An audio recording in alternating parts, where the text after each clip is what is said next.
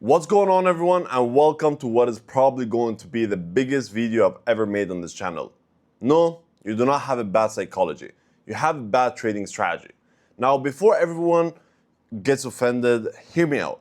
So you might be thinking, but Omar, I trade ICT, I trade SMC, supply and demand, orb, support and resistance, Fibonacci, and yes, that's exactly what I mean.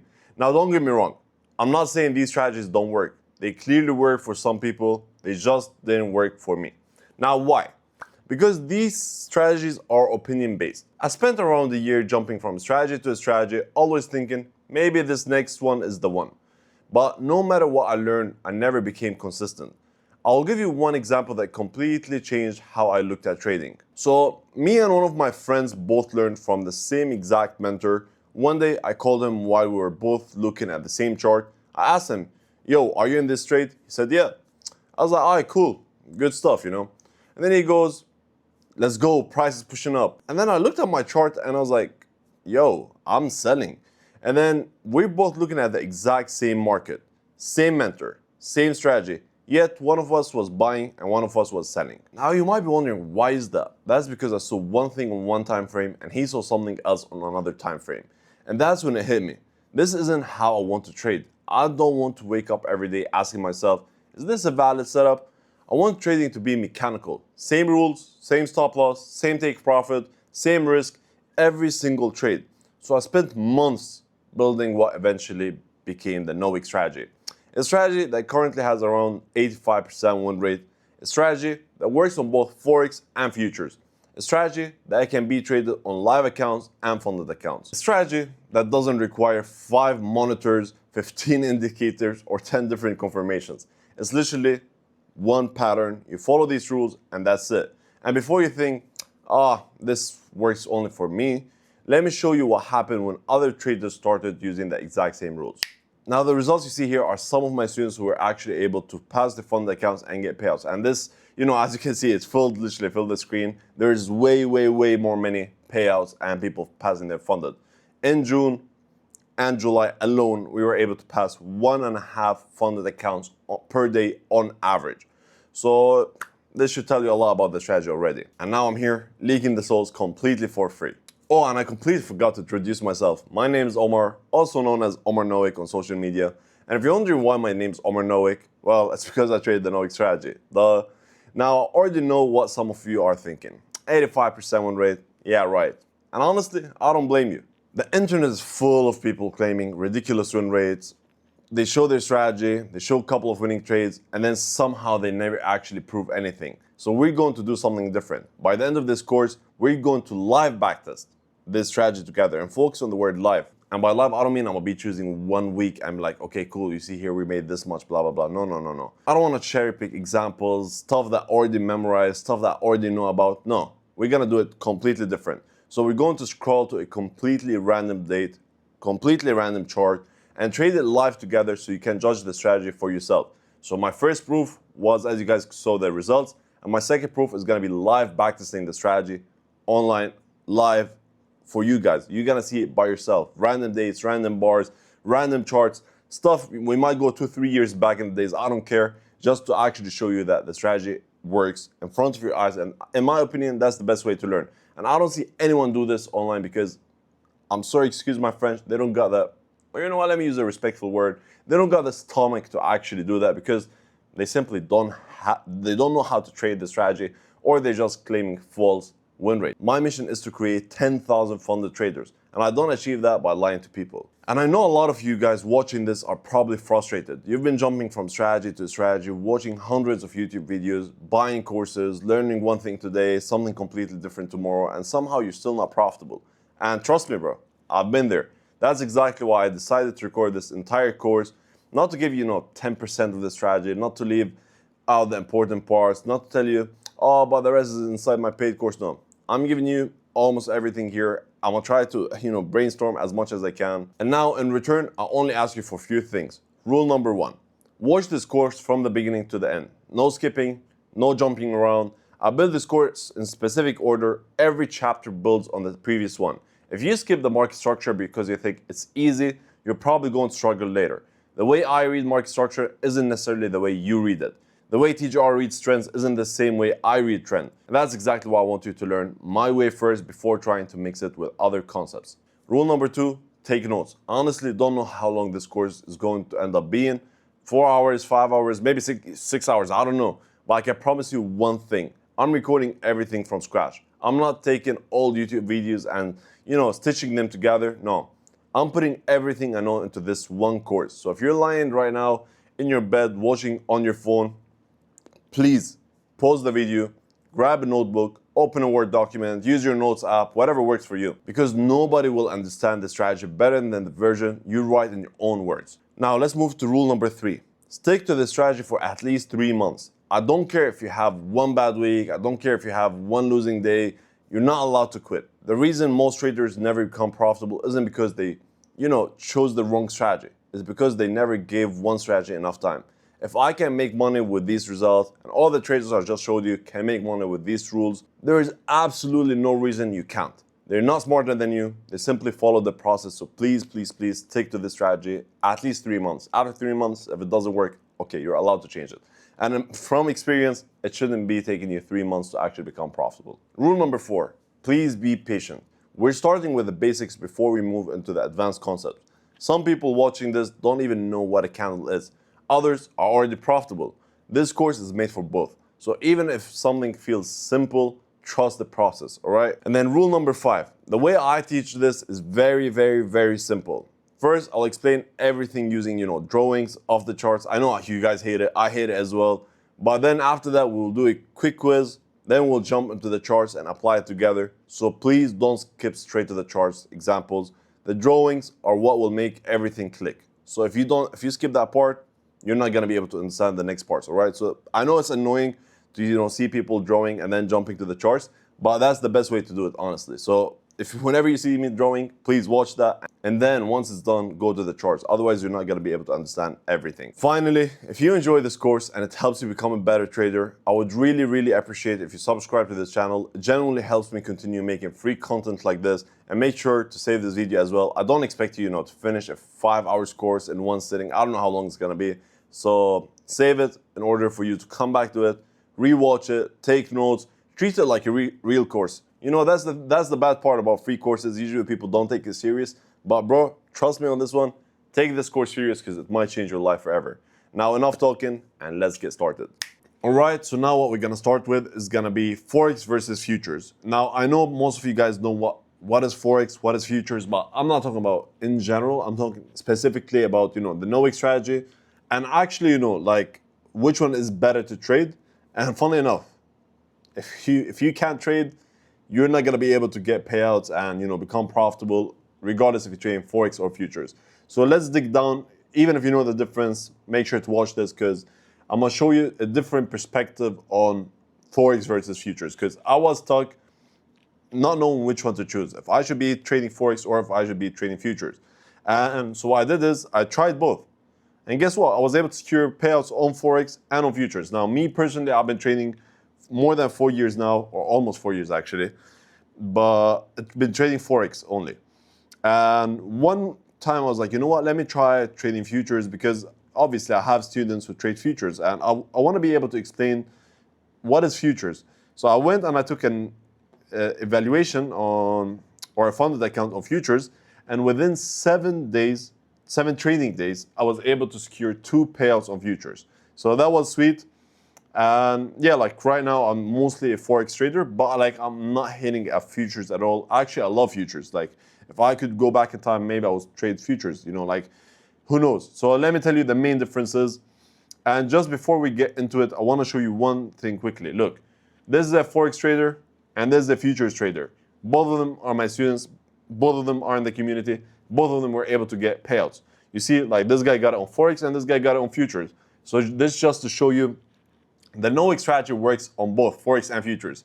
So maybe you will decide to go with Forex. Cool. Maybe you'll decide to go with futures. Cool. Maybe you will actually decide to do both. I have a lot of students doing that and they're still also, getting results. So it's up to you if you want to do Forex or futures, but my job is to actually show you the difference and what each one means and which one, the good and bad of each one. Let's start with it. So when we say Forex, Forex is mostly you trade currency pairs, such as Euro USD, GBP USD, USD JPY. So the main job of Forex is to actually trade currency pairs. You're not trading stocks, you're not trading indices, you're not trading other stuff, okay? The main job on Forex, what you trade is currency pairs. Like these examples, it's pretty easy. Now, in futures, you don't trade that. You trade actually indices, or some people call them like, stocks. In reality, it is actually stocks in reality, but I like to call them indices or contracts, let's call them. So, such as NASDAQ, ES, MNQ, MES, you could trade oil, you could trade, corn, you could trade copper, you could trade a lot of stuff on futures. But you see, they're not different. They're not the same. On Forex, we were trading Euro USD, GBP USD, we're trading currencies, like actual money currencies, different countries' currencies. Here now we're trading the biggest 100 technology stocks in the US, or the biggest 500 stocks in the US, and so on. So there's one thing in common between. In both of them, you can buy and you can sell. So, and in both of them, they have something called prop firms. If you don't know what prop firms are, we're gonna talk about it slightly soon. Now, in Forex, when we enter the trade, we use something called lot size.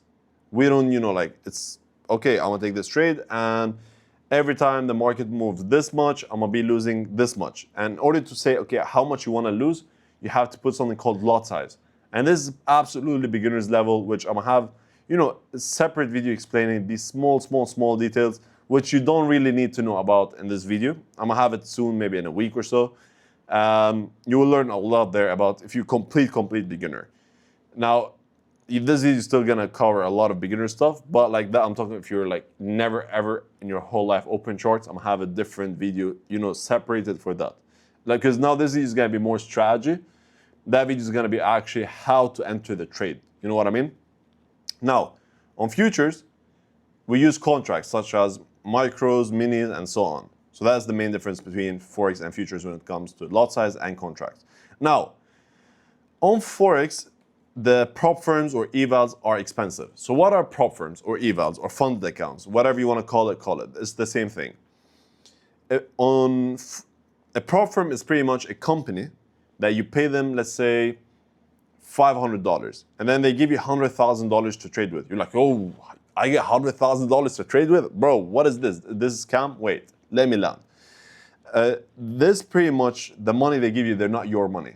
They give you the money to trade with, but they don't give it to you directly, okay? They give you challenges that you have to achieve. For example, hitting 10% target without losing 10%, or hitting 4% target without losing 4%, and so on. And to actually be able to get the account, you have to first pass the eval. And then once you hit that target, that's when they give you the money. Now, obviously, they don't give you the 100,000, like, okay, cool, that's your money, now you can withdraw it. No, they give you that money to be able to actually trade with, so you don't keep that money. And I have a separate video about this, which this is a game changer, especially for people who just started trading, or people who don't have a lot of capital to start with. If you don't have like $10,000, $20,000 in your live account, then prop firms is the way to go. Yeah, that's how you actually get payouts and become, to scale up to reach a level where you can trade live accounts. So I have more in-depth video about it as well. We might cover it in this course. I don't know, it depends, because I'm gonna try to record this whole course in one take. And now, what time is it now?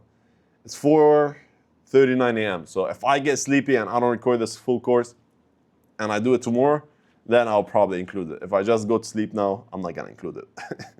Okay, so these prop firm accounts, how I told you have to pay initial fee, let's say $500 to get 100,000 account, or $100 to get $10,000 account.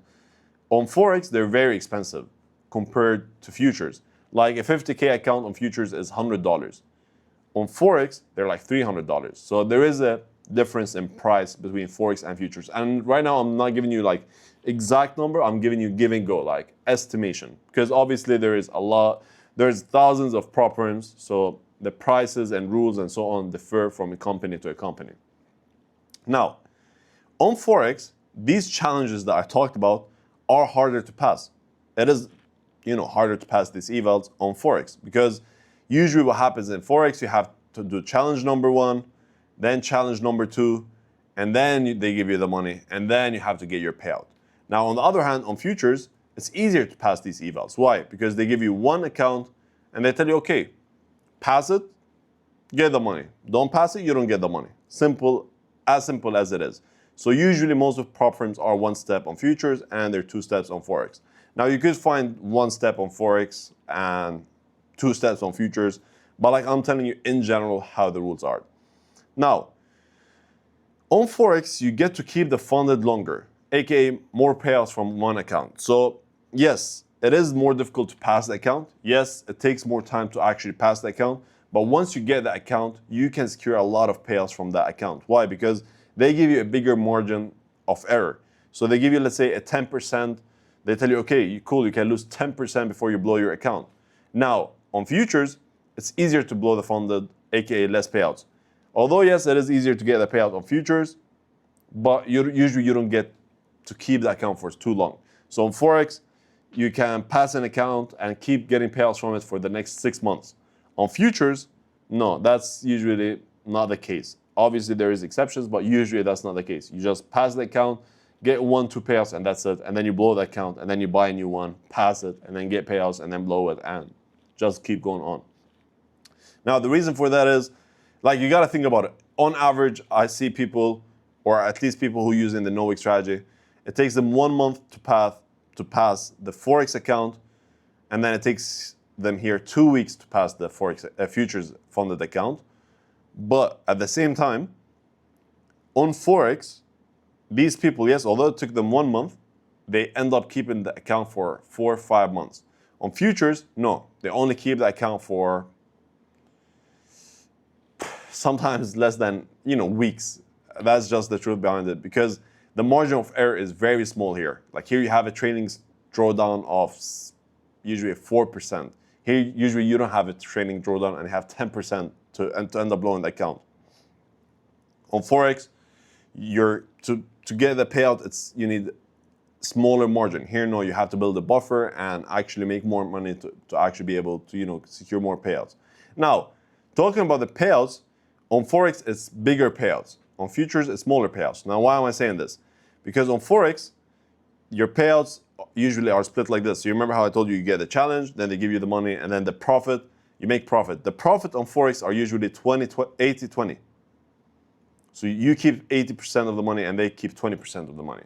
On futures, on your first payout, usually it's 50%. So you only keep 50% of the money. That's why on Forex, it is bigger payouts than futures. So that's like, I'm going, pretty basic about the differences. Obviously, there is a lot more differences, which we're going to cover later on when we talk about the main differences between Forex and futures. Like I have a whole list here, these are my Forex pairs, these are my futures pairs, and so on. Like we're going to talk about this way more in depth later.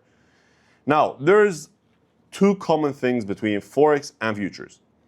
If you don't know how to trade, or if you are a bad trader, you can't get payouts. Regardless, if you think, okay, I'm trading Forex now, I'm gonna switch to futures because it's easier. If you don't know how to trade, you're not gonna be able to secure payouts here. And vice versa. If you trading futures and still not getting payouts, switching to Forex is not gonna solve your problem. So that's the main difference, okay? Or the common thing, sorry.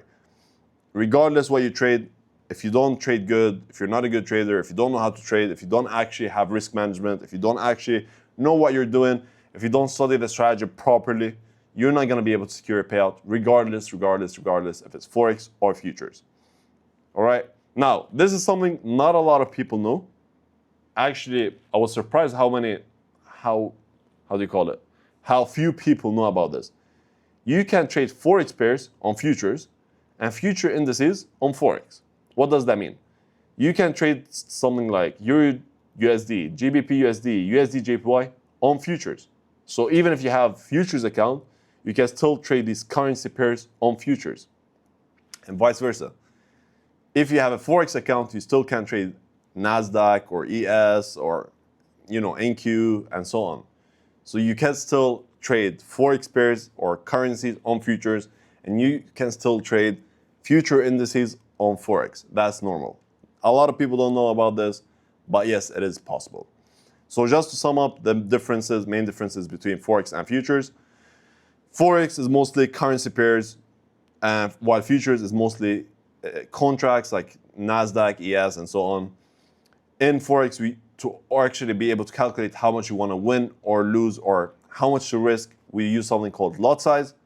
On futures, we use something called contracts like minis and micros. And then usually prop firm accounts or eval accounts are expensive when it comes to Forex, while on futures, they're cheap. Or not cheap, cheaper. Now, on Forex, it is harder to pass the eval because you have two steps usually. On futures, it is easier to pass the evals. In Forex, usually you can keep the funded longer, aka you can get more payouts from one account. On futures, it is easier to blow the funded account. So futures, you gotta think about it like, okay, cool, pass an account, get a payout, then the account's gotta be gone. Again, pass an eval, get a payout, account gone. On Forex, no, because you're putting time and effort into the account. It's not gonna be like this. It's gonna take you longer to pass the account, but once you pass the account, you start, getting payout after payout after payout after payout, and then you're gonna blow the account. Then you have to pass the account and get a payout after payout after payout, then you blow the account, and so on. Last but not least, on Forex, usually you get bigger payouts because the split is better. On futures, the payouts are usually smaller. And then the common between the two, regardless which one you choose, if you don't know how to trade, you can get payouts.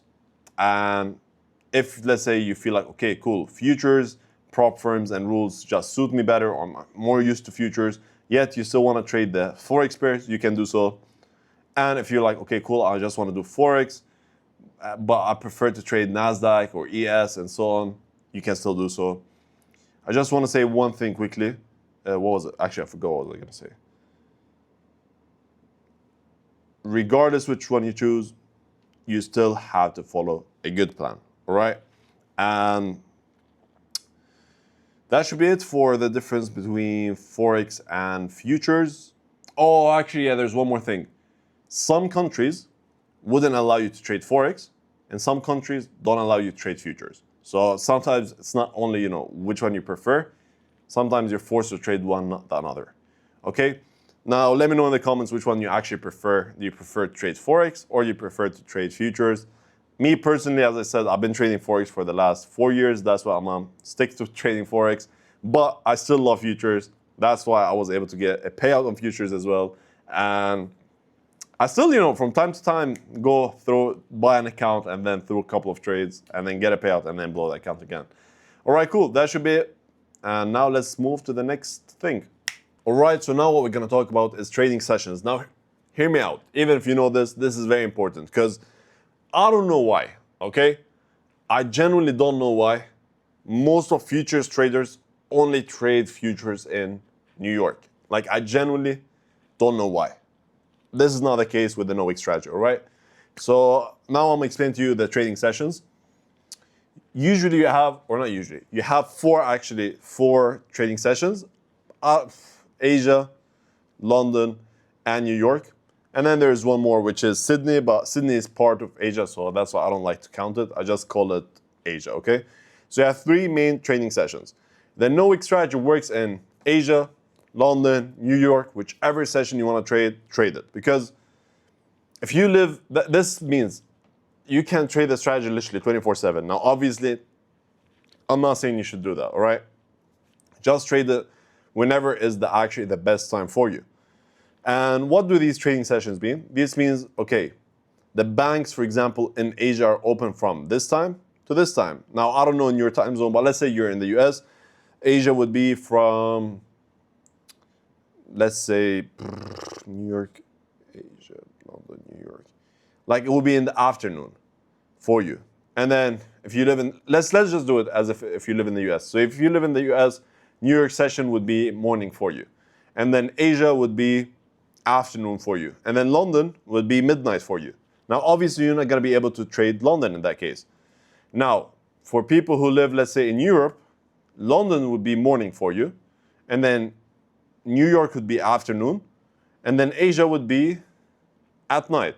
And then for people who are living in Asia, Asia would be morning for them, London would be afternoon, and then New York would be night. So this strategy, the No Wick strategy, works on all sessions, on Forex and on futures. So it doesn't matter which time zone you live in. It doesn't matter if you live in Asia, Europe, I don't know, US, wherever you live, you can still trade the No Wick strategy in any session. Now, you might be like, okay, cool. So what do these sessions mean? These sessions pretty much is telling you when the banks are open. So obviously, this is pretty, I'm explaining it in very simple terms. Each country, the banks usually don't open in the evening, right? Like if you live in wherever you live, do your banks open in the night? No, they usually open in the morning. So, and the time zone differences, right? That's why we call it each session has different banks that are active. So if you live in Asia, that means in the morning, Asia will be, the banks will be open. Now, in general, the price moves the most during New York. And then after New York, it's London. And after that, it's Asia. So Asia has the slowest price action, then it's London, then it's New York. Now, what do I mean with that? That means how fast does the price move up and down? New York could be really volatile. Like that means price, there's a lot of money in the market. So the price is going up and down, up and down, up and down really, really, really quick. Now, London is a bit slower, and then Asia is a bit slow, okay? Or even slower. Now, does that mean New York is better, or Asia is better, or London is better? No. It's pretty much based on preference or wherever you live, because I don't want you to be trading at 3 a.m. your time, unless if you actually want to. But like you can trade whichever session you want, whichever time you live in, whichever time you're actually more comfortable with, okay? You don't have to tie yourself to trading a certain session. Like I have, for example, in the community, people from Asia and people from the US and people from Europe. So whenever you actually want to trade, people are there trading. That's the best part, I personally, depends on my schedule. Maybe today I'm going to trade Asia, which is pretty late for me. And then tomorrow I'm going to trade London. And then the day after I want to trade New York. In general, I prefer if you actually choose a certain time that you would actually trade with. Now I'm going to let you know how to actually know when does each session open according to your time zone. But before we do that, let me tell you which pairs are mostly active in which session, okay? So on Forex, if you're trading Forex, Asian currencies are the most active during Asia, right? I mean, it makes a lot of sense. Think about it, just logically speaking. Asian currencies means, or Asian banks are open during the Asia session. That means they're pushing money to Asian currencies. That's why they're the most active during Asia. What do I mean by Asian currencies? Such as JPY, Japanese yen, or Australian dollar. So these are the Asian currencies, and they're mostly active during the Asia session. Does that mean we're not allowed to trade JPY or AUD in other sessions? No, you're allowed to. And then futures too. It is active during Asia. This is a myth that you should trade futures only in New York is a myth, and don't follow it, all right? Then, in London, if you're trading Forex, the most active pairs are European currencies, such as Euro, GBP, CHF, like Japanese pound, Euro. What else do you have European pairs? Let me see. I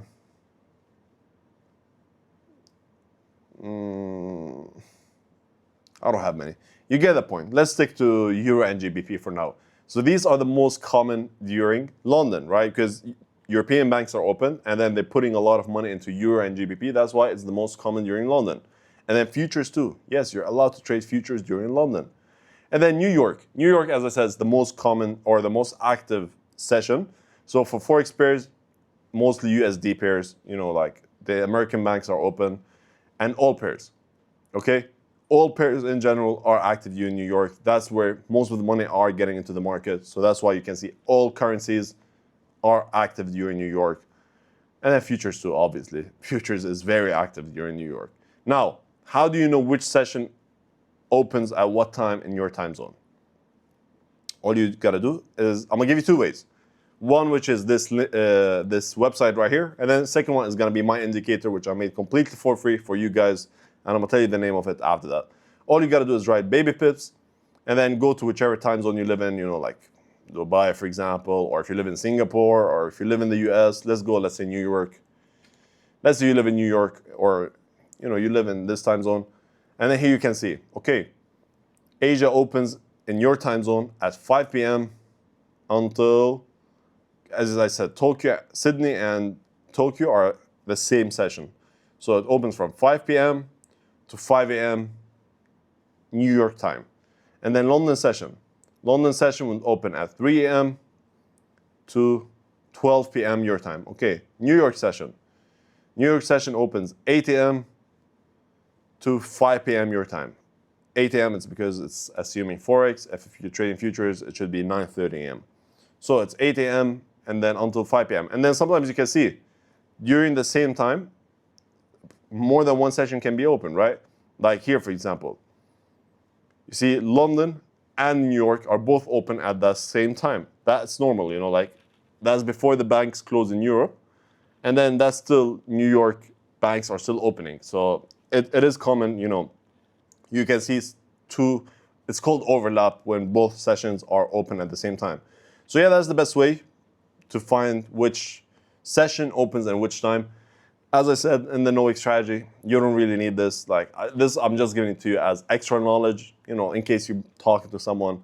You don't really need to understand which session, but it's also, if you're new here, it's good to understand sessions a bit, right?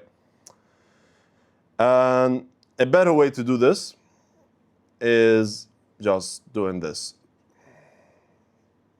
Adding my free indicator, you just go here to indicators on TradingView and you write Omar No Wick, and you will be able to find my free indicator. You press on it, and then you're gonna find it here. You press on settings, and then you scroll down, and you can add the sessions literally like that. And you can change the colors as well if you want, like you wish. Where is it? Asia. And then you can put the text as well. Boom. And then you see, it's gonna show you automatically in your time zone when is each session open. Now, I don't really use that, but if you feel like, okay, you still wanna know the sessions, you can do that through my free indicator, and which has a lot more features, which we're gonna talk about later in the video, like the No Wick and so on, like these No Wicks. In case you're wondering, oh, what are these triangles? We're gonna talk about that, no stress, okay? So yeah, that should be it for trading sessions. It's pretty easy, pretty simple. No need to overcomplicate it. As I said, in the No Wick Strategy, you can trade all sessions, Asia session, London session, New York session, and it doesn't matter which session you wanna trade. I usually don't recommend you trade all sessions because, we start trading to escape the 9 to 5. So don't sit on the charts and try to trade Asia, London, New York. Just choose one that works the best for your time zone, and that's it. Usually you should be trading the No Wick Strategy for 1 hour a day, and that's it. You don't need more than 1 hour a day. So I prefer that you actually choose one session, be like, okay, cool. I'm gonna be trading from 8 a.m. to 9 a.m. my time, and that's it. Or 8 p.m. to 9 p.m. my time, or 12 p.m. to 1 p.m., or 12 p.m. to 2 p.m., and that's it, all right? So no need to overthink this. Now let's move to the next part. All right, so now what we're gonna talk about is regular candles. Now, you guys know I only trade no wick candles. What does a no wick candle mean? It means a candle with no wick. Now, before we move to that, we're gonna just explain what a regular candle is. I'm gonna do it super brief. This is, the basic of the basic. If you already know it, feel free to skip it. I'm not gonna be, sad. You could just directly skip to the next part, which is gonna be probably the market structure. Or if you wanna watch it, feel free to do so. This is gonna take 1-2 minutes max. And it's pretty easy, So you have two types of candles, right? You have something called a bullish candle, and then you have something called a bearish candle. These are the regular candles, all right? There's not a no wick candle, this is a regular candle. So what is a bullish candle? It is like this candle, the green candle. Now, it doesn't have to be green if you change it in the settings, but usually if you have the default settings, it's a green. And then what is a bearish candle? It's a red candle, okay? Now, what does a bullish candle mean? A bullish candle means price went up. Now, a bearish candle means price went down. That's it. As simple as it is, that's all what it means. Bullish candle means price open, start pushing up directly. Bearish candle means price open, and then start pushing down. Now, A bullish candle opens from the bottom, all right? This is very important that you know it. A bullish candle always opens from the bottom. And then when it closes from the top. That's it. So again, let me say it one more time. A bullish candle opens from the bottom and closes from the top. A bearish candle does the opposite. It opens from the top and closes from the bottom. That's it. Okay? That's like how to know where a candle opens and closes. So that's the only difference. Bullish candle opens from the bottom, closes on the top. Bearish candle opens from the top, closes from the bottom. Now, this right here is called a wick. This right here is called a wick. This right here is called a wick. This right here is called a wick. My name is Omar No Wick. I don't have a wick. And you're gonna understand why later. So yeah, that's it pretty much. And then this in the middle is called body. Okay? It's very important if you're new here, or not here, if you're new in general to trading, it's very important that you understand these words because I'm gonna be using them a lot. Like this candle opened here, this candle closed here. So it's very important that you know, okay, bullish opens here, bullish candle closes here, bearish candle opens here, bearish candle closes here. And then when I say, oh, but it wicked, or it made this wick, or it has no wick, it's important that you know what is a wick. This is a wick, this is a wick, this is a wick, this is a wick, and then everything in between is called a body. Now, I could quickly show you an example. You see? All the green candles are called bullish candles. All the red candles are called bearish candles. Now, where did this candle... So let's do this. Okay, this candle, this bullish candle, it opened here, it closed here. Then the candle after it is also a bullish candle, opened here, closed here. Then the candle after it is also a bullish candle, opened here, closed here. And then after that, the bearish candle opened here, closed here. And then the next candle opened here, closed here. Then the bullish candle after, open here, closed here, open here, closed here, open here, closed here, open here, closed here. That's it. That's all you need to know. All right? Very simple. It's just pretty much telling you, this bullish candle is telling you price open here, closed here, and then the wick is telling you where the price went. Okay, it went down, then up, then ended up closing here. That's where this candle closed. Same concept here. This candle opened here, went up, down, closed here. That's all you need to care about. Then this is called the body, and then this is called the wick.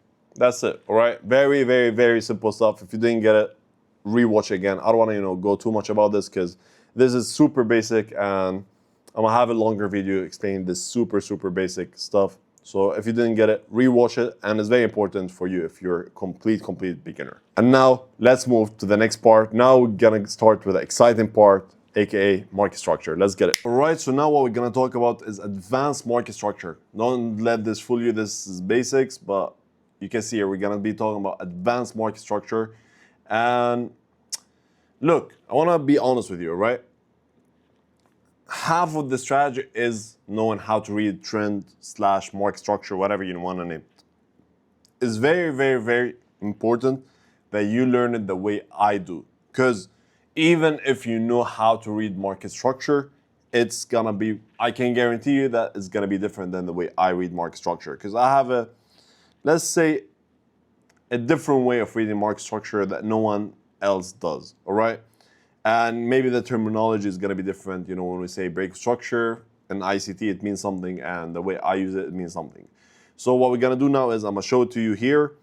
I'm gonna show you what is a change of character, what is the break structure according to me, uptrend, downtrend, and then the 3 steps confirmation for a trend reversal, how I follow, let's say, for change of character, body closure instead of wicks. And then after that, we're gonna do a quiz. So we test your knowledge and make sure that you actually understand what's going on and make sure that you actually know how I read market structure. And if you answer the quiz right, then you can actually look on the charts how we do it. If you don't get it right, then rewatch the whole thing, all right? So please focus now so that you can answer the quiz right, and then you can move to the next step. Because if you get the quiz wrong, you have to rewatch this part and then do it again. So save yourself some time and actually lock in And because the quiz is going to be tricky, all right? I'm telling you from now. I'm not supposed to say this, but the quiz is going to be tricky. And at the end of this, I'm going to show you a way to actually be able to read market structure mechanically and how to use indicators and so on if you want to do so. But it's very important that you understand the basics first, because if I'm going to be completely honest with you, there is no indicator that can read market structure 100%. No indicator can read it the same exact way humans read market structure. With that being said, let's get into it. So there's 3 types of trends. There is something called, this is very easy, very simple, uptrend, downtrend, and then consolidation.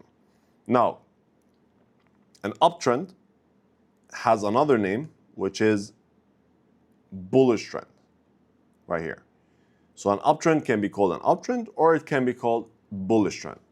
And then for downtrend, it can be called bearish trend. So whenever I say uptrend, it means bullish trend. Whenever I say downtrend, it means bearish trend.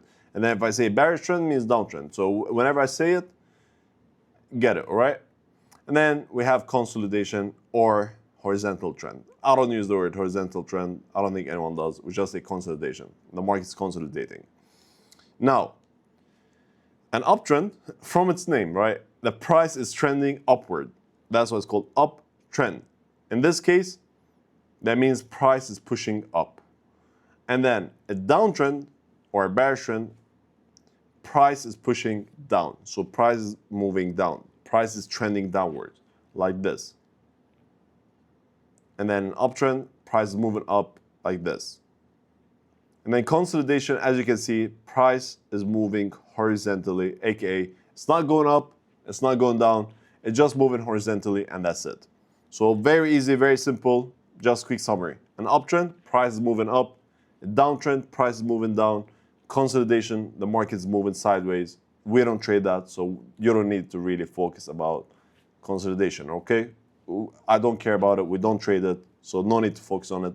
What we care about is uptrend and downtrend. Now, let's start with the uptrend. This is how most online gurus, This is how most online gurus draw an uptrend. Perfect example. You know, the structure looks amazing and so on. In reality, it doesn't look like this. It looks something like this, okay? That's just the truth behind it. You know, like when you go to the charts, the uptrend is not like gonna look like this. It's gonna look more like this, and I'm gonna show you how it's gonna look like with candles soon, okay? So let's get into it. I know you might be overwhelmed, but don't worry. I'm gonna go step by step.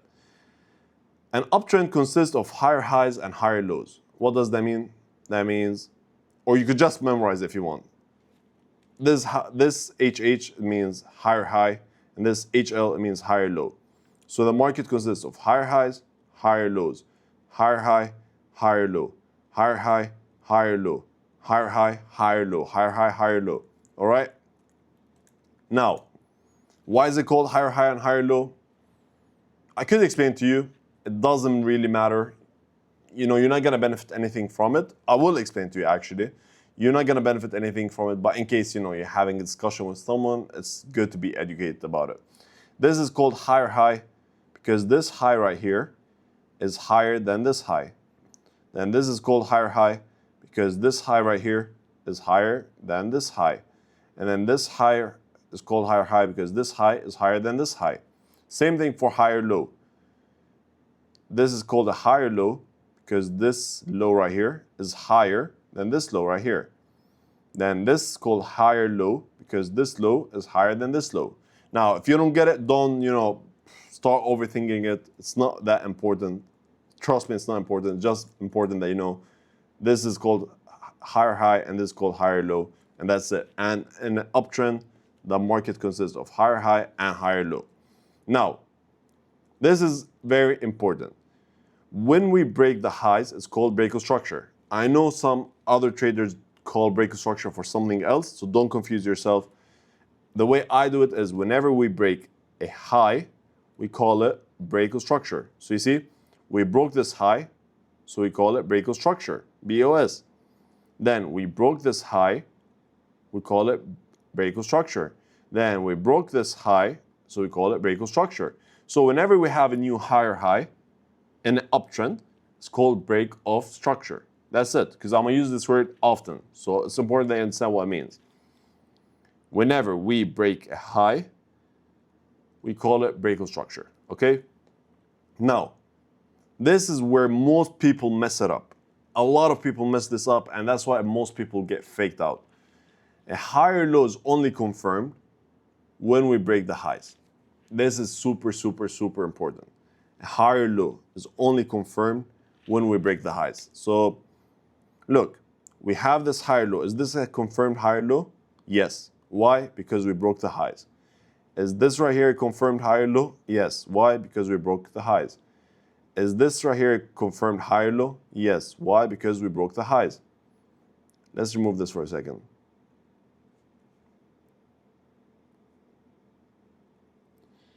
Is this right here a confirmed higher low? No, not yet. Why? Because we didn't break the highs yet. We didn't break these highs yet, so it's still not confirmed. Okay, cool. Is this now confirmed higher low? Like this? No, it's not. Why? Because we still didn't break the highs. Is this right now confirmed higher low? Yes, it is. Now it's officially confirmed higher low. Why? Because we have a break structure here. And now we can call this an official higher low. All right? So only when we get the breakout structure, this right here becomes a confirmed higher low. Before that, it's not a confirmed higher low. This is very, very, very, very important, and you will be surprised how many people get this wrong when they first, when I review their trades and so on.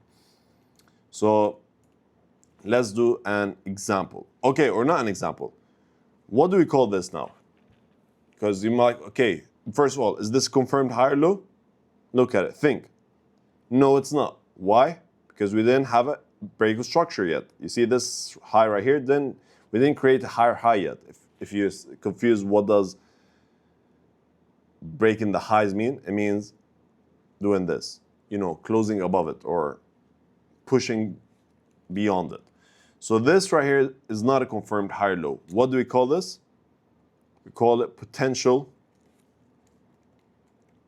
higher low. Okay? This is still a potential higher low. When does it become a confirmed higher low? When we do this, and this right here becomes a breakout structure. Now, is this after we broke the high and we have a new break structure, is this a potential higher low or is it confirmed higher low? It's a confirmed higher low. Why? Because we have a breakout structure. So now it becomes confirmed. All right? Very easy, very simple. If you didn't get this part, rewatch it again, because if you don't get this right now, you're going to be confused on what's happening next. Okay, cool. Now,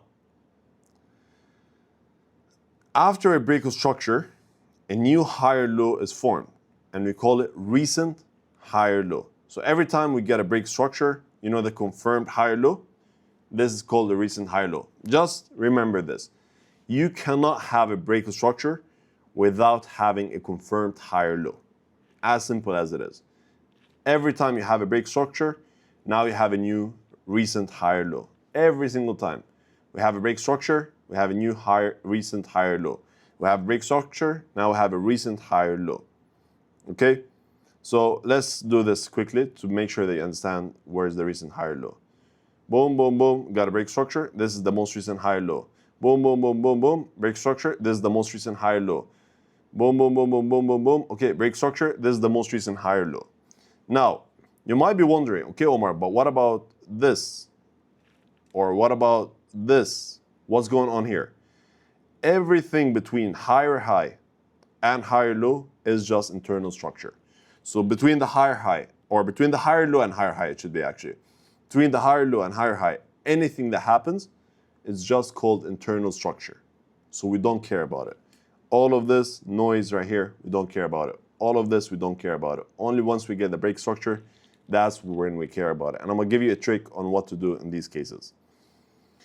Ignore the internal structure, it's just noise. So everything, as I said, between the higher low and higher high is noise. In this case, we don't have it. Okay, cool. Between this higher high and this higher high, we got this higher low. So everything in between, we don't care about this, just internal structure right here. we don't care about it. Cool. Then between, boom, boom, between this higher high and higher high, anything in between we don't care about. And then once we had the break structure, cool, now we care about it. Then we look at the higher low. So all of this we don't care about. It's just internal structure, noise. Now, whenever you're not sure where's the higher low, just use the method which I call the snake method to confirm the recent higher low. What do I mean by that? Because some people might think this right here is the higher low. And this is not correct. This is called swing low. It's something I'm not going to talk about right now because it's not that important, to be honest. It's a swing low is the lowest point before the break of structure. It's not important. I don't use it. I use recent higher low. That's why I'm going to focus more on recent higher low.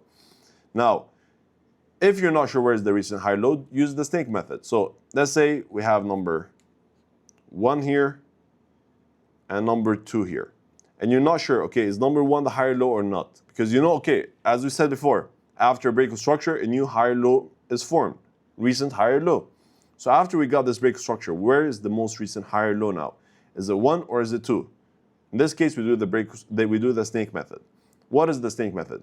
You go to the higher high, and then you mark it up like this. Then you bring a tail like this, and then the first curve you see, that will be the higher low, and that would be the snake method to confirm where is the higher low. Okay? Let's do it one more time. We got break of structure.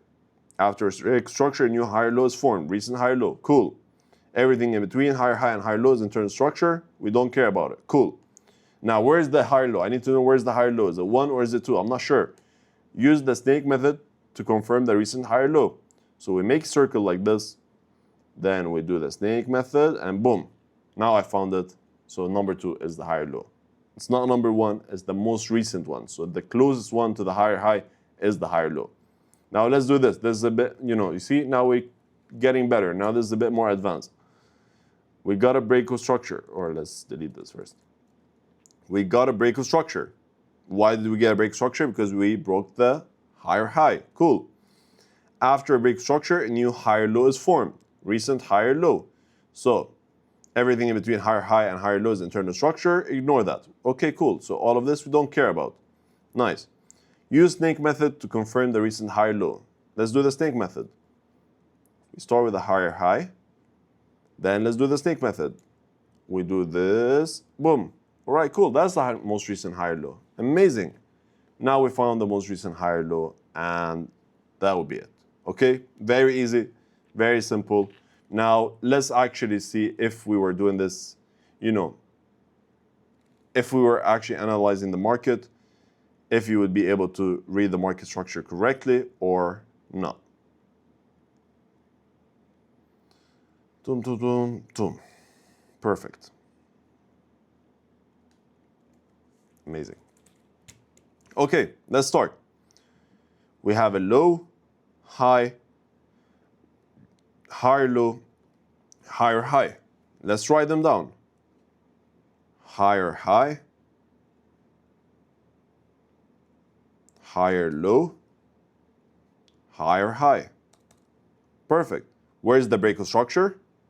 Simply, it's here, because that's where we broke the highs. Cool. Now,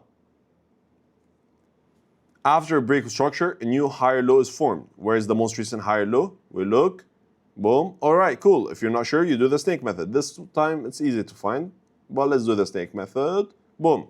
Okay, cool. Now, here's the trick I'm going to give you.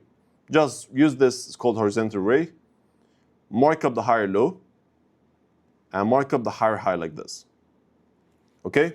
Just do that. It's going to help you a lot. If you're new to this strategy, use this. It's going to help you a lot. Now, obviously, after a while, you don't need to do this because it just gets easy from there. Like, you don't have to do this after a while. Now, let's see. Okay, we have the higher high, we have the higher low. Amazing. Everything between higher high and higher low is internal structure. So between these two lines, we don't care about what's going on. I don't give a single damn about what's happening in between these two blue lines. Everything between them is just internal structure. Ignore it. It's noise. And then here we broke the high. You see, we broke this high right here. Cool. So this becomes the higher high. All right. Where is the breakout structure? Right here. Boom. Again, after a breakout structure, a new higher low is formed. Recent higher low. Let's write first of all this. Now we're going to find the most recent higher low. How do we do that? Again, snake method. You mark up the head. You look, where is the most recent higher low? Okay, it's here. Nice. So this becomes the most recent higher low. Now we put the blue line on it. Anything in between these two blue lines, everything between the higher high and higher low is internal structure. We don't care about it. So whatever is going on here, we don't care about it until we break this low or this high. And I'm going to explain to you what we do when we break this low, all right, in the next step. Amazing. Now anything in between we don't care about. And then we broke the high again. Amazing. So this right here becomes the higher high. Higher high. This right here becomes the breakout structure. And now let's see, where is the most recent higher low? We do the snake. We look. Boom. All right, it's here. Amazing. Now we mark up this.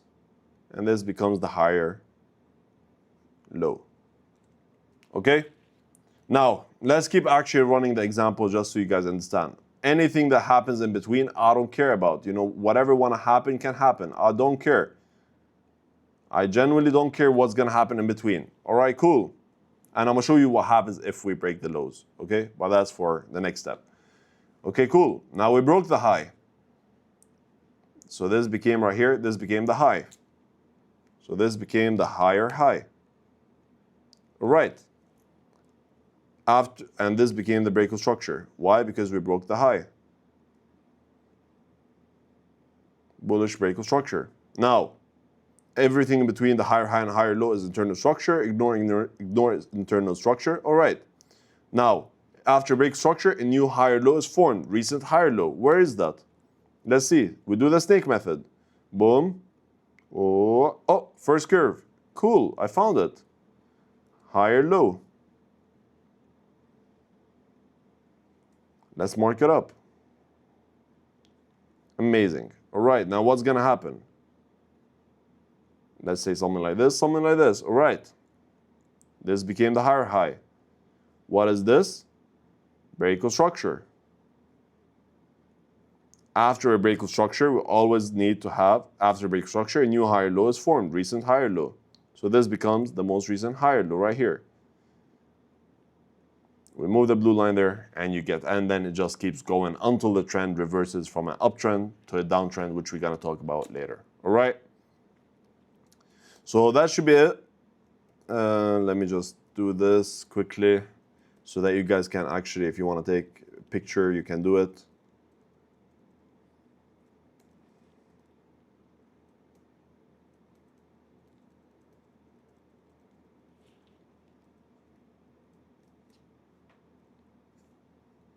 All right.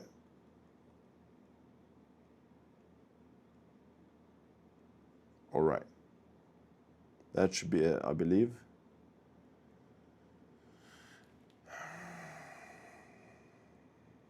Amazing. If you want to take a picture of this, feel free to do so, but I have one rule. I gotta look good. All right. Take that picture, put it in your notes, or if you're writing down, write down, pause the video, draw everything we talked about so that you can actually start understanding this. Because as I said earlier, no one will be able to understand your notes better than the way you do. It's as simple as it is. The way you understand your notes is going to be always, always, always the best way. Because I might explain this in 10 different ways. Right now, I can explain this in 10 different ways. The way you're going to write it is the best way for you to understand it, okay? And if you've been watching this far, this already tells me that you are serious about trading. So lock into it, okay? Write down, take notes on your laptop, on your phone. If you want to, I know a lot of people who like to write manually. Whichever you prefer, do it and take notes. Okay, cool. Now we're going to move to the downtrend. Now this is going to be way easier because if you already understood the uptrend, now you should be able to understand the downtrend. Again, this is how a perfect example, perfect downtrend example or bearish example looks like. But realistically, that's how it looks like. So this is a perfect example. And then this is a realistic example. All right? Now, you remember how we were saying in an uptrend we have higher highs and higher lows? And a downtrend consists of lower highs and lower lows. Okay, I know the names might be a bit confusing, but it's okay. A downtrend is made of lower high and lower low. You don't need to actually understand it just as long as you memorize it. Imagine it as if it's a, I don't know, what is the class you hate the most? Math? I'm good at math. English? No, I love English. Sports, I love sports. Science, biology. I used to hate biology classes. You know what I used to do? Memorize that shit out of biology. Or history classes. Just memorize it. You don't even really need to understand it. So, this right here is called lower high. Why? Because this high right here is lower than this high. Then, this is called lower low. Why? Because this low right here is lower than this low. If you understood it, great. If you didn't understand it, just memorize it. A downtrend consists of lower highs and lower lows. Lower highs, lower lows. Then lower high, lower low. Lower high, lower low. Lower high, lower low. Lower high, lower low. Lower high, lower low. You get the point. All right, what time is it now? God damn, it's 7:30. That's why I'm starting to tweak. Plus, my laptop needs some charging. And now it's charging. So, same thing as uptrend. Whenever, you remember how we said in the uptrend, whenever we break the highs, it's called break structure. Same thing in the downtrend. Whenever we break the lows, it's called break of structure. So we broke this low right here, then we call it break of structure. We made a lower high, lower low. We broke the lows, so we call it break of structure. Same exact concept. Every time we break the lows, it's called break of structure. And then the downtrend consists of lower highs and lower lows. Now, here's the most important part. A lower high is only confirmed when we break the lows. Same exact thing as the uptrend. You remember how in the uptrend we said a higher low is only confirmed when we break the highs? Same concept here. A lower high is only confirmed when we break the lows. What do I mean by that? This lower high, right here, became confirmed after we did the break of structure. This lower high right here became confirmed only when we did the break of structure. Is this a confirmed lower high? No, it's not. It's a potential lower high. Good job. Is this a confirmed lower high? No, it's not. It's still a potential lower high. Is this a confirmed lower high? Yes, it is. Why? Because we had the break of structure right here. So after we had the break of structure right here, this right here became a lower high. Okay? Then, let's do another example. Is this a confirmed lower high? No, it's not. It's a potential lower high because we didn't have a break structure yet. Is this a confirmed lower high? No, it's not because we didn't have a break structure yet. What about now? Yes, it is. Why? Because we had a break structure right here. So this becomes a confirmed lower high. All right? Very easy, very simple. Don't confuse yourself. Now, this is how a realistic downtrend looks like.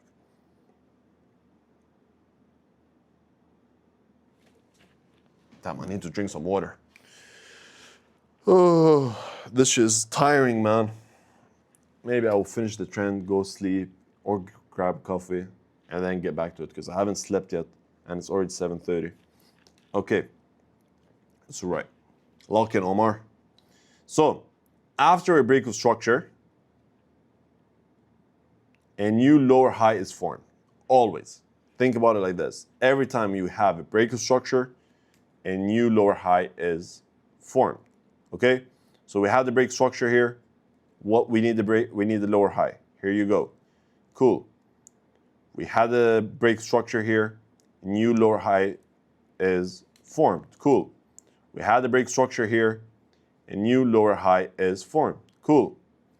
Everything between the lower high and the lower low is internal structure, aka ignore internal structure, it's just noise. So anything between the lower high and the lower low is just noise. We don't care about it.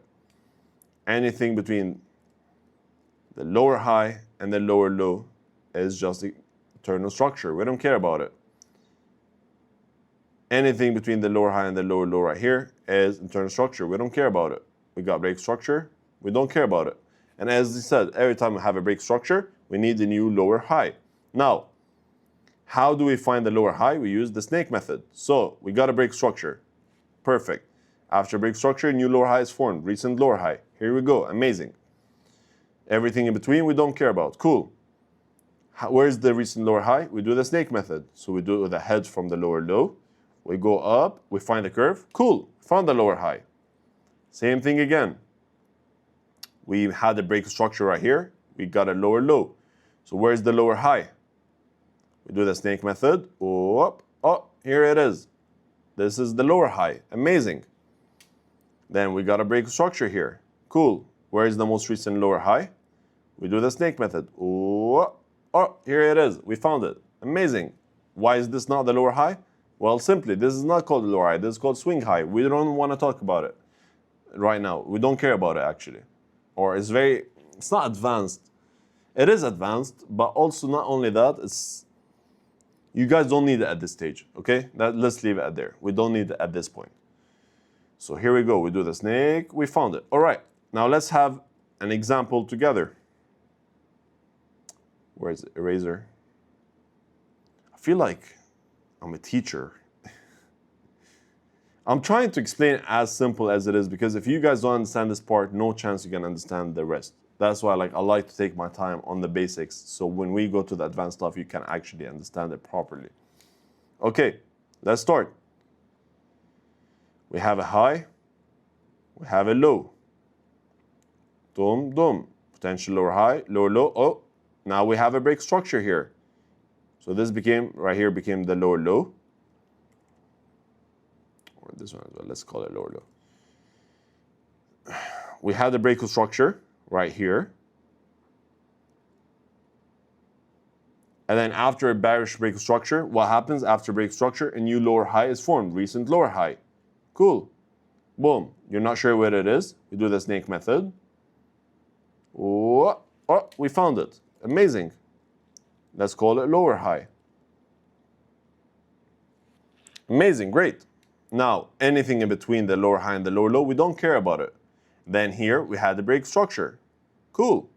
This became the lower low, because it's the lowest point. And then here is the break structure.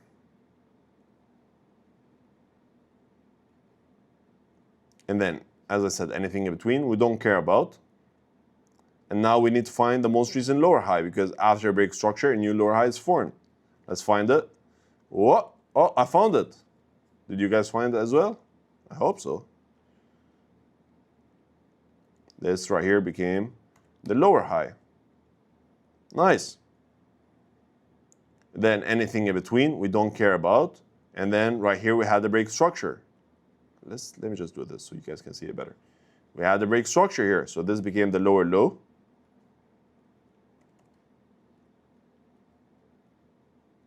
Where's the lower high? And then we have a break structure here. So we don't forget that. Now, where is the most recent lower high? Because after a break structure, a new lower high is formed. Where is it? We do the snake method. Oh, I found it. It's here.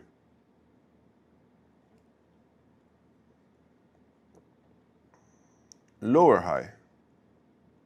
Right? And that's how simple it is. What is this? Oh, that's what I was talking about earlier. Damn it. Because I want to draw to make sure that you guys actually understand it now.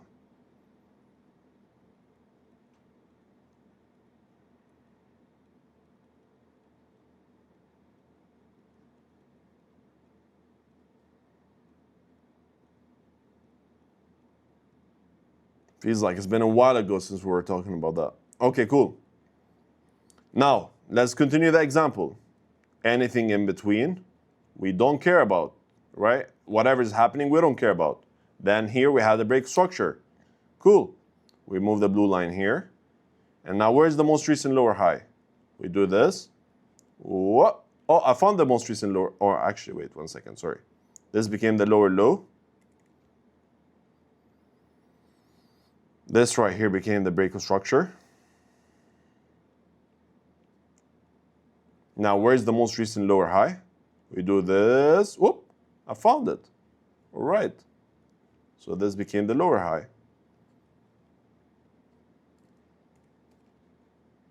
Now, let's see. Is this right here the lower high? No, it's not. Is this the lower high? No, it's not. Now, you might be like, but Omar, it's very obvious that this is going to be the lower high. I'm going to tell you no.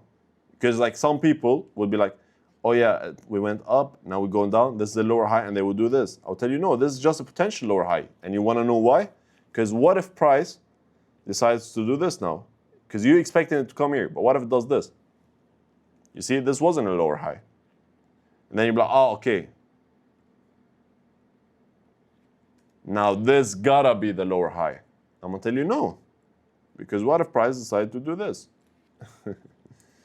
And then you're like, okay, but now this has to be the lower high. I'll tell you no. Because what if price decides to do this? And they're like, okay, but now this has to be the lower high. I'll tell you no. What if price decides to do this? And then you're like, okay, now this has to be the lower high. I'm telling you, yes, that's true. Because now this is the lower low right here.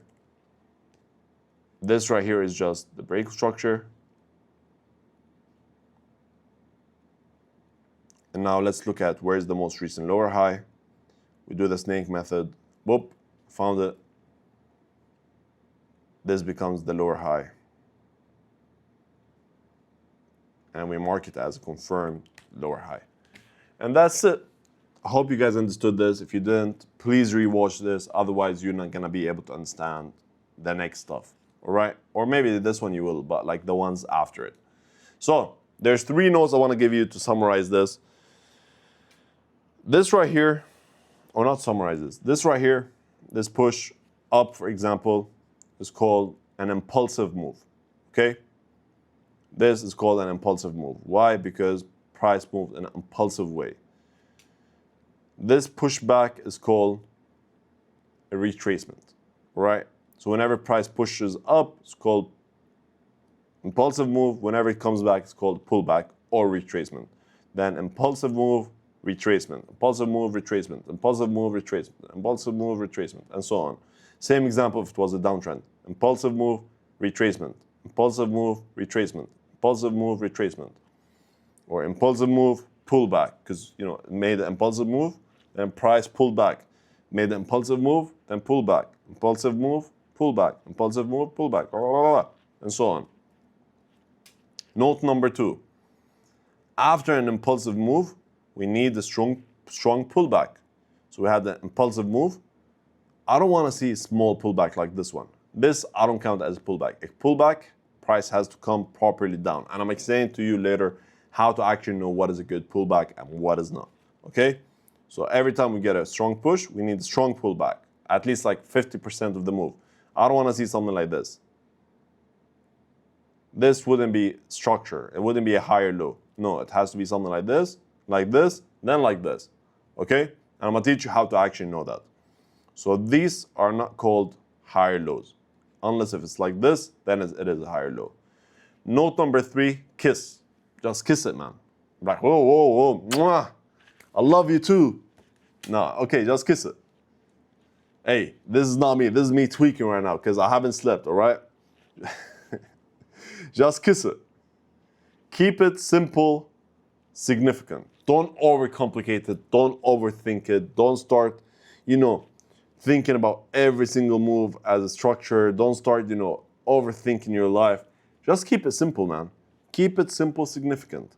Actually, won't know what? I'm going to change this. Let me change it. Keep it simple, stupid. Yeah. Just think about it, like as a, I don't like to use the word stupid, it feels disrespectful, but like think about it as a dummy, like as if you're, I believe you're a smart person. I want to say it in a way where I don't offend anyone. I believe you're a smart person because you're watching this video, but think about it as if you're slow, okay? Don't overthink everything, all right? Just keep it simple, man. Don't overthink it. Don't start overcomplicating your life. Because the minute you start overcomplicating it and you start overthinking it, that's where you start getting analysis paralysis. All right. With that being said, that should be it about market. No, whoa. That's far from being done with market structure. But that's like the basics for the market structure. Now you know what is an uptrend. Now you know what is a downtrend. Now you know what is a break structure. What is internal trend? What is a confirmed higher low? What is the snake method? What is break structure? We said a higher high, higher low, lower high, lower low, internal structure, snake method, internal structure. And yeah, you know a lot actually now. Uptrend, downtrend, horizontal trend, pullback, push, pullback, retracement, kiss it. Yeah, you know a lot now. So now we gotta move to the next steps. All right, now where the real sauce is gonna start dropping. All right, so now let's continue with the video. So now we're gonna talk about something very simple, but yet I don't know why people mess it up a lot. Now this is extremely simple, and this is like the first step of what we're gonna talk about. So now you already know what an uptrend is, right? Higher high, higher low, higher high, higher low, breakout structure. And then you know what a downtrend is, you know, lower high, low low, lower high, low low. But haven't you thought about, okay, cool, I know what uptrend is, I know what a downtrend is, but when does the market actually changes from an uptrend to a downtrend, right? Because like at one point, yes, it is an uptrend, but it has to switch to a downtrend. And vice versa, right? It can be a downtrend and it has to switch an uptrend. Now, here's where most people get it wrong. They do only something called change of character, or some people call it breakout structure. If you're already an ICT trader, the change of character is pretty much what they call breakout structure. So don't confuse yourself. Learn from me. Forget about all the other BS and just use my terminologies, okay? Now, what is pretty much a change of character? Now what we're gonna talk about is change of character, okay? For me, for a trend to switch from an uptrend to a downtrend, it has to go through 3 steps, which we're gonna talk exactly about after this. But first, we're gonna focus about the first step, which is the change of character. After that, we're gonna focus on the second step. After that, we're gonna focus on the third step. So what is the first step? Change of character. So if I come to you and straight up ask you, what is the first step for an uptrend to switch on a downtrend? What is your answer? First step we need is a change of character. All right? So an uptrend switching to a downtrend, first step, this happens only after we break the most recent confirmed higher low. Actually, also the most recent low, which we're gonna talk about later. So, but for now, this happens only after we break the most recent confirmed higher low. What do I mean by that? Let's start with this. We have a low, high, higher low, higher high, break structure, nice. Then we have a higher low, higher high, break structure, nice. And then let's say we have a higher low, higher high, break structure, nice. But at one point, the trend has switched from an uptrend to a downtrend. When does that happen? This happens only when we break the most recent higher low, in the case of an uptrend. So this happens only after we break the most recent confirmed higher low. Now, what do I mean by confirmed? You already know what I mean by confirmed. Like, if we see an uptrend like this, right? Is this a confirmed higher low? No, it's not. Why? Because we still didn't break the highs. True? True. So because we still didn't break the highs yet, this is just a potential higher low. So if we do this, is this right here a change of character? No, it's not. Only when we break this would be the change of character, because this is the most recent confirmed higher low. So just to make it easier, focus on this. To have a change of character, which is the first step of trend reversal or trend switching. In an uptrend, we need to get a change of character, aka we need to break the most recent confirmed higher low. All right? If we're in an uptrend like this, cool. This is the most recent higher low. This is the most recent higher high. Once we break this higher low right here, that will be a change of character. Now, if it was something like this, you see, this is still not a confirmed higher low, right? Let's read the trend together. Low, high, higher low, higher high. Or let's do the blue lines actually. Low, high, higher low, higher high, higher low. higher high, higher low, higher high, potential higher low, not a confirmed higher low. And then if we do something like this, right here, would this be a change of character?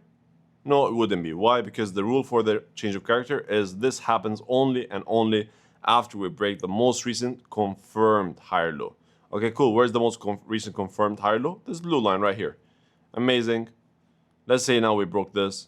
Yes, this would be a change of character. Okay? Now this is a bit advanced, which we're gonna be covering again multiple times because I know I'm not expecting you to understand it from the first time. If you did, that would be great. And in simple terms, you already know what it means. Now let's do it on the downtrend switching to an uptrend. A downtrend switching to an uptrend. First step, the change of character. So what is the first step for a downtrend to switch to an uptrend? Change of character. Cool. This happens only after we break the most recent confirmed lower high. Read it again. This happens only after we break the most recent confirmed lower high. So we have a high, low, lower high, lower low, break of structure, nice. Then we have a lower high, lower low, break of structure, nice. And then we broke the most recent lower high. That would be the change of character. So high, low, lower high, lower low. Let's say we broke this high right here. Is this a change of character? Yes, it is. Why? Because this was confirmed lower high. Okay, cool. What about if it was like this? Boom. Boom. Is this right here a change of character? No. Is it a break of structure? No. Why? Because we have a high, low. This was the lower high, the confirmed one, and this was the lower low confirmed one. Then this became the lower low confirmed one. This became the lower high confirmed one. Then this became the lower low confirmed one. And then this still is the most recent lower high that's confirmed. Only after we break it like this right here would be a change of character. Got it? Hope you got it. Very easy. I don't want to go too much in depth into this because it's pretty easy. Like, I don't think anyone would fuck it up. If you didn't understand this, please rewatch this part. Otherwise, you're not going to understand the other parts because this is the first step of the trend reversal. If you don't understand the first step, how are you expecting yourself to understand the second and the third step? Now, let's move to the next steps. All right, so now we're going to talk about the 3 steps. Let's get it, man. This one is where it gets exciting and confusing. But if you actually understood the last part, this part shouldn't be confusing, okay? So, first of all, why did we write trend? It's a trend, right? It's not a trend. So trend reversal, 3 steps confirmation. Let's start with the uptrend switching to a downtrend, 3 steps confirmation, all right? Easily. We have an uptrend, clear uptrend, and then you understand, forget about this, okay? So far until here, we have a low, high, higher, low, higher, high, higher, low, higher, high, and then change of character. Did you get that? Bro, why am I asking? I'm so used to talking to my students and this way, and then I ask them, do you guys understand so far? And then they're like, yes or no, repeat it. That's why I keep asking you guys, so my bad on that. Anyway, so you understand the part that, at least I hope you understood this part, until the change of character. You understood the first step. So for an uptrend switch to a downtrend, there's 3 steps. First step is the change of character, aka breaking the low. Now, let's move to the next step. After the change of character, price has to create a lower high, okay? What do I mean by that? It's not allowed to go and create, go up again and break the highs. No, it's after the change of character, it's not allowed to go and break the highs. This is something really, really, really important, okay? So we are not allowed to go and break the highs again. If we do that, that's a different scenario, which we're going to talk about later. But that's the second step for an uptrend to switch to a downtrend. So first step, change of character. Second step, create a lower high, or respect the higher high, if you want to call it. So the lower high is not allowed to go and break the higher high. And then third step is a break of structure. Easy. So after we make the lower high, go and break the lows, and that's it. So if you want to if you actually understood everything we can talk about, you would realize, okay, technically it's not 3 steps, technically it's 2 steps. It's just change of character followed by a break of structure, if you actually understood everything. Now, I like to call it 3 steps because that way you guys are gonna understand it better. That's it, nothing more. So, or it's gonna be simpler for you guys to understand. So first step, change of character. we're talking about from an uptrend to a downtrend. First step, change of character. Second step, respecting the high or creating a lower high. Third step, breaking the lows, and that's it. And then you have a complete uptrend that switched to a downtrend. That's how simple it is. Okay? Now we're gonna go more in depth about it, and I'm gonna show you, a more realistic example, because in reality, that's not how charts are gonna look like. If charts look like this all the time, all would be hella profitable. Like, trading would be so simple. Now, a downtrend switching to an uptrend. 3 steps. Same exact concept, but instead of creating a lower high, it's going to be higher low. That's it. So this is a downtrend, right? We have a high, low, lower high, lower low, lower high, lower low. And then, first step, create a change of character. Boom, done. Second step, create a higher low or respect the lows. Here we go, we created the higher low. Perfect. Third step, break a structure, and that's it. Okay? So change of character, create a higher low, then break a structure. If we go down like this, then this wouldn't count. Then we have to do the same move again. All right? Because then technically it's a change of character followed by a change of character, which is something different. So yeah, that's how it is pretty much. Very easy, very simple. Nothing crazy, like, don't overthink it. I'm gonna go more in depth about it. Just, I need you to understand one thing though. You might be like, okay, Omar, interesting. Okay, I got this part. It's very easy. For an uptrend to switch to an downtrend, we need the change of character, create a lower high, then break a structure. For a downtrend to switch to an uptrend, we need change of character, higher low, break a structure. Okay, but why is that, right? That's what you're thinking. Now let me just do this for a second. Boom. What does this look like? You see? If, like, forget about everything we just talked about. Just look at this right here. What is this? This is a high, low, lower high, lower low. That's it. That's how simple it is. Like, literally, that's how simple it is. We have a high, low, lower high, lower low. You see what I mean? So that's a downtrend. And then same concept for the uptrend. Let's do this. We have a low, high, higher low, higher high. That's what definition of an uptrend is. Higher lows and higher highs. That's it. Now, you have the full image. Change of character is what's just going to start this change. And then we have high, low, lower high, lower low. And then here, that same thing. We have a low, high, higher low, higher high. And that's how simple it is. So don't overcomplicate it. A lot of people overcomplicate this. Please don't do so. It's very easy, very simple. So don't overthink it. So now let's do a realistic example, okay? Because the charts I just showed you isn't a realistic example. This is going to be more realistic. And even now, it's not going to be the most realistic. Because the most realistic is what we're going to do on the charts, right? Like, when we go to the charts and we actually have a look on the charts and we see the market structure, that's the best way for you to learn. But I want to make sure that you actually understand all of this before we even move to the charts. Because if you don't understand all of this, when I go on the charts, you're going to be like, yo, what is this guy speaking? What is this guy talking? Suddenly, I'm not even speaking English anymore. So that's why it's very important that you understand what we're going to talk about right now, okay? So we're still on the same concept, same, not flow, what's the word? Same, not zone. Oh my God, I forgot. I can't speak English anymore. Same POV, same perspective, same, oh my God, I literally forgot the word I was going to use.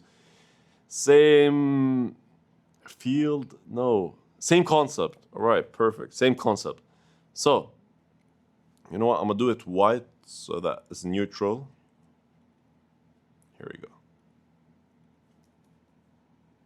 All right, this is a more realistic example. So we're gonna have something like this, boom, boom, boom, boom, boom, then boom, boom, boom, boom, boom, boom, maybe boom, then boom, boom, boom, boom, boom, boom, boom, then boom, boom, boom, boom, then boom, boom, boom, boom, boom. Something like this. That's the more realistic charts, right? Now let's mark it up. Are we in an uptrend or are we in a downtrend now? You see? And then let's end it with this to make it easier for you. I want you to answer this question. Are we in an uptrend or are we in a downtrend? Pause the video. Think about it, and then answer the question, and then lock in with me so that we can actually see what type of trend are we in. I'll give you like 5 seconds. And you have to pause the video because I'm not gonna wait forever. And let's assume that you pause the video and now you continued it, and now we're gonna talk about it, all right? If you didn't pause, it's all right. Let's get it. So we have a high, then we have a low. Perfect. Lower low. Let's just make the size of this smaller. Boom. And then we have a lower high, lower low. So lower high, lower low. Let's write it down. Lower high and lower low. Perfect. Then we have a lower high. Oops. Lower low. Perfect. Lower high, lower low. Actually, I forgot to do this as well. Boom. Bearish break of structure. Bearish break of structure. And now, we broke the most recent lower high. Remember, first step of switching from a downtrend to an uptrend, change of character. Okay, nice. So this right here is the change of character. Perfect. Just so you guys can see it better. You guys are smart enough to see it. And then we made the higher low, higher high. Perfect. So this bit right here became the higher low. And this right here became the higher high. All right. Then we move this here. All right. Now we're in a confirmed uptrend, right? Because we had the change of character and we had the break of structure. Bullish break of structure. Then created the higher low, higher high. Perfect. So higher low, higher high. Boom. Break of structure. Boom. Perfect. Then we made the higher low, higher high. So this became the higher low. This became the higher high. Again, higher low, higher high. Okay, nice. And then we have a high, low. So now here we have the change of character. Remember, uptrend to downtrend. First step, change of character. When does the change of character happen? When we break the higher low. So here, we broke the higher low. So this was our first step, aka change of character. Boom, bearish change of character. Nice. Now we have high, low, potential lower high because we still didn't break the lows. We didn't do this, for example, to count it as a lower high. So this is a potential lower high, low, lower high, lower low. Okay, this right here became the lower low. Let's see where is the most recent lower high. We do a snake method. Boom. Oh, here it is. I found the lower high. Perfect. So this is the lower high. This became the lower high, sorry. And then right here, break of structure.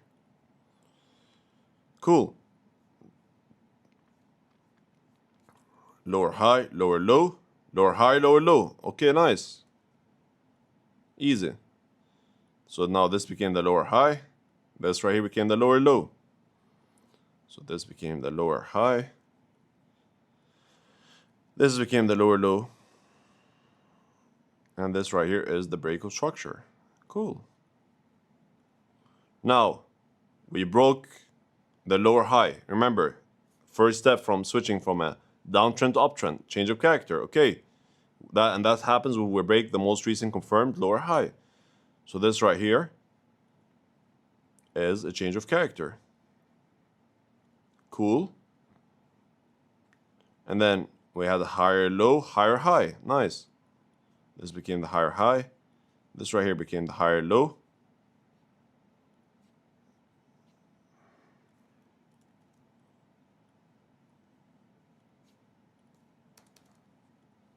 Cool. This right here became the breakout structure. Nice. And then again, so you see we're in an uptrend. The uptrend didn't last for long. Then we had a change of character again. Oh, I hate when this happens. But sometimes it does. And there's nothing we can do about it. Bearish change of character. Now we have just a high and a low. And now look what happened here. We have a low, high, higher, low, higher, high, higher, low, higher, high. Oh, change of character again. This is a bit advanced actually. I'll have to talk about it later. Because it doesn't happen very often that you get change of character followed by change of character. But we're going to talk about it, no problem. So this was the change of character. Okay, where's the most recent higher low? Right here. Yeah, actually, this is going to confuse you now. Let's ignore this. Let's say we didn't have this change of character. It's better. So you guys don't get confused.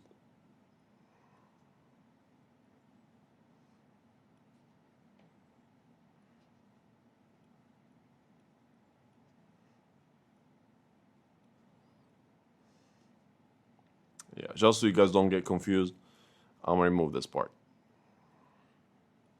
Boom. Okay. Then let's do this. Higher high, higher low. Or let's start from here. Low, high, higher, low, higher, high. Okay, so we were here. Boom. Then we created the higher low, higher high. Nice. So this right here became the higher low. This right here became the higher high.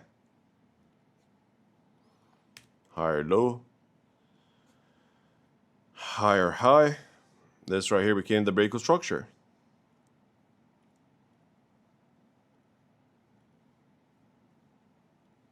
Oh, breakout structure. Then higher low, higher high again. This became the higher low. Right here. And this up there became the higher high. Boom. And this right here became the breakout structure. Boom. Then higher low, higher high. So this right here became the higher low.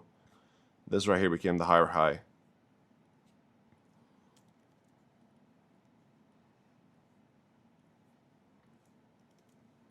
And then this right here became the breakout structure.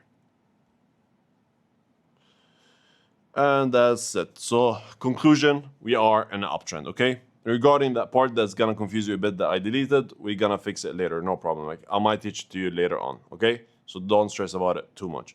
And that's it pretty much. You see, it's very easy. If you guess directly it's an uptrend, then you didn't do it right. Your answer technically is right, but you did it wrong. The right way is to actually, go through it like this to be able to actually identify which trend we're in. And then you'll be able to get an answer. If you just guessed from a first look, then yeah, it was obvious, but like I want you to actually do this. Because otherwise, when we go to the charts, you're gonna literally be, you have to do this. Otherwise, you're gonna be confused. And yeah, that's it pretty much for trend reversals. So now we're gonna move to the next thing, which is now we're starting to get more exciting actually. Now trading is starting to get more interesting, let's say, and soon we're gonna move to the charts. So I hope you guys are excited. Let's get it. All right. So now we're done with drawing, with these lines. I know you guys probably don't like them. I don't like them either, to be honest. And now we're gonna start moving a bit further to the candles. Well, obviously, I'm not gonna be like, oh, this is an uptrend. No. Now what we're gonna talk about is what is a low, okay? And here we're gonna talk about what is a high, because these two are really important. And after that, most probably we're gonna move to the next step and actually start doing it on the charts itself. So lock in with me, twin. This is super important because we're gonna be doing it here first, and then we're gonna start doing it on the charts, okay? I found like if we do this here first, it's gonna be easier for you guys when we actually go to the charts. So let's get it. So obviously this right here is the uptrend. If you don't know this, that means the whole video I've been talking about, you aren't listening to me. That's just me being completely honest with you. So I hope you were listening, right? I believe that you were listening. I don't think you would be this long in the video and not be listening, right? So this is a clean uptrend, all right? And now what we're gonna talk about, what is a low? A low or a higher low is made from a bearish candle you remember bearish candle like this one, followed by a bullish candle. That's the definition of a low. It's a bearish candle followed by a bullish candle. So we need in this case, we need a red candle followed by a green candle. So if it's a green, it's not a low. If it's a red, it's not a low. It has to be a red candle followed by a green candle, or a bearish candle followed by a bullish candle. Very easy, very simple. Now, it should do a good pullback. You remember the pullback we talked about? I don't want it to be something like this. No, that wouldn't be a higher low right here. It has to be a good pullback. Something like this, and then like this. Then this would be a good higher low. I don't want to see, a small move, big move, then small move, then big move. No, then it's not a higher low. It has to be a big move, big move, big move. Okay? So that's the second thing. Think about it as if you wanted to come back at least 25% of the whole move. 25, boom. 25, boom.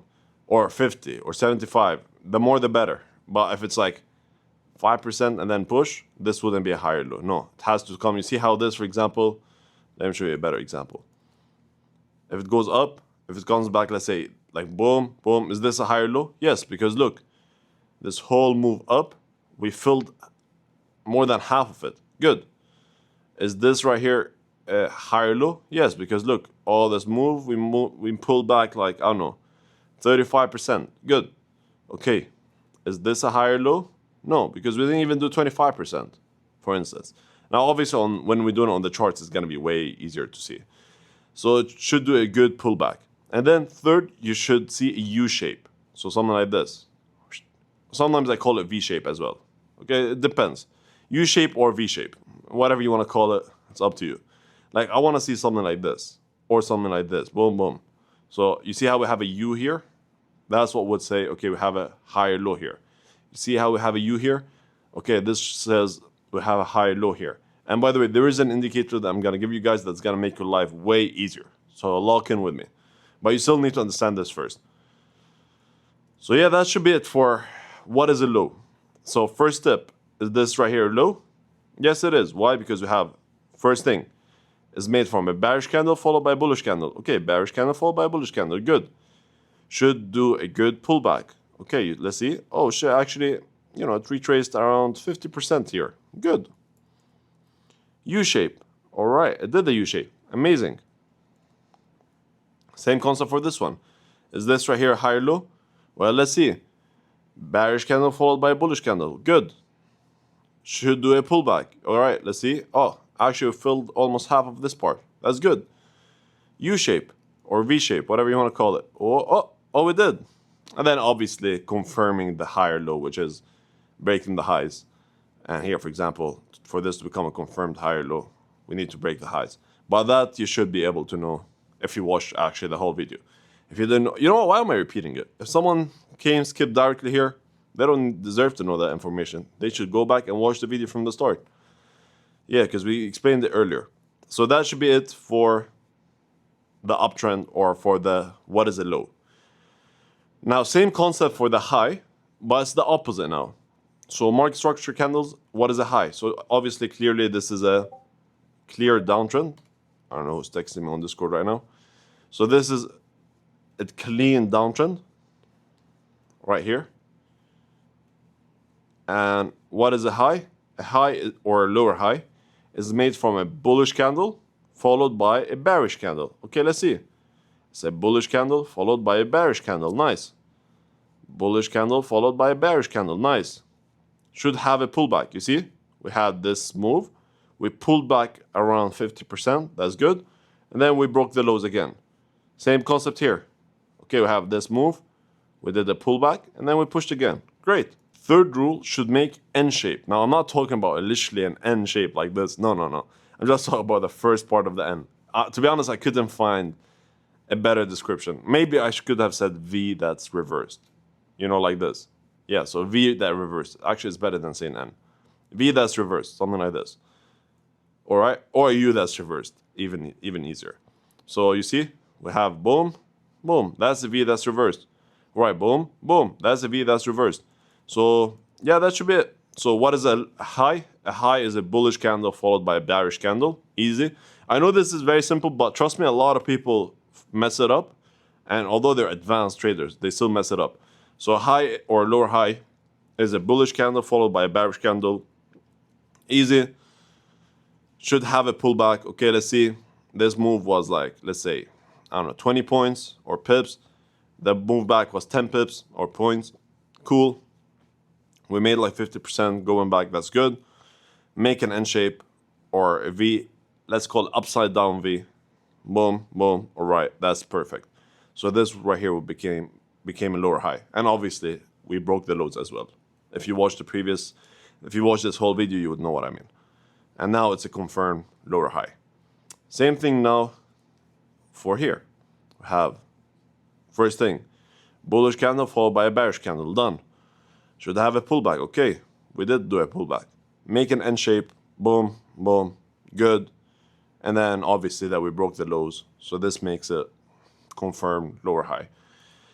Yeah, that should be it for this. It's pretty easy. Like, I don't think it's confusing. What is a high? What is a low? So yeah, now you know what is a high, what is a low. Now let's keep going. All right, so this is absolutely the last part before we move to... We have a quiz first after this part. And then after that, we're going to be doing the charts. Actually, going through it on the charts.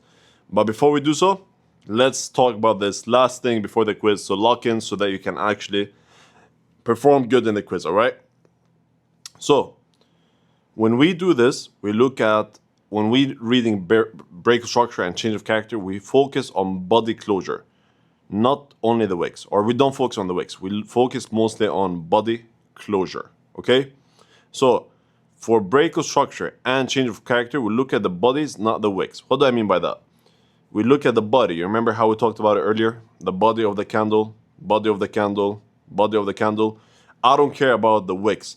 And break of structure and change of character, I don't care about the wicks, okay? So we're gonna be focusing on the bodies instead of the wicks. Now, break of structure and change of character, the body needs to close above the body. Above / below. So for break of structure and change of character, the body needs to close above / below the body. This is the body, right? It has to close above or below the body of the second, the high or the low, okay? So it has to close above or below the higher high's body, or the lower low's body, or the lower high's body, or the higher low's body, and so on. Let me explain to you what I mean. So we have a low. So I have a low, high, higher low, higher high, break of structure. I'm not gonna explain what I mean with the bodies here. Let's just give me a second. Then higher low, higher high, break of structure. Now, the way I do it, I'm explaining to you the way I do it, the way other people do it, and which one is right and which one is wrong. And there is nothing called right and wrong here. It's just preference. If you want to trade like me, do the way I do it, okay? So the break of structure, you see this candle? I want the body, because like if this closes like this is not a break structure, okay? I want the body of the candle to close above the body of the high. So let's go step back. What is a high? A bullish candle followed by a bearish candle, right? That's what we said. A high is a bullish candle followed by a bearish candle. So for this to be a break structure, I want the body of the candle to close above the body of the high. Now, some people, even if this was like this, for example, I don't care. I don't mind. This is still a break of structure. Why? Because the body, you see where this is the body. You remember in the beginning we were saying body open, body close. You see where the body close here is? It's closed above the body here. That's why this is a break of structure. Now, some people would say, okay, if the wick wicks above the other wicks, then it's a break of structure. So they would count only this as a break of structure, not this. Some other people would tell you, okay, no, I want to see the body closing above the wicks, for example. So only if the body closes above all the wicks, that's a break of structure. ICT or TGR, for example, does that. It tells you, okay, only if the body of the candle closes above the wick, then it's a break of structure. Some people would tell you, no, if we wick above the wicks, then it's a break of structure. Some people will tell you, no, only if we do both, for example, or only if, what else do we have? If we wick above the bodies, for example. I don't think anyone does that. Anyway, like only if we wick above the wicks, or only if we wick above the body, I would count it as a break of structure. Now, the way I do it, no. The body has to close above the body. I don't care about the wick. If the wick goes up here, cool. If it goes up here, cool. If it doesn't have a wick, I don't care. So regardless, I don't care. All I care about is the body closing above the body. Now, if I get this, I'm not sad, you know? But yet, still, this is the break of structure. So that's it. So the summary of this, break of structure and change of character, the body needs to close above or below the body. So here, the break of structure is because this body closed above this body. Now, same concept for change of character. The body needs to close below, in this case, this body. You see? That's it. That would be a change of character because this was the higher low, right? This right here is the higher low. So we have a low, high, higher low, higher high, higher low, higher high. And now we broke the low. And now you're going to start understanding what I used to mean when I say the low, you know? We broke the low. This is exactly what I mean with broke. When I say broke, I mean the body closed below or the body closed above the body. Okay? Because I'm going to use this word a lot, often. So in this case right here, the body closed below this body. Cool. This is a change of character. Now, is this right here a change of character? No. Now, although some people would count this as a change of character right here because the wick wicked below the wick, I don't care about that. No, this, in my opinion, is not a change of character. Now, some people will tell you, okay, this is only change of character if the body closes below the wicks. No, that's not a change of character. Or it is in this case because it also did a change of character on mine. But that's not why it's a change of character. For me, it's enough to say a change of character is when the body closed below the body. And that's how simple it is. Summary, in the break of structure, let's say in an uptrend, the body has to close above the body of the highs to count as a break of structure. For a change of character, the body needs to close below the higher low's body to count it as a change of character. In the downtrend, same exact concept, right? We have a high, low, lower high, lower low, lower high, lower low. Correct? Correct. This is the break of structure. Why? Because the body closed below the body. Now you answer this question. Is this a break of structure? No, it's not. Why? Because the body didn't close below the bodies. Only now it is. Alright?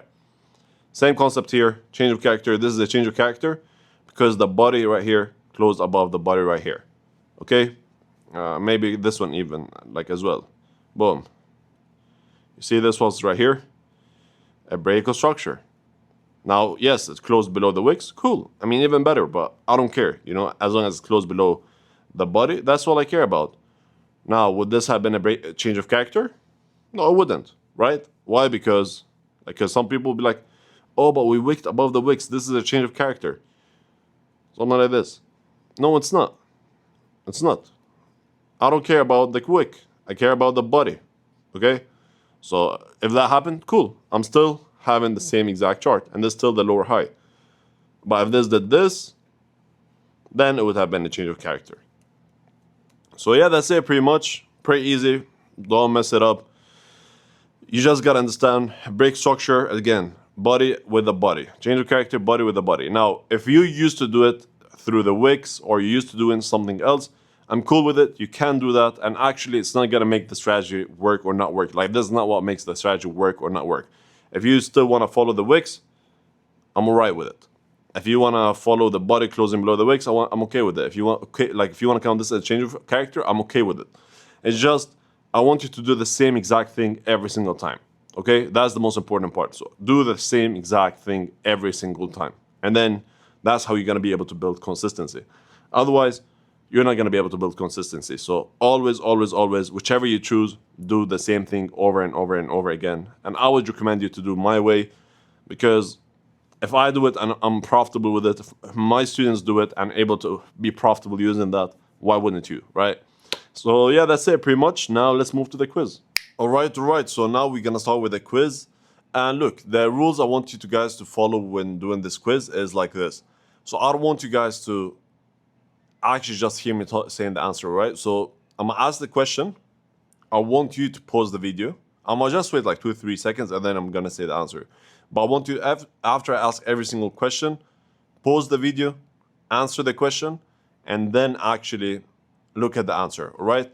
And every time you answer, I don't want it to be, like just a quick look. No. Like, for example, I don't want you to hear to be like, oh, this is an uptrend. No, I want you to actually, chart it out, draw the break structure, all of that. Do it in depth. And there's a lot of questions. It starts simple, but then it goes a bit more advanced. So there's like 22 questions. So yeah, after that, we're gonna go to the charts. So if you don't understand this part, you're not gonna be able to understand the charts part, because this is not the basics. This is pretty much advanced now, but this is like just me charting out, and obviously charting out is easier than the chart. So if you don't understand the easier part, which is the charting out, how are you expecting yourself to understand it on the charts itself, right? Anyway, let's get into it. So, what is this called? The yellow line right here. What is the name of this? So after we broke this high, what is this called? This is pretty easy, right? Pause the video. Amazing. So this right here is called breakout structure, right? I believe this is very easy. If you're confused about this, that means you didn't watch the whole video 100% and you just skipped to this part. So that's why you have to rewatch the whole course. If you weren't able to answer this, you're not gonna be able to understand anything that I'm gonna be talking about forward. So rewatch the whole video. Now, is this right here a breakout structure? Now let's see. So we got a low, high, higher low. This is a bit tricky though, huh? Higher high. Correct. And then we had a breakout structure right here. Boom. So, low, high, higher low, higher high. Now, the breakout structure only happens once we break the high, correct? So before we break the high, this is not called a breakout structure. And then before we break the lows or the higher low, this is not called a change of character. So, is this right here a breakout structure? The answer is simply no. Why? Because we still didn't break the confirmed highs. This became confirmed high after we had the breakout structure here. But then after that, anything that happens between this blue line and this blue line doesn't matter. This is just called internal structure. So before we break this high right here, it doesn't count as breakout structure. So the answer is no. Now, in this one, which one is the recent higher low? Is it number 1 or is it number 2? I'm gonna give you a hint. Use the snake method here. All right? Use the snake method, it's gonna help you. Now let's see. Is it number 1 or number 2? So before we answer, if you directly answered this question, then you're doing it wrong, all right? The way I want you to do it is like this. Start here. Now, obviously, when I'm doing it on the charts, I don't do this at all. But like in the beginning, it's really good that you start with this. And then after that, you're going to be able to actually understand it. And once you get that muscle memory, it's going to be way smoother. So I have a low, high, higher low, higher high. Boom. Break structure right here. Then, so now this became the low, and this became the high. Anything in between, we don't care about. Then we got a higher low, higher high. Cool. This right here became the higher low, and this right here became the higher high. Perfect.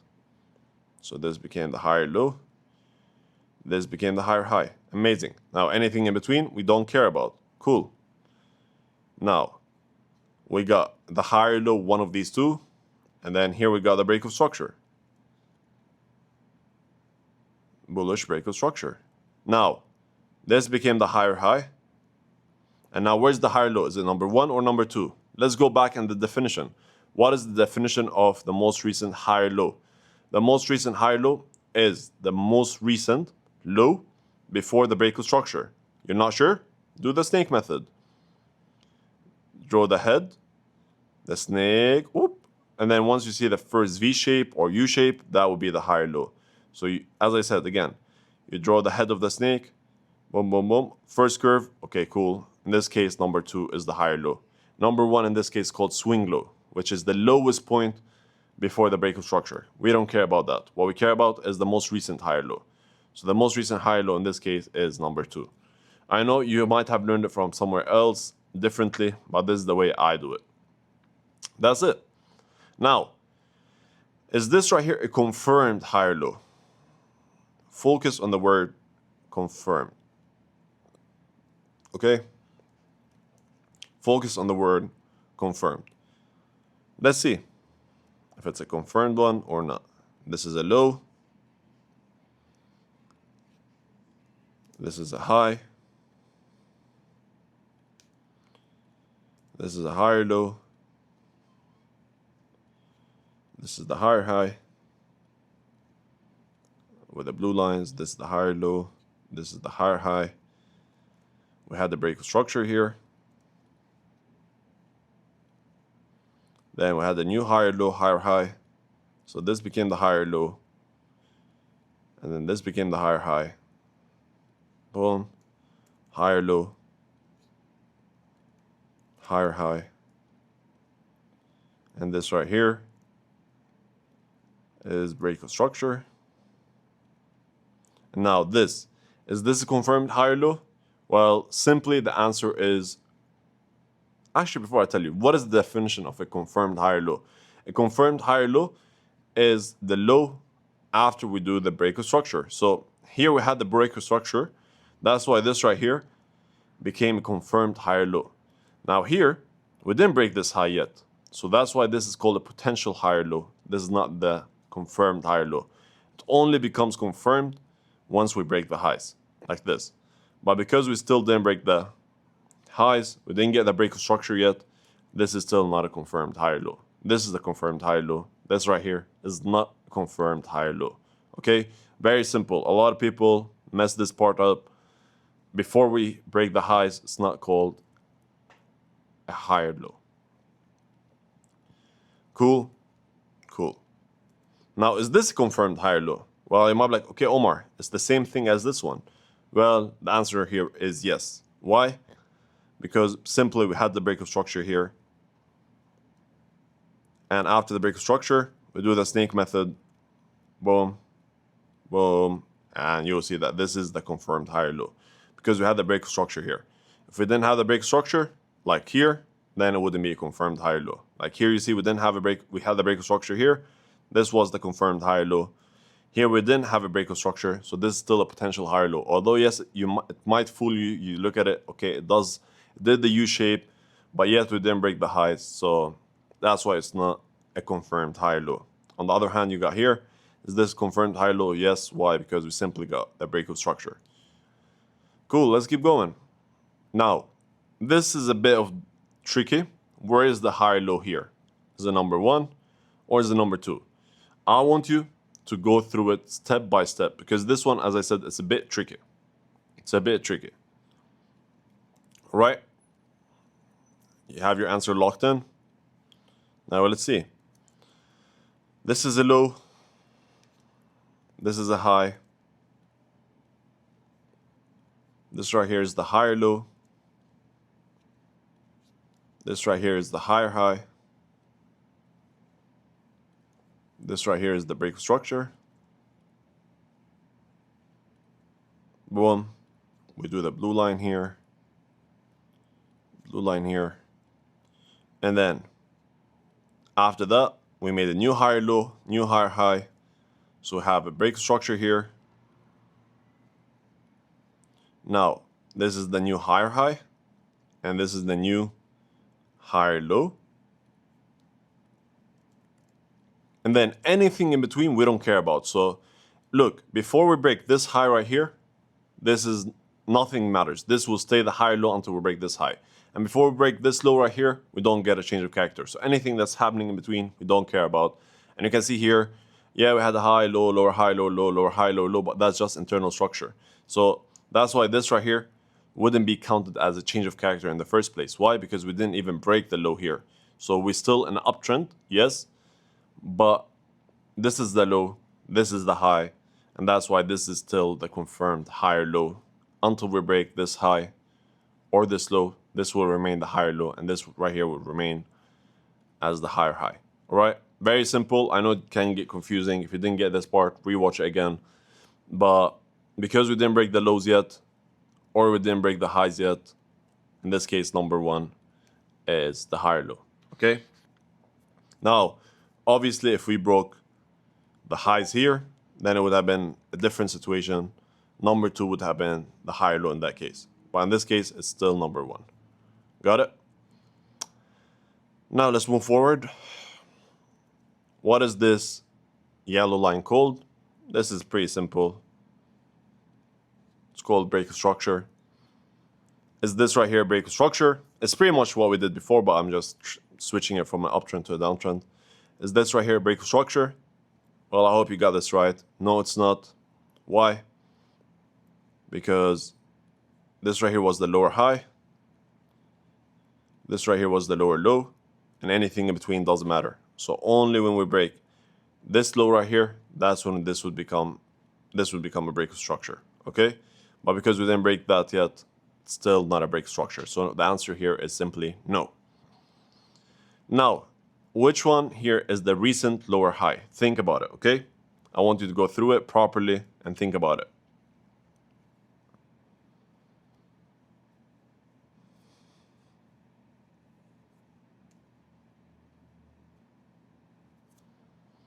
Let's see. I'm gonna give you a hint. Use the snake method. So this is the higher high, or the high. This is the low. Lower high. Lower low. Break structure here.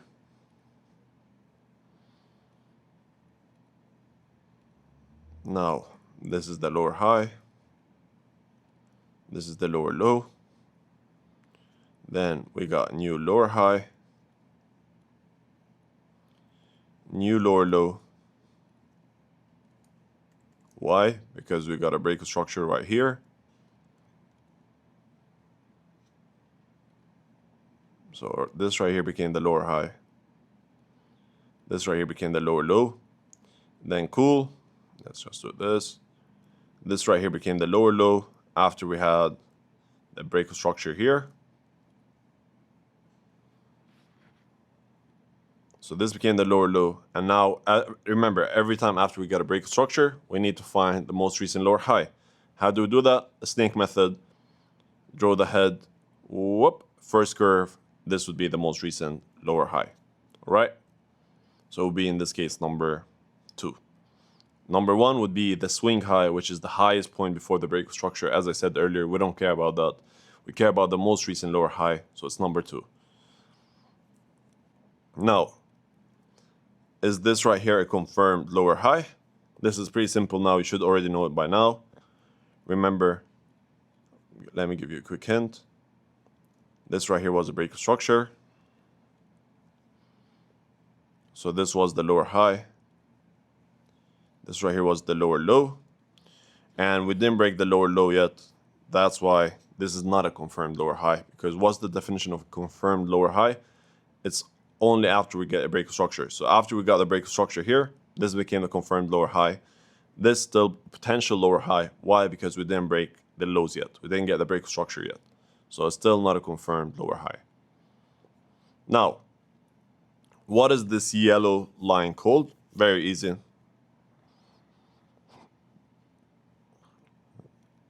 It's the change of character. Very simple, very easy. Now, let me ask you this. Is this right here a change of character? I want you to lock in on this one. It can be tricky. Let's see if it's a change of character or not. We got a low, high,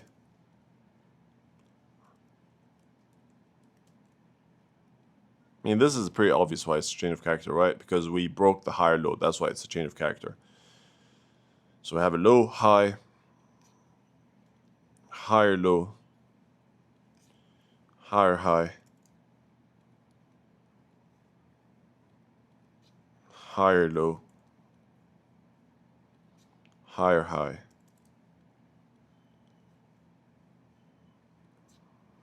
break of structure here, break of structure here. So this right here became the most recent higher low. This right here became the most recent higher high. Now, what's the definition of a change of character? Definition of a change of character, I'm talking about when we're in an uptrend switching to a downtrend. It's when we break the most recent higher low, right? That's the definition of a change of character. So only when we break the most recent higher low, that would be counted as a change of character. In this case, we didn't do that, so this wouldn't be a change of character, right? Because we didn't break the higher low yet. If you think about it, this right here was just a potential higher low. It wasn't a confirmed higher low. So if it looked something like this, then yes, this would right here would be a change of character. Why? Because now we have a higher high, break structure, confirmed higher low, then a change of character. But because we still didn't break the highs right here, so this right here is still not a higher low, it's still not a confirmed higher low, aka this doesn't make it a change of character. You see how the blue lines would make your life easier, especially if you're still a beginner using this strategy. So you know the answer here is no, it's not a change of character because we still didn't break the confirmed higher low. Now, which one right here is the change of character? It's very easy, but you need to pay attention. So we have a low, we have a high, we have a higher low, we have a higher high, we have a break of structure right here,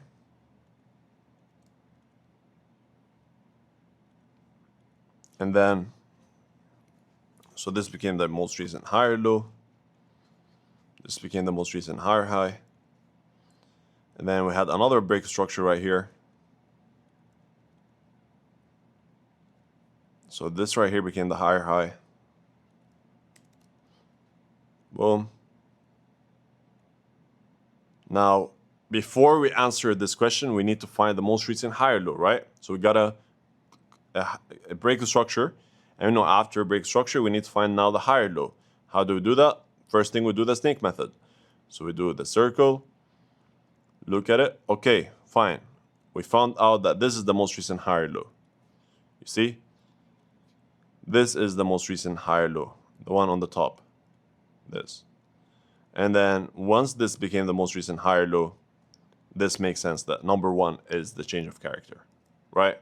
Because now we know, okay, this is the most recent higher low, right? We already agreed on that.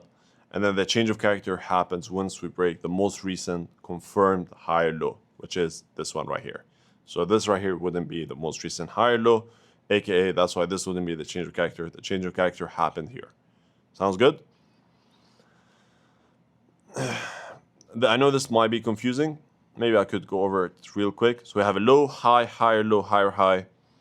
This became the most recent low. This became the most recent high. After that, once we had another break structure, this became the most recent high. Now we need to find the most recent higher low. We do the snake method. All right, we found out that this is the most recent higher low now. Boom. And now, once we broke this, that's when the change of character happened. Okay, it's the same concept as here. It just might get confusing once you see this pattern right here. That's why a lot of people mess it up. Now, is this right here a change of character? Well, simply yes. Why? We have a high, low, lower high, lower low. Right, we got a lower low. We got a lower high here. And then we had a break structure here. Oops. And then we broke the most recent lower high, making this a change of character. So it's pretty simple. I've talked about it too much. That's why I don't want to go about it more in depth. If you haven't watched the full video, you probably wouldn't understand what we're talking about right now. So yeah, this is it's called change of character. So this is the change of character. Now here, same concept as this one. Which one is the change of character here? Let's see if you understood it or not. So this is the high. This is the low. This is the lower high. This is the lower low. So we had the break of structure right here.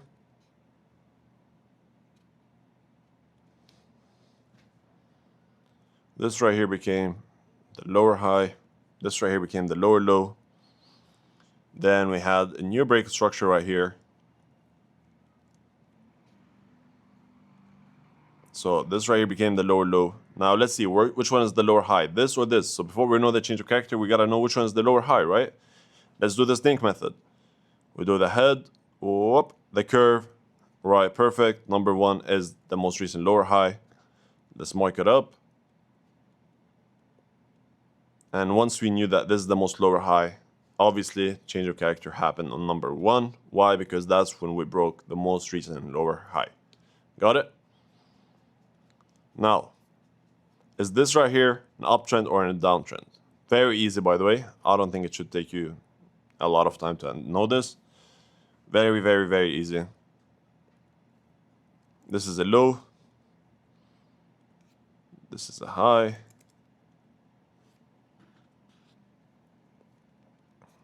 This is a higher low. This is a higher high. This right here is the break of structure.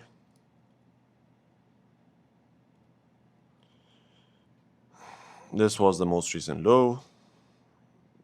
This is the most recent high. Then we got a new break of structure right here. So this became the most recent high. Then this became the most recent higher low. And anything in between, we don't care about. So we're still in an uptrend until we break this low or this high. So are we in an uptrend or in a downtrend in this case? We are in an uptrend. Now this doesn't happen very often. This usually happens once you get a huge news or something. That's when you see this. And I hate when it happens, but it doesn't happen very often. So this is the higher high, because usually what would happen would be something like this, and then, you know, like the market would change and all of that. So in this case, this is the higher high, this is the higher low. So we are still in an uptrend, and this is just an internal structure.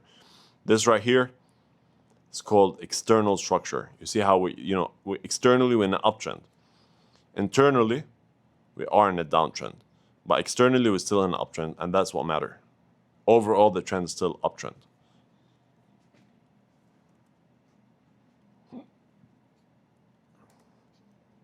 Now, is this right here a confirmed downtrend? And focus on the word confirmed, okay? And remember, what makes a downtrend or an uptrend confirmed? After we get the 3 steps confirmation. Well, the answer is pretty simple here. I'm not gonna go too much in depth. So this is the higher low. This is the higher high. Right here we had the change of character. So, and we only had the change of character. That's why this is still not a confirmed downtrend. What you might like, why? But we changed from an uptrend to a downtrend. Well, I'm telling you, yes, that's the only first step of trend shifting from an uptrend to a downtrend. For a trend to be confirmed that it's a downtrend, we need to see the 3 steps confirmation, which is change of character, making a new lower high, and then break of structure. So we need the change of character, then a break of structure for this to become a confirmed lower high, to become a confirmed downtrend. Now it would have been a confirmed downtrend. But because we didn't see that, we only got the change of character, then the answer is no. This is still not a confirmed downtrend. Imagine, we only have a high and a low. What's the definition of a downtrend? It's when we have a high, low, lower high, lower low. Do you see that here? No, you only see a high and a low. That's why this is still not a confirmed downtrend. Now, is this right here a confirmed uptrend? Well, same exact concept. The answer will be simply no. Because this was the bearish break of structure. This right here was the change of character. And we didn't do the 3 steps confirmation yet. So no, it's still not a confirmed uptrend. For it to become a confirmed uptrend, I want to see something like this. Higher low, then a higher high first, and then it's going to be a confirmed uptrend. All right? Now, is this right here a confirmed downtrend? Actually, I didn't remember me writing this. Think about it. You have a low, high, higher low, higher high, higher low, higher high. Then right here you had a change of character. Right? So now we have a high, low, then we had a lower high, lower low. So this right here became the lower high. This right here became the lower low. And we had the break structure right here. So the answer here is yes, because we have a high, low, lower high, lower low. So this is a confirmed downtrend. Okay? Because we did the 3 steps confirmation. Now, it's very easy. If you watch the 3 steps confirmation, you should be able to understand this. Like, this is mostly not like to test your knowledge, because you should be able to answer all the questions. This is mostly to revise your information, you know, like, because it's been a while since you watched this, or maybe you're watching this video over a couple of days. So in case you forgot something, I'm just refreshing your memory. Now, is this right here a confirmed uptrend? Well, we have a high, low, lower high, low, low, lower high, lower low. Then right here we had the change of character. Cool. Then we had a higher low without breaking the lows. And then we had a higher high. So a break of structure, that makes it a confirmed uptrend. Why? Because we did the 3 steps confirmation. So yeah, this becomes a confirmed uptrend because we have a low, high, higher low, higher high. So this right here becomes the higher low, and this right here becomes the higher high. Now, is this right here a confirmed uptrend? Well, simply the answer is no. This is not even an uptrend, this is just a downtrend. Because we have a high, low, lower high, lower low, lower high, lower low, right? So this was the lower high. This was the lower low. We had the break structure here. Anything in between we don't care about. This is just internal uptrend, but externally we're still in a downtrend, and that's what matters. So externally we're still in a downtrend. Internally we are in an uptrend, but that's just internally, so it doesn't really matter. So externally we're still on a downtrend. Internally we're in an uptrend, but it doesn't matter, right? Until we break this high or this low, it doesn't really matter. Now, last but not least, are we in an uptrend or in a downtrend here? I want you to take this seriously so that you get the answer correctly. And this should be it for the quiz. Pause the video, write the lows, highs, higher lows, higher highs, change of character, break structure, and then answer the question. All right, so I'm assuming you did that, what I just told you. This is the low, this is the high. This is the higher low, this is the higher high. We had a break of structure right here.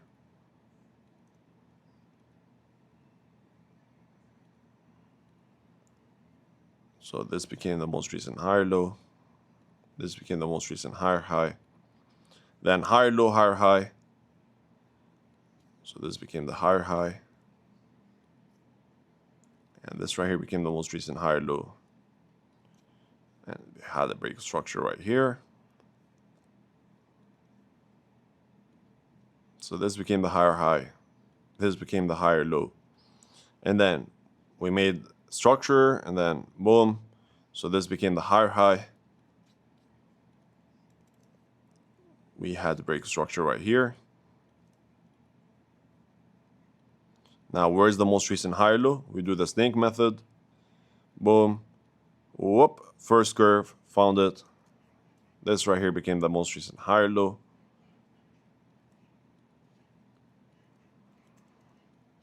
Then we made, again, same thing, same exact concept. I don't know why I did it twice. This became the higher high. Where's the most, or we had a break structure right here. Where's the most recent higher low? Circle. Whoop. First curve, found it. This became right here the most recent higher low. Then after that, you see we broke the most recent higher low. So this right here became a change of character.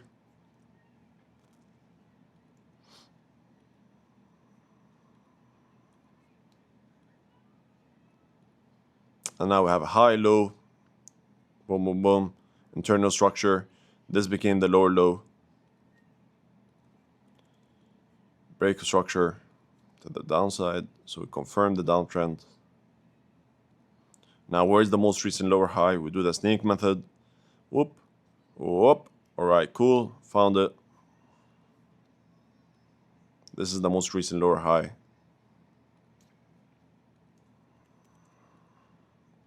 And then we made the lower high, lower low. So this right here became the lower low. This right here became the lower high. After we found this break structure right here.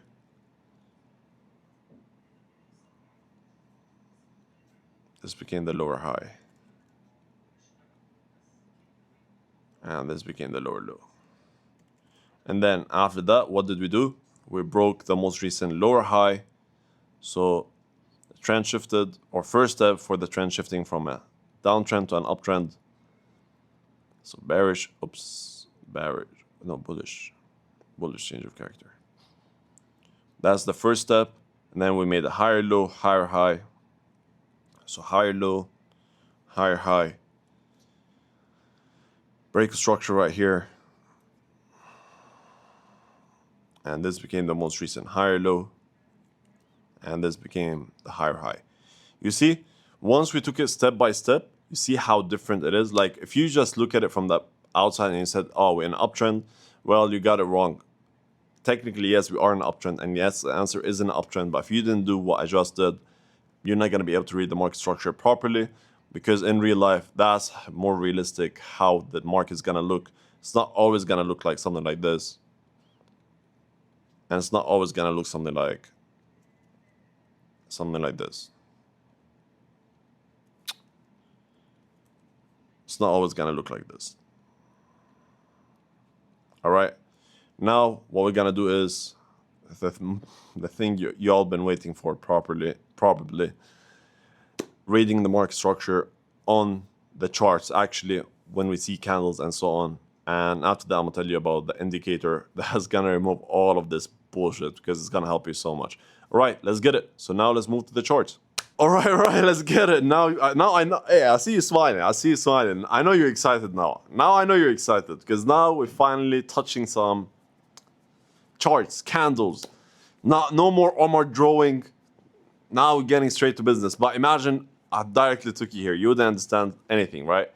So what we're gonna do is just gonna start reading market structure from, let's say here. Yeah, I marked it on purpose here because, you know, I wanted to find a market structure that's gonna be easy, but then it gets tricky. Then we have some change of characters and so on. You know what I mean? That's why I chose this area specifically, all right? Let's get it. Let's get started from here. So, easily, we have the low, high, higher, low, higher, high. And now let's keep going, okay? Perfect. So we have a low, high, or you know what I'm gonna do? Actually, I'm gonna draw with the pen. Low, oops. Maybe it's not the best to draw with a pen. Low, high, higher, low. Actually, yeah, it's not the best to draw with a pen. I just discovered that. All right, no problem. Excuse-moi. Let's do this. Let's draw with a low, high, higher, low, higher, high. Let's keep going. So now we're in an uptrend. And before we continue, 1 second. So this is the low, right? This was the high, right? Then we made a higher low right here. So you can see it's retraced. We count the wicks in the retracement, right? Because like this, going down, we count it as a retracement with the wicks. But when we care about the high and the low, we only look at the bodies, okay? But like now, just to make it easier, I'm gonna do it with the wicks. But when we look at change of character and break of structure, what do we look at? We look at the bodies, obviously. Low, then high. Perfect. So now I have a low, high. Or maybe it's gonna be easier for you if I just do this. Low, high, higher, low, higher, high.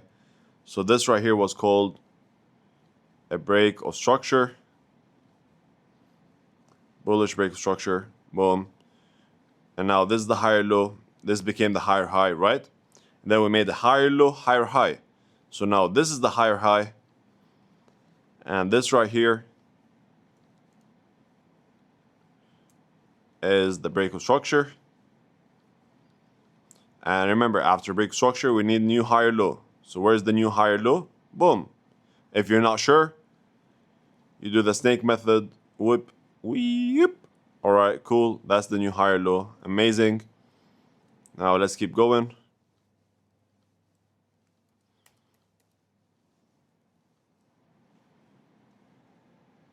Am I tripping, or did my electricity go off for a second and it came back?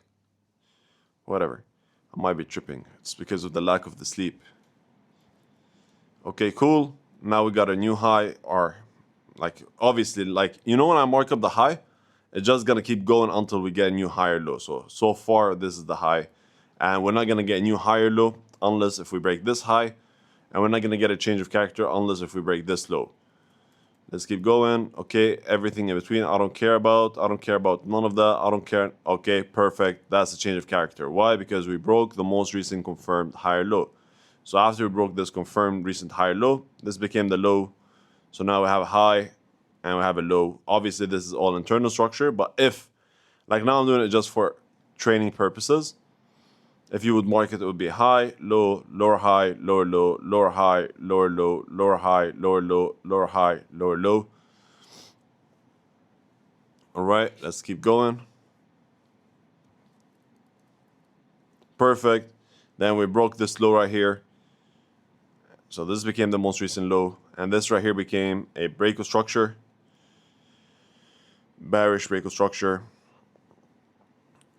Lower high, lower low, lower high, lower low, lower high. This became the most recent lower high. Boom. Again, a change of character right here. So this right here became a change of character. So bullish, change of character. Now I have a low, high. Are an uptrend, downtrend? Yet we don't know because we still haven't done the 3 steps confirmation. Now I have a low, high, higher low, higher high. So this right here became bullish break of structure. And this right here became the most recent higher low so far. Keep going. Okay, the high keeps going up, keeps going up. Okay, now in an uptrend, you can see we have a change of character and a break of structure. We keep going up. Nice. All right, this is the high, so we're not gonna have a change of character until we break this low, and we're not gonna have a new higher low until we break this high. All right, did we break it? Oh, here we did, right? Highs, I don't care how small we broke the highs. Remember when we were talking earlier about the body, not the wicks? This is exactly a good example. You see how the body of this candle right here closed above the body of this candle right here. So the body closed above the body. That's why this would count as a break of structures. In return, this would become the most recent higher high. So you see, because this right here became break structure. Now, boom, boom. And don't worry, I have an indicator about this, which I'm going to talk about later on. It's going to do this, all of this work automatically. So you see how this became the most recent higher high. And now we're going to see the most recent higher low, right? Now, here's the mistake most people would do is they'll be like, oh, cool, this is the most recent higher low. No, it's not. Yes, it looks like it, but it's not. This would be the most recent higher low. Why? Because after the break of structure, if we do the snake method, this would be the most recent higher low, not this one. Because if you're too zoomed out, you might see it, low, high, higher, low, higher, high, higher, low, higher, high. No, it's not. This would be the most recent higher low. And I have a way to do it. I'm going to show it to you in a second. Just bear with me. So this became the most recent higher low after the break of structure. Cool. Then we keep going. Okay, nice. We had a change of character here, and then followed by another change of character. This is a special case, which also we got to talk about.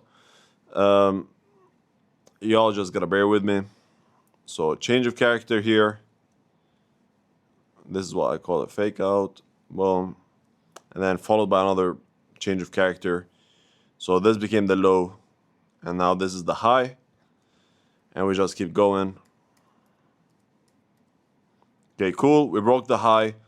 So after we broke this high, you see, after we broke this high, this became the most recent high. And this right here is called what? Break of structure. Boom. Now we do the snake method. I mean, this one doesn't really need the snake method. Whoop. Here we go. I wouldn't count this as structure because this is just like a doji candle, so it doesn't count as a structure. So this right here becomes the most recent higher low.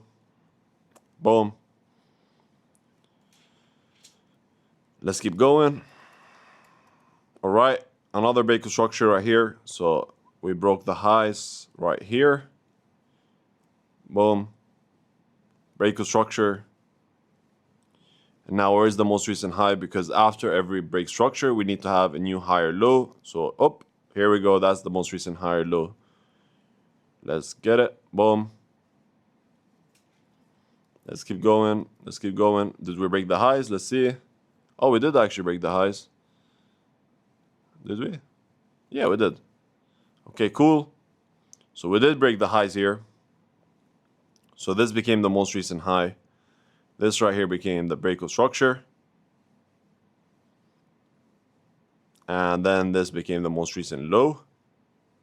And then here we consolidated a bit. This was a change of character. And now the low is going to be whatever is going to be next. So this became the low here because we had the change of character here.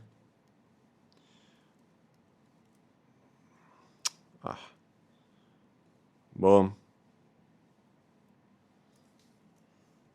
Bearish change of character. And now we have a high, low, lower high, lower low. So this is the 3 steps confirmation. So now we are in a downtrend. This right here would be the change of character, the break structure, sorry. And now, okay, we have a break structure. Where's the most recent lower high? We do the snake method. Whip, wee. All right, cool, found it. This became the most recent lower high. This is the most recent lower low. Let's keep going. Dojis, dojis, dojis, okay.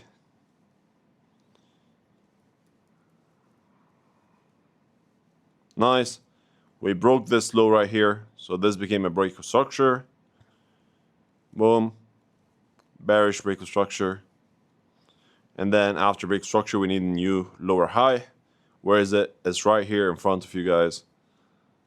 Boom. Let's keep going. Okay, nice. We had the new break of structure right here.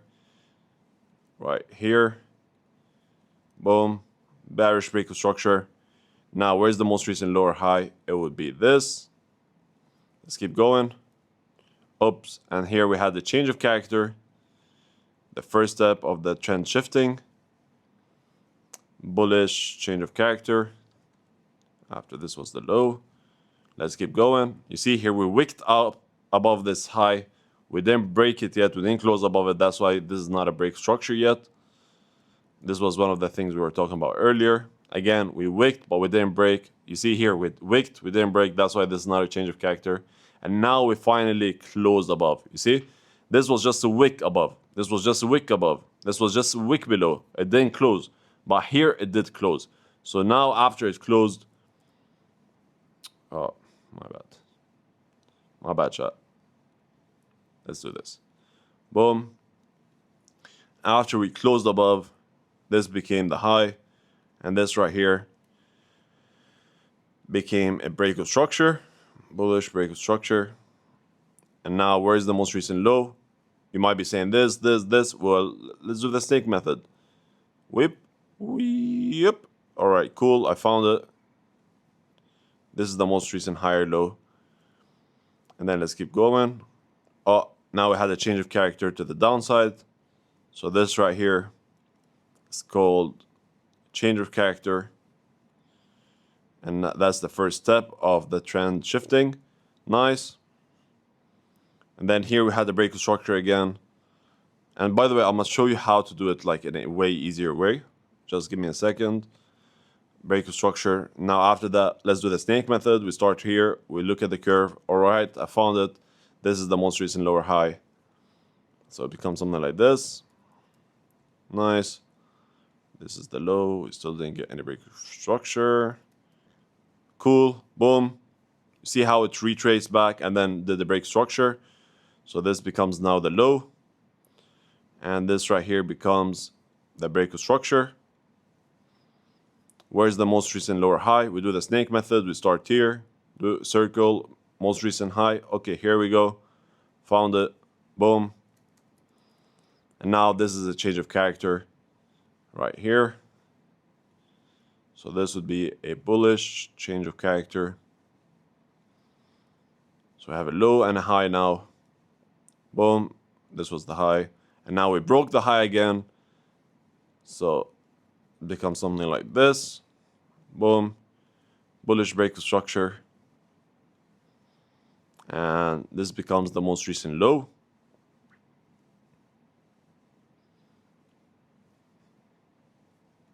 Here we go.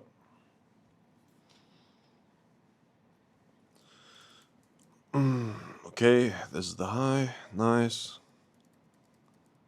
All right, you see here we wicked. That's why I didn't count as break structure. But now after we broke here, this became the most recent high.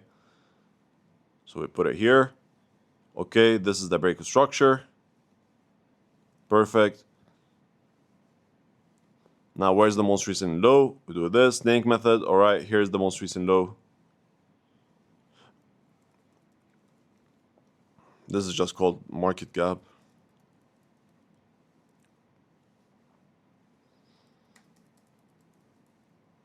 We didn't close yet. Okay, here we did. So this is the change of character.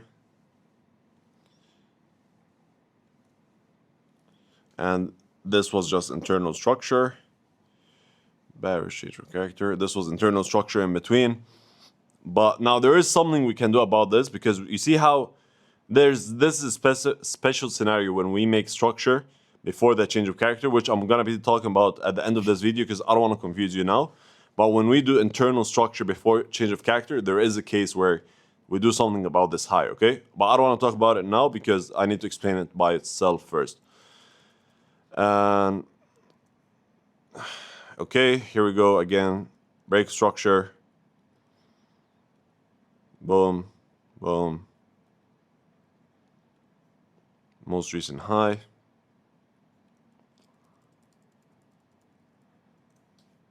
And so on. You guys get the point. This was a trade I took actually.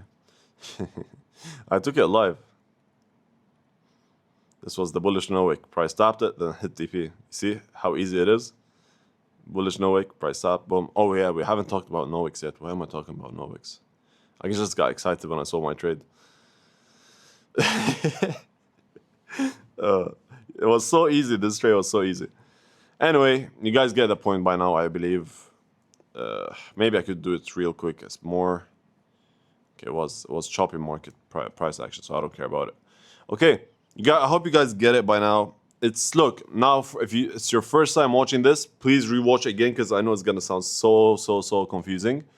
So if it's your first time watching this, you have to probably watch this again multiple times to be able to actually get it, and you have to do it yourself first before you actually get to doing this. All right? So because look, market structure is very easy, but yet it can be confusing. So you have to do it yourself first. And there is a more mechanical way, which is funny enough. Let me just delete whatever I have. Or not delete. Hide. How do I hide it? I forgot how to hide it. There is a way where it's gonna say, you see how, like I have this indicator that I coded myself, where it's gonna show you the lower highs and lower lows and the change of character. The thing is, I have it drawn now. Yeah, you see like how it's covering? Okay, you know what? Fuck it. I'm gonna do the delete.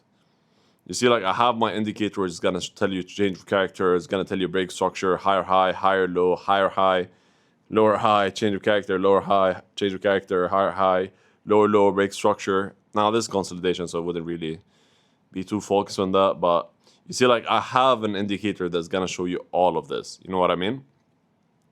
Lower highs, lower lows, lower highs, lower lows, and so on. All right, so far what we talked about the market structure and all of that, this is the max I could teach you online on YouTube. Now you might be like, okay, what do you mean, Omar? Because look, even if I post 100 hours worth of trading, or not trading content about market structure, there is stuff that I cannot teach you unless if I'm sitting with you and we're doing this, you know, face to face or online. So here, let me explain to you what I mean. If I don't sit with you and I see you drawing the market structure in front of my eyes, I'm not going to be able to teach you how to read market structure, because this is the only part where it's a bit subjective, knowing which one is higher low and which one is not. But there is a way to kill that, which is through the indicator. Now, I'm not here trying to sell you an indicator. I don't want to do that. I'm good. Because I don't believe an indicator will ever be able to replace the way a human reads the market structure or anything in life, and specifically in trading. I don't believe AI, indicators, and all of that will be able to do what we do, okay? So that's why I'm not here to sell you the indicator. The indicator is not 100% accurate, but what I do is I use it in a certain way that makes the reading market structure 100% mechanical, right? So there is no more guessing. It's 100% mechanical. I would know this is a higher low or there's a lower high using the indicator in a special way, okay? Now, that's all of that. As I said again, I would have to teach you that by doing it one-on-one. Now, unfortunately, that's something I can't do, just have calls with anyone who just texts me on Instagram or YouTube and go and explain to it. Then I wouldn't be able to sleep, right? Then I would have to work 30 hours a day, which is not possible. But that's exactly why I have made my Discord and my mentorship, where people could apply in order to be able to learn all of this from me. Now, here's the thing. I want you to know one thing about this mentorship. And I'm going to say real quick, because I would rather, keep this mostly educational. I don't want to talk about the mentorship that much. I would rather keep that until the end. You know what I mean? The mentorship is not some pre-recorded videos where you have to watch and then I'll tell you, okay, thank you, I got your money, good luck now. No, this is not some pre-recorded videos. Obviously, it's going to have recorded videos about more in-depth stuff that I'm not going to cover on YouTube. But what it's going to have, which is more important, is the indicator. It's also going to have the journal that you have to do, because also the way it works is you have to backtest the strategy yourself, and then you have to journal the trades, and then I have to go through your journal trade by trade, win by win, loss by loss, and tell you what you're doing right and what you're doing wrong. I want to check every single trade. If you won, I'm going to tell you, okay, you won, but why did this trade work out? Okay, you lost, but why didn't this trade work out? Okay, you won here, but you didn't follow the rules. So if you keep doing this over the next 10 trades, you're most probably not going to be profitable. Okay, you lost, but you did this mistake. Okay, you lost here, but this is just a normal loss. So you would have to backtest and journal, and I would have to see your journal, and I have to review it. And I will be doing that personally, not some other coach doing this for you. No, I will be doing this for you one-on-one. Now, other than this, you will also be getting, so you're going to be getting the indicator, you're going to be getting the journal, you're going to be getting the community, where we take all the trades together. This is not a signal group, but we send every single trade before we take it. After we take it, we discuss it. We say what's going on right, what's going on wrong. My goal is not to give you signals. My goal is to teach you how to trade. Because if I give you right now a fish, I'm going to be able to feed you for today. Tomorrow, you're going to be hungry. If I teach you how to fish, you're going to be able to eat forever. So that's my goal in this. I want to teach you how to be able to become profitable and how to make money from the market without even using my help. And then on top of all of that, you're going to be having 2 group calls every week. So with the other students, where we backtest together, live backtest. Sometimes we live trade together. We review the journals. We discuss how the market is. We see what you're doing right, what you're doing wrong, and so on. On top of all that, you're going to have my personal number so that we can have contact 24/7. And on top of that, you're going to be able to book couple or multiple one-on-one calls every single week. And on top of that, there's so many other features. And this is the exact system that we use for all of these students to be able to get their payouts. So if that's something you're interested in, you can apply through the link in my description. But before you do so, I just want to let you know one thing real quick. This is application only, and not everyone who applies ends up getting accepted. All right, this is something I want to just say it out loud, because this is only for serious traders who actually want to change their life and make trading work for them, become consistent in trading, get payouts, and so on. This is not made for anyone who just want to, have fun and see if trading is for them. No, this is for people who want to make trading work out. So if you feel like that's you, apply through the link in my description. And then after that, there is a video that you're going to see about what's more included in the mentorship. So I don't make this video too long. And then after that, there's an application, you fill it. If you're qualified, you'll be able to book a free one-on-one call with me or one of my assistants. And then we can talk about the rest as well. So do that. Best case scenario, you end up joining the family and you actually start getting results. Worst case scenario, you would leave the call with some extra help and you don't lose anything. That should be it. I'm going to be talking about this more in the end of this video. And let's get back to the video now. All right. So enough yapping about the trend lines, market structure. I don't know what. Enough with all of that BS. Whoa, did I just call everything I told you guys BS? Because y'all been probably watching for the last, I don't know, 3 hours, 4 hours. I mean, I've been recording for 5 hours, but after editing, it's going to be like 3 hours. So, and I call it BS. I wouldn't take that, yeah? I wouldn't take that. If I was you, I would like, man, this guy, he called his shit, he called his stuff BS. I'm not going to watch him no more. Now I'm playing. Hey, listen, you guys been watching me for 3 hours, so now I can't, now we cool. Now we know each other. Now we can crack some jokes, right? Like, no need for formality no more. Like, if I decide now to go to sleep and, continue the video after, I can change this shirt and, I don't know, wear my pajamas or my gym clothes, right? I don't need to look like this. And I don't need to have a cap on. Although my hair is very, how do you call it? What am I doing, bro? Fluffy. Bro, I'm just literally tired. Anyway. Okay, Omar. Breathe in. Breathe out. Breathe in. Breathe out. All right, lock in. People here are serious, all right? This is a very long video. It's a video that you wish people would have made when you start trading. All right? It's a video you would have wished people would have done when you start trading. So these people who are watching this video are serious people. No one would watch a three hours so far. No one for a fact that had to watch, I don't know how many hours still, because I haven't finished it, like 3, 4, 5 hours. I don't know how many hours it's still, if they weren't serious. So you gotta be serious about trading, Omar, all right? You can't mess around with these people. These are serious, dedicated people trying to make trading work. They might be profitable traders. They shouldn't be profitable traders if they're watching this video. Because if they were profitable traders, I wouldn't recommend them to jump from a strategy to a strategy. But maybe they are, we never know. Maybe they want to expand, but I'm not a big fan of that. If you have a strategy that's working out for you, you shouldn't be learning new strategies. Maybe there are people who don't even have a strategy yet. Maybe there are people who's tired of ICT, SMC, supply and demand, and now we're digging into the sauce. Like literally, now we're digging into the sauce. Like now the sauce is starting to leak.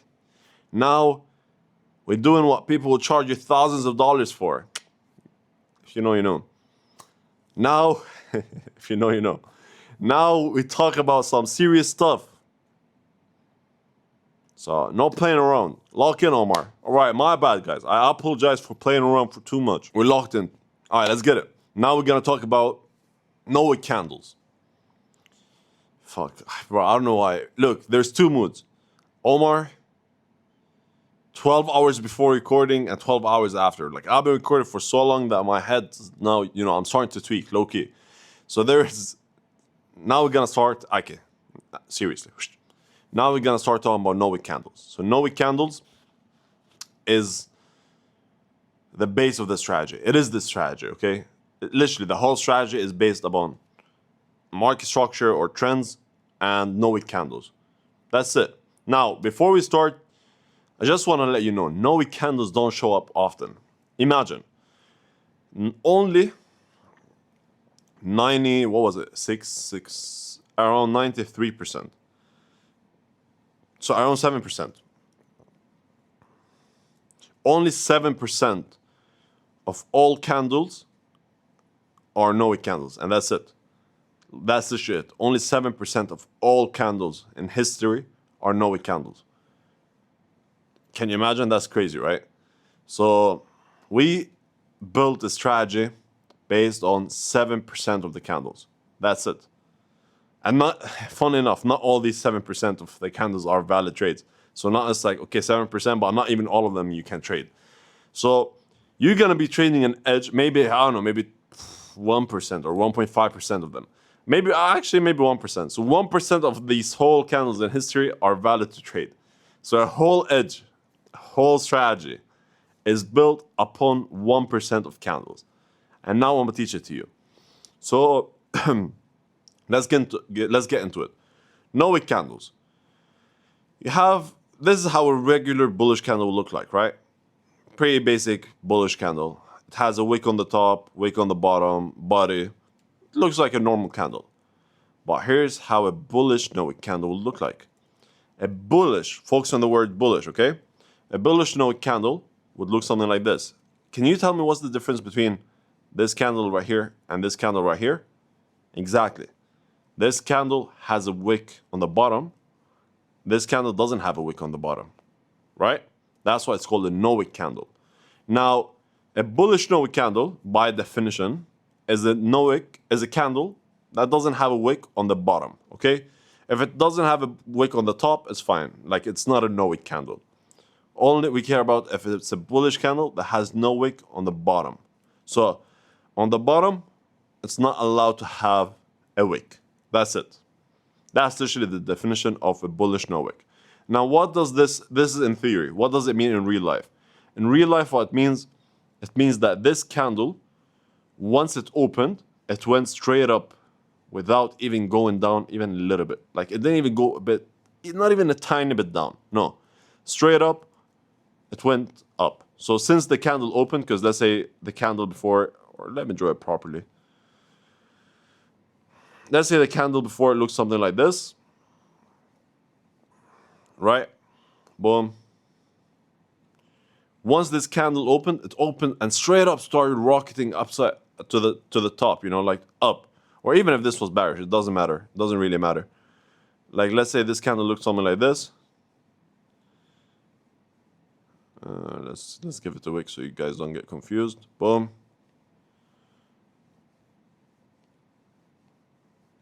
After this candle opened, it directly started going up. Imagine.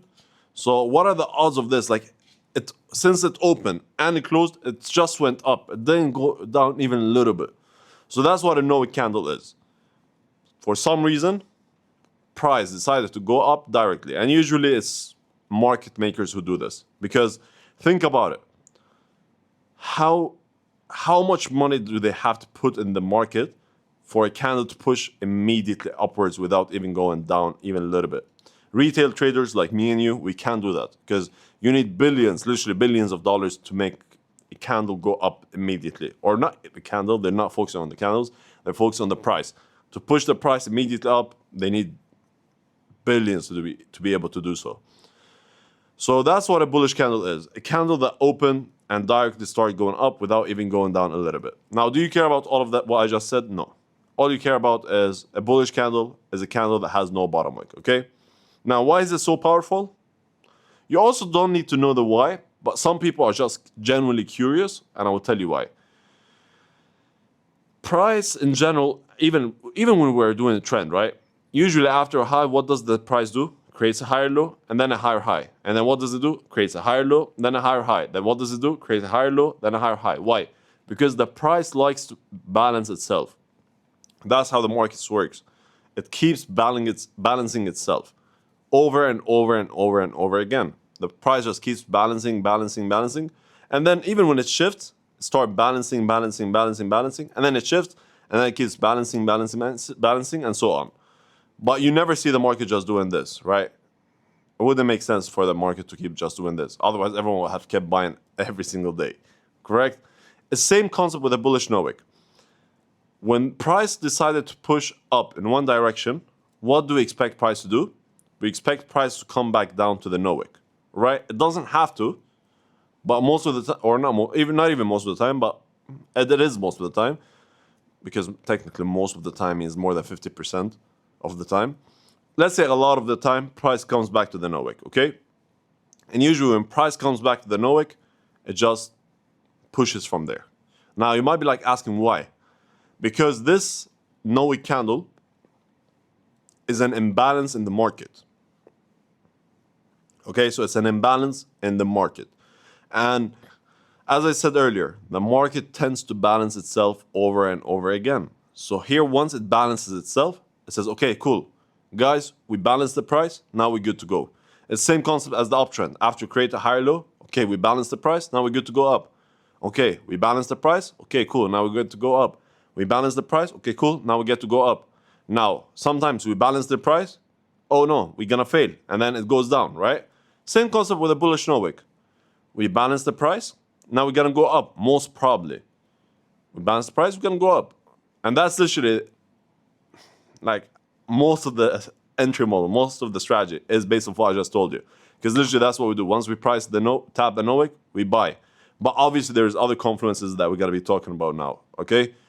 Or later. So, and then sometimes we expect it to do this, but instead it does this, and that would be hits. That would be our stop loss. You know what I mean? But don't worry, we're gonna talk about all of that soon. So that's it.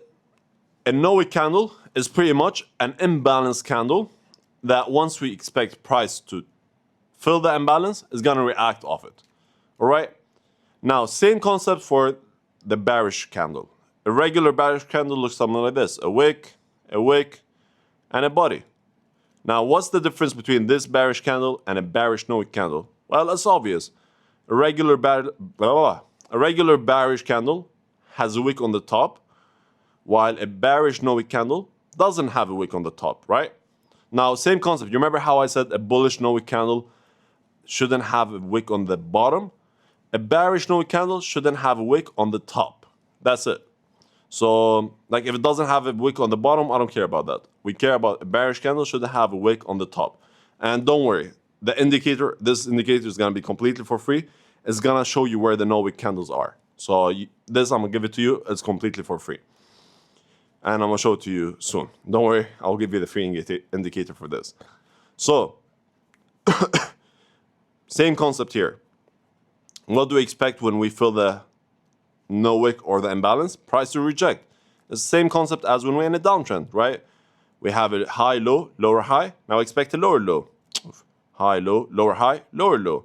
Lower, high, lower low. Lower, high, lower low. And then sometimes we fail. Yes, correct. Same concept with the no wick. It's an imbalance. Price, after the no wick candle opened, it started pushing down, straight up. It didn't even joke around. It didn't play around. No, straight up started pushing down. And when that happened, price got to balance itself. Because why? Because the market is always balanced. It has to balance itself. So once it balances itself here, we can expect price to reject from it. So that's why some people, or not, actually no one does call it that. But I like to call it sometimes imbalanced candles. Instead of no wick candles, you could hear me saying imbalanced candles. Now I almost never say it, but like it is an imbalanced candle. So for some reason, the market makers push the price directly downwards. And I'm telling you, market makers not just make sound fancy or anything. It's just, realistically speaking, for price to move down without even going even a little bit, like not even a tiny bit up. Because like even if the wick is this small, it doesn't count as a no wick candle, all right? Like even if it's super, super, super tiny, it doesn't count as a no wick. No, a no wick candle has to be completely no wick, like not even a tiny wick. So for the price to actually have a no wick and push completely in one direction, that means big ballers, market makers, banks, I don't know who, push the price in one direction and that's it. So that's what a no wick candle is pretty much. To sum it up, a bullish no wick candle is a candle with no bottom wick, and then a bearish no wick candle is a candle with no top wick. The reason why they're so powerful is because they're imbalanced candles, and then once price tends to balance these candles, price usually tends to reject from there. Now, this is how I drew it. Now let's see it in real life. So first thing I want you to do, in order to actually be able, because that's how the chart is looking for you, right? Now, first thing I want you to do to actually be able to spot the no wick candles is just write Omar No Wick, literally my name on TradingView, and you're gonna find it. All right, it's completely for free. The indicator is free of charge. This indicator is free of charge. You can see it doesn't show the market structure, but it's gonna show you a lot of stuff. Okay, let me just delete it because I have mine with better colors. I made it more, beautiful. So this is the indicator, Omar No Wick. Don't worry about the market structure, is the one we talked about earlier that I told you about. That's only exclusive for my community. But this is the one with, what is it called? without the market structure, okay? So, before I tell you about all the other features that this indicator has, now we're gonna focus about the No Wicks itself, okay? Because look, let me find here. Let's say this candle. You see, can you see this candle right here? If you're looking at it right now, what would you say? Would you say this is a bullish No Wick or no? You probably would, right? Because think about it, like, look, I mean, even I'm looking at it right now, I would say it's a bullish No Wick, right? It's a candle, a bullish candle with no bottom wick. All right, let's zoom in. Would you say it's a bullish No Wick? Yes, you would, right? I mean, it has no wick, right? All right, cool. Let's zoom in more. Would you say it's a bullish No Wick? I mean, yeah, Omar, what's your point? Yes, it is. Okay, but why is the indicator not showing? Is it a glitch? I don't think so. Let's zoom in more and more and more and more. Oh shit. It does have a wick. You see this tiny, tiny wick? Super tiny wick? Is the exact same, this is the exact same candle. When we're looking here, we saw it as a bullish No Wick and we weren't able to see it, right? This is the exact same candle, you see? When we were too zoomed out, we saw it as a bullish No Wick. We saw it as a bullish No Wick. Now when we zoomed in, you're saying, oh, Omar, it does have a small wick. And obviously, we're not going to be zooming in on every single candle that we see, right? Because otherwise, we're going to spend the whole day just zooming in into every single candle. It doesn't make sense, right? That's exactly why we have this indicator. Actually, fun enough, I didn't give credit. One of my students who made this indicator, it wasn't even me. One of my students who did this indicator for us. So shout out to you. Well, we call him Mashaki in Discord. Anyway, that's exactly why you gotta use the indicator. And as I said, it's completely for free. So don't try to spot the No Wicks by yourself. Otherwise, you're gonna be, you're gonna see candles as a No Wick when in reality they are, and they aren't. Or like this one. This one might seem like a No Wick candle, but when you zoom in and zoom in and zoom in and zoom in and zoom in, you're gonna see, oh, it does have a No Wick. It does have a wick, sorry. So having this indicator, Omar No Wick, is just gonna save you time. So the main job of this indicator is to show you two types of candles. Either bullish candles like this one with no bottom wick, you see? It doesn't have any wick on the bottom. And you might be like, oh, okay, Omar, zoom in. I'm gonna tell you, all right, say less. This candle, right? Boom. Let's zoom in, let's zoom in, let's zoom in. Here you go. I could keep zooming in until tomorrow, and it's still gonna be a No Wick, you see? Because there is a No Wick. So I could keep zooming until tomorrow, and it's still gonna be a No Wick candle. All right, so the indicator is 100% accurate for this. So yeah, its job is to show you two types of candles, either bullish candles with no bottom wick or bearish candles with no top wick. Obviously, you could change the colors and all of that. So yeah, that's how simple it is to spot a No Wick candle. You will find No Wicks pretty often. Now, obviously, not all No Wicks are valid, and that's what we're gonna talk about next, on how to be able to spot a valid No Wick from not a valid No Wick, because there's many factors you gotta take into consideration. Not like, oh, okay, No Wick price taps, okay, now it's gonna pump, or oh, No Wick price taps, now we've gonna dump. No, we gotta trade it with a trend, and we have a set of rules.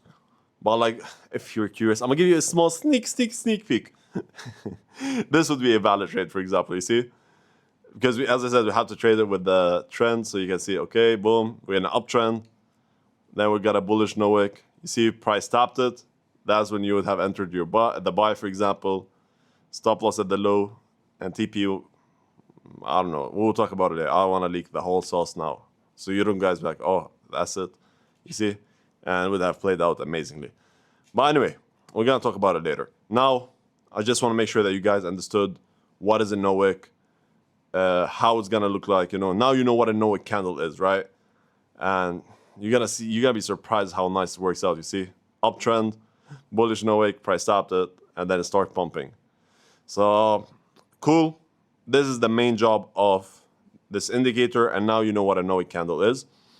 Now, there's other features that you can benefit from this indicator, from the Omar No Wick indicator, such as If you're a Forex trader, you can have this risk dashboard to calculate your lot size.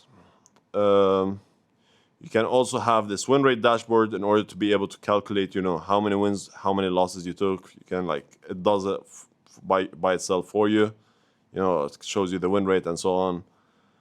And then you can also add, or not, you should actually, it has it in default, this no trading zone, which are hours I don't trade.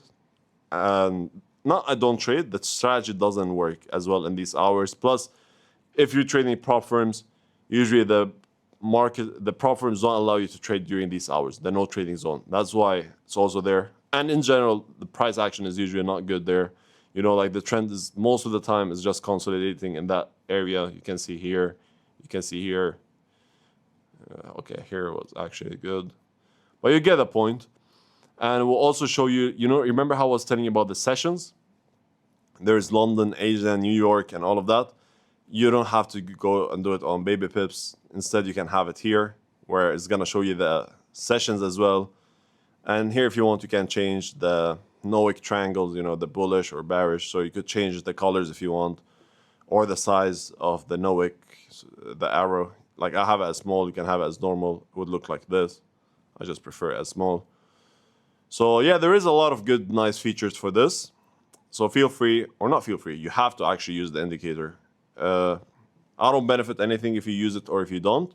Just so you know, it's completely for free. I don't get paid neither from you, neither from TradingView, from no one. I don't get paid for this. I just did it as a gift for you. And I know I could be charging money for it, but I don't want, because realistically speaking, if you guys would buy it, you guys would pay me like, well, I don't know, $50 for it. If I sell it for, I don't know, 100 people, that's like what? 5,000. That's okay. Like for some people, that's a lot of money, but for me, it's like not that crazy. So I would rather you donate that money to someone instead.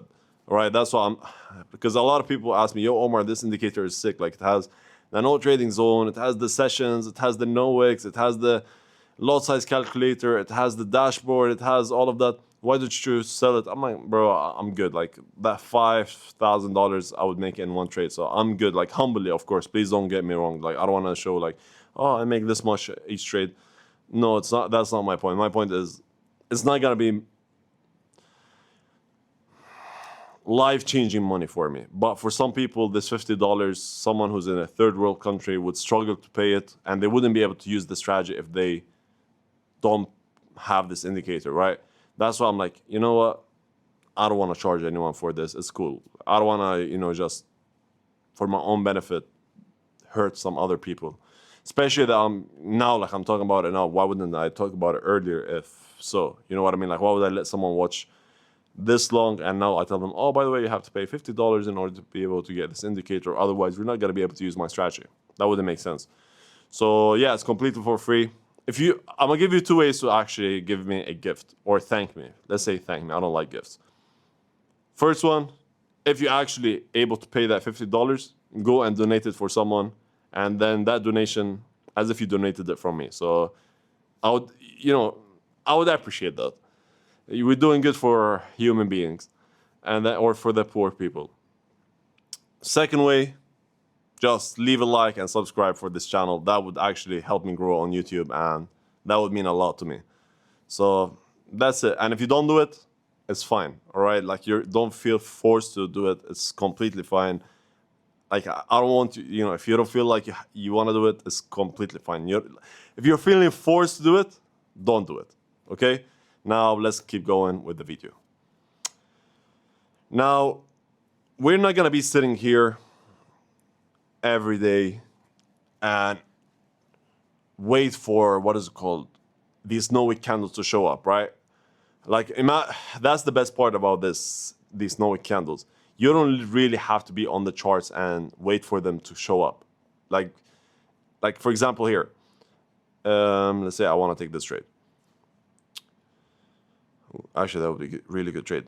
Let's say I want to take this trade. I don't really have to sit and then wait for price and then for this No Wick candle. Because imagine I have to wait through all of this time for this No Wick to show up. No, I don't have to do it. There's a way where you set alerts so that you get a notification on your phone whenever a No Wick candle shows up. So whenever this candle shows up, you're gonna be getting a notification. And now I'm gonna teach you how to do that. And we call it alerts, okay?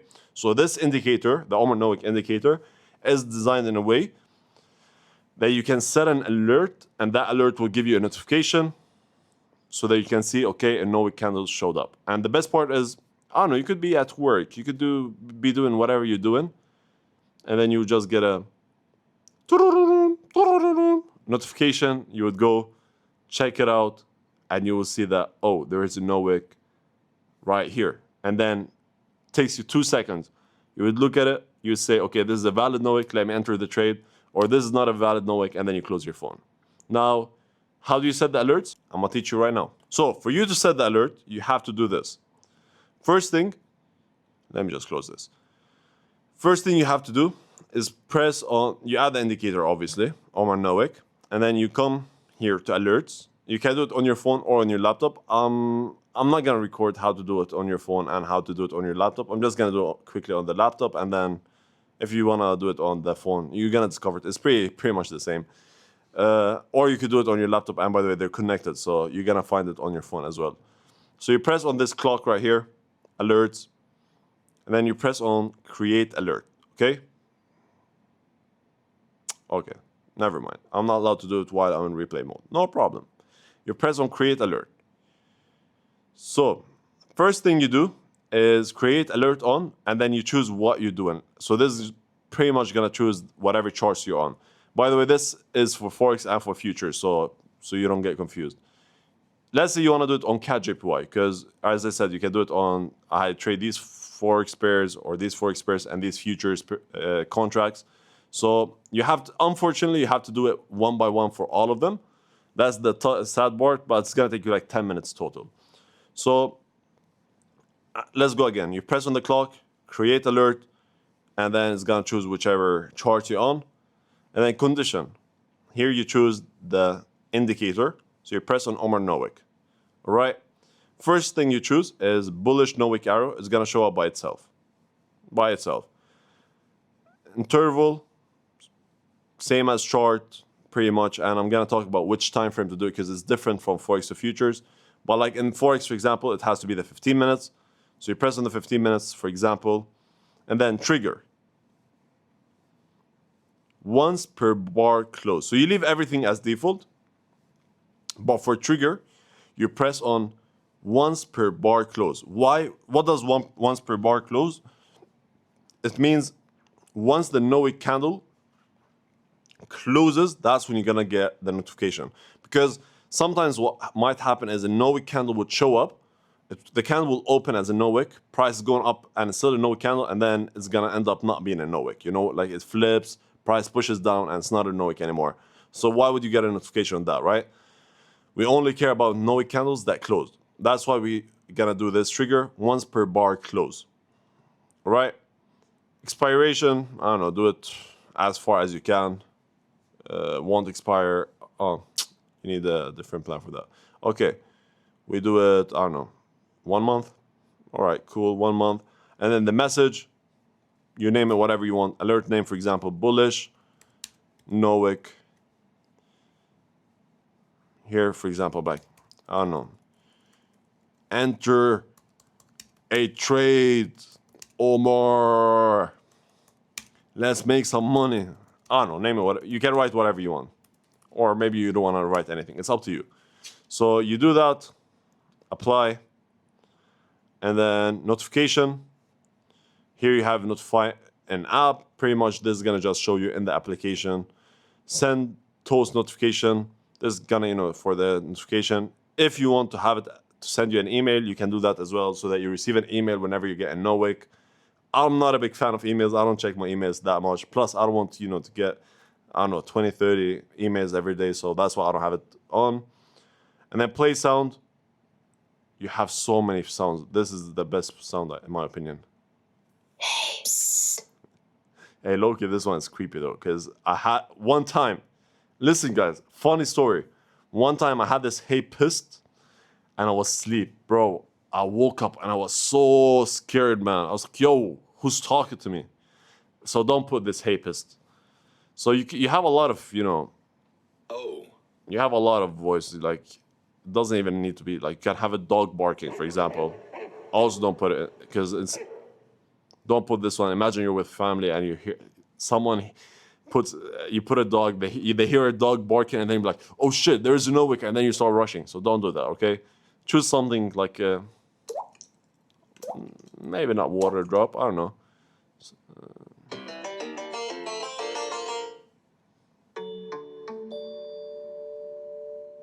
Okay.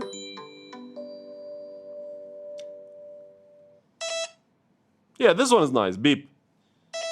This one is nice. This one is nice. Anyway, doesn't matter. Choose whichever you want, okay? Go find the sound that you want the notification to do. And then notification schedule, you can make it, 24/7 or weekdays. I mean, it doesn't matter if it's 24/7 or weekdays. On weekends, you're not going to get the notification. Or you can have it on standard working hours, like, okay, after 12, let's say midnight, I don't want to get notifications anymore, or so on. So you make your thing, and then you press apply. Okay? So let's go over it again. You set that create alert, condition, Omar, you put the indicator.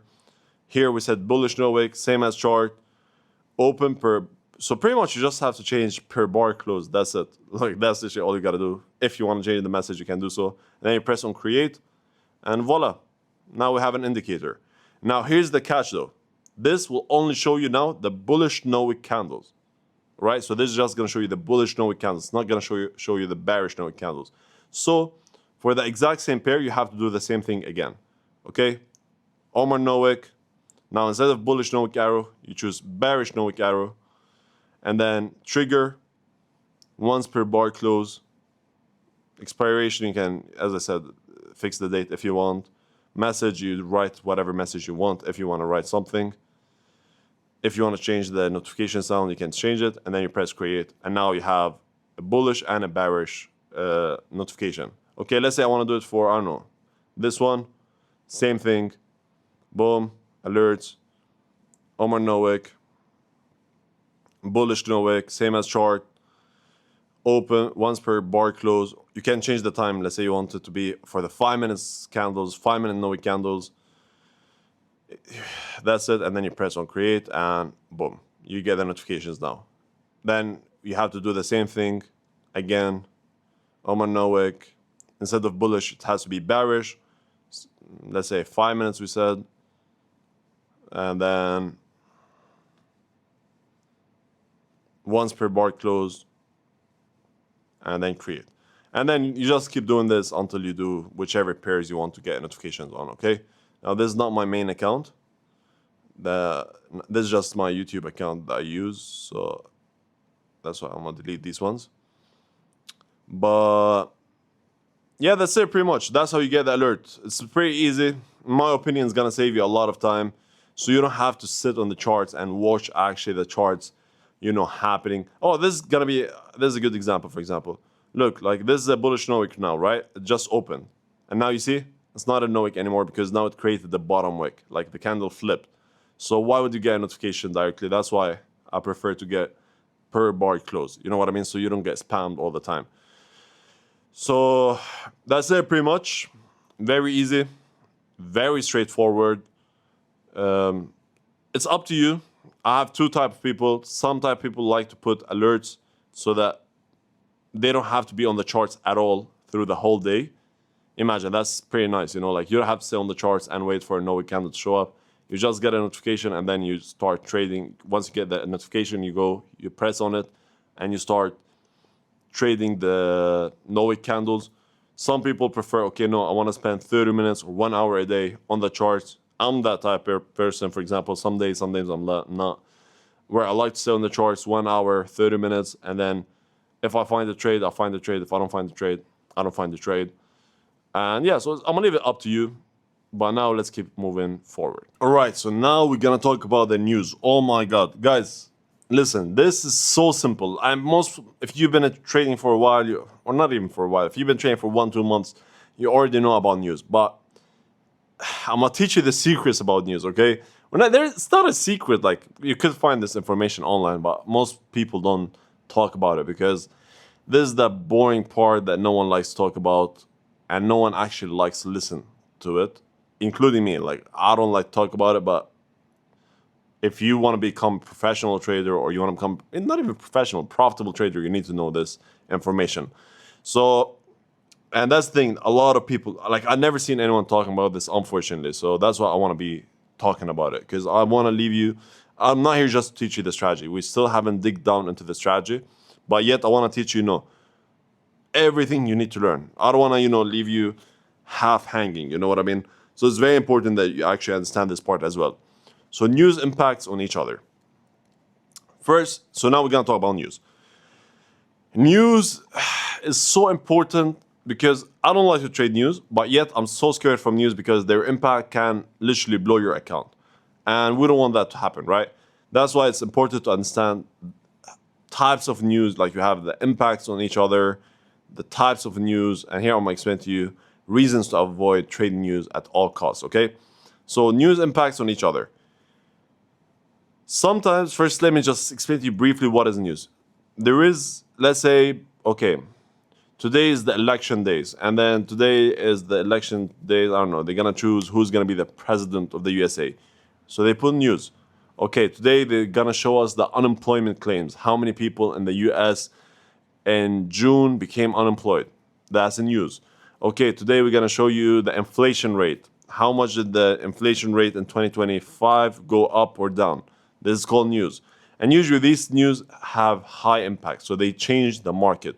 The minute they drop the news, the market might pump or dump, but like crazy, So we want to be careful. We don't want to be trading during news, okay? So I'm going to give you some tricks on how to avoid trading news, and when should you stop trading before news, when are you allowed to trade after news, what type of news are important, what type of news are not important, on Forex, on futures, where can you actually find this news, how to spot them, and pretty much everything you need to know.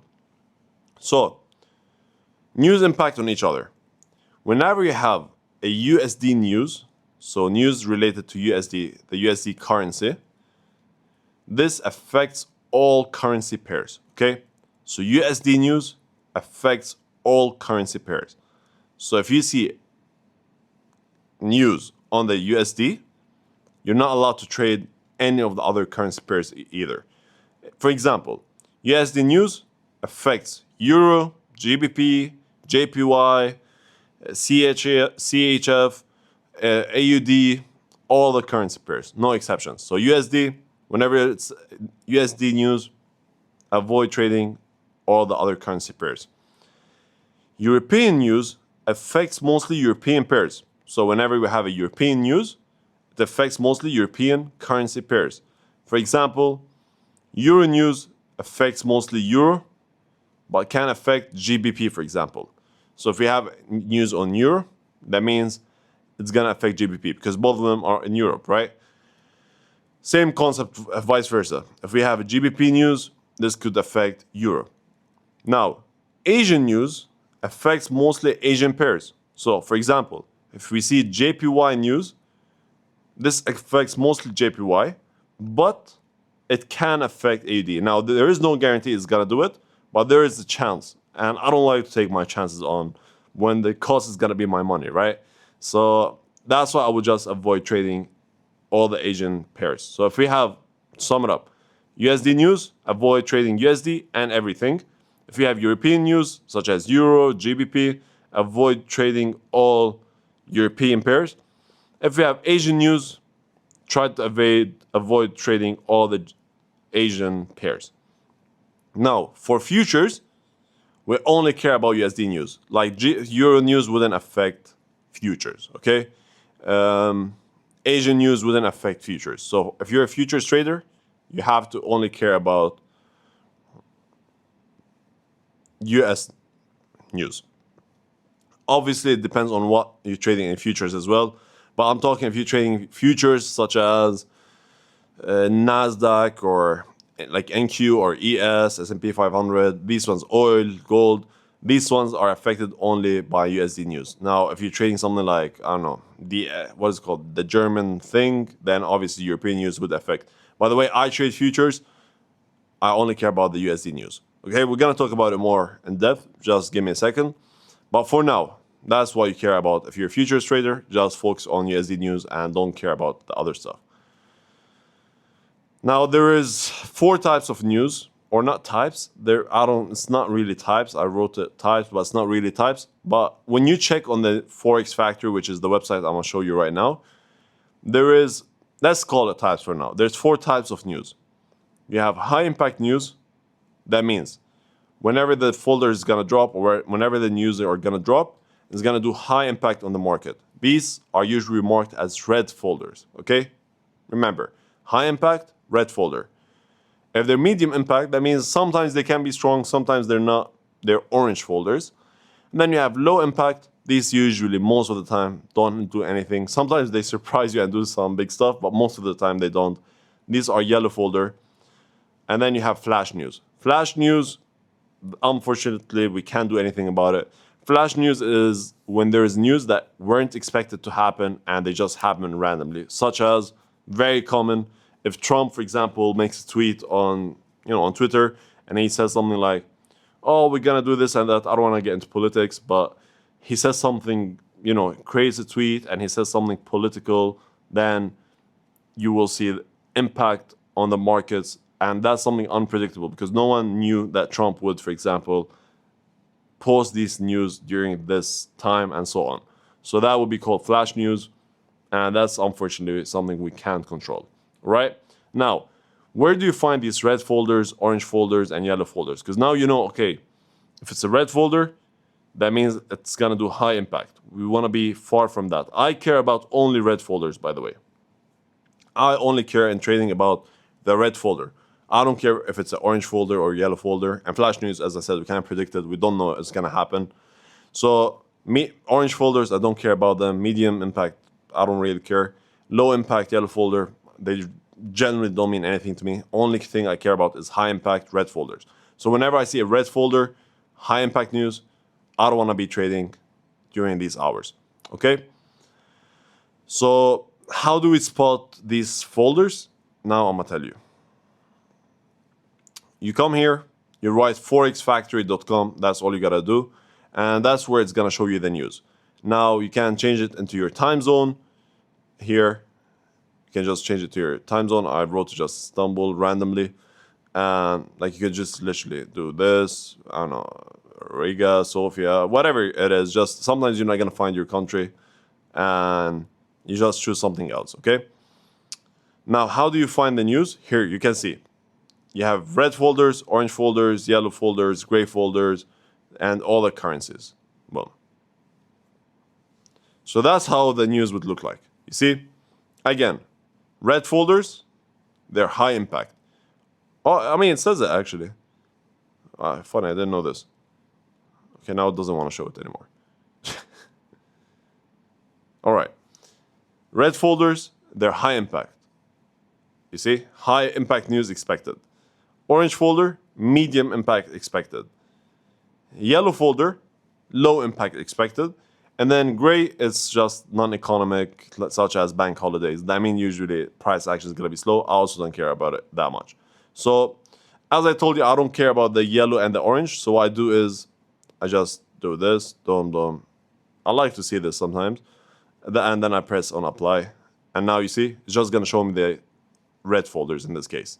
Now, here, if you're a futures trader, just tick off everything. These ones, don't play around with them. Leave them like they are. These ones, if you're a futures trader, take all of them off and just leave the USD. And it's just going to show you the USD high impact news. And it shows you what time it's going to drop. So it's here, it's telling me, okay, at August 7th, 3:30 p.m., USD news are going to drop. And it's going to be high impact. So here, I'm not going to be trading. And I'm going to tell you when to avoid. So it's at 3:30. High impact news are going to drop. So most probably, high impact in the market is going to happen. Now, if you are a Forex trader, leave the pairs that you care about. So for example, I trade USD. Okay, I'm going to check that. I trade JPY. I'm going to check that. GBP, Euro. I don't trade NZD, for example. I'm not going to check that. I don't trade CNY. I'm not going to check that. CHF, I traded. CAD, I traded. AD, I traded. Okay, apply filter. And now it's going to show me The red folders for the ones I chose. Okay, so it's gonna show me the news for CAD, for USD, and so on. And here you can have a filter from which date to which date. So let's say I'm gonna have it in the future. Boom. Okay, now it's gonna show me for this week. Today is Monday. It's gonna show me that today, for example, there is no news. That's great. Tomorrow is gonna be AUD news at 7:30 a.m., 8:30 a.m., and so on. Okay, Wednesday is gonna be 3:30 p.m. and it's gonna be USD.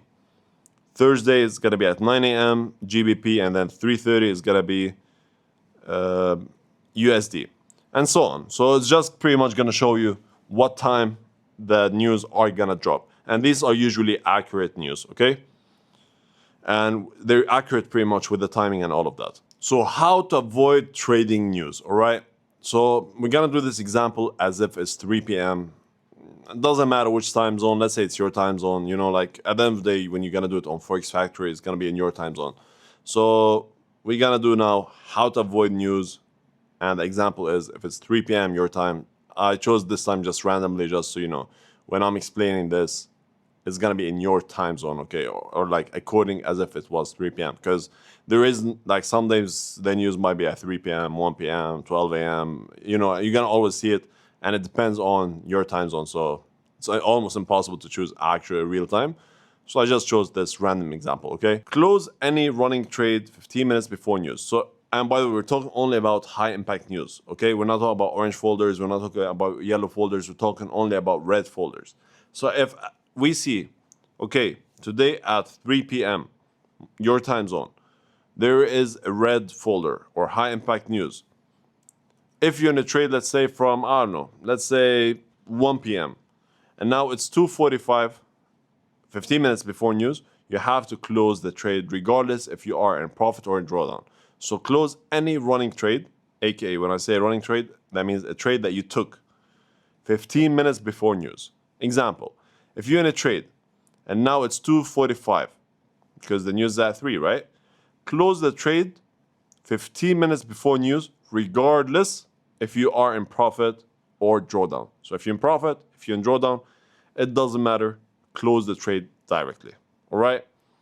And it's better to close the trade on some loss rather than getting involved in news. And I'm gonna explain to you why in a second.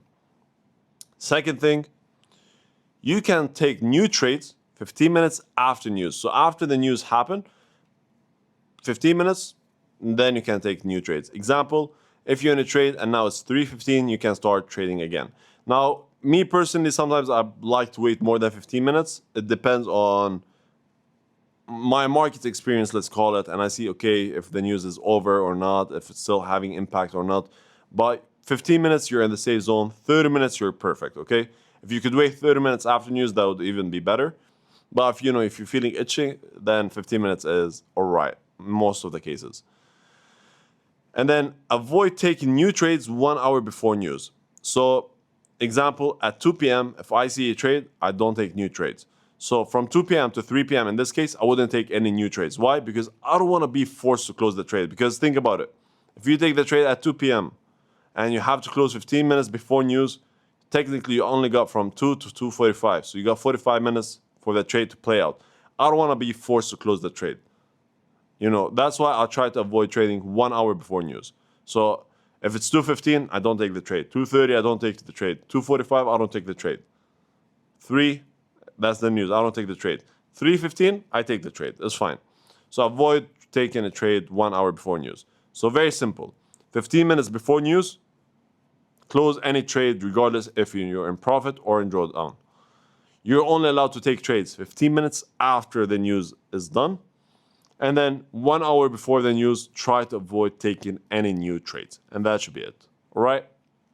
Now you might be like, okay, Omar, why have you been talking for the last, 20, 30 minutes about news? I'm going to explain to you reasons to avoid trading news at all costs. So the way news happen is like this. Let's say we're in an uptrend, la la la la la la. I haven't talked about the No Wick strategy yet, so I'm not going to give you a No Wick example. And then boom, I'm like, okay, let's just say for some reason you decide to buy here, and then you end up buying. Whoa. let's say you buy something like this, boom, and then let's say you're in a trade, okay, cool, and then price is going your way and everything is nice, all right, cool, and you're close to hitting TP and you're celebrating, oh my God, we're gonna make how much money, and then news come here. Let's say this is news, and then look what news might do. Might do something like this, because news impact is crazy. Like in 1 minute, price might go up, might go down, and I'm talking not about any news. I'm talking about red folder specifically. And this move right here, it's just gonna break you pretty much, because it's not only gonna hit your stop loss and make you lose money. No, sometimes it might not read your stop loss. So let's say you were risking $100 on this trade. So here you said, okay, if I lose this trade, I'm only gonna be losing minus 100. Sometimes this high impact news, what it does, it just goes crazy from here to here, that you might end up losing more than 100. So price or your account might read the loss here. So instead of losing 100, you would end up losing 300. And then you would go and text your broker or whoever, your prop firm or whatever it is, and you're like, oh, guys, I lost more than I risked. I meant to risk $100 only, but for some reason I lost 300. They're gonna tell you, yo, we don't care. It's your fault. We can't do anything about it. Why are you trading news? You know what I mean? So that's why try to avoid news at all costs. Now, this is not always going to be the case, because sometimes the news might do something like this, right? Like sometimes it might save you, and then it does something like this, and actually they will end up giving you more money, because you should have made, let's say, I don't know, here 150, and they end up giving you $400. So yes, it might happen, but this is not trading then. This is just gambling. Because any person who tells you, oh, I can predict news, they're lying to you.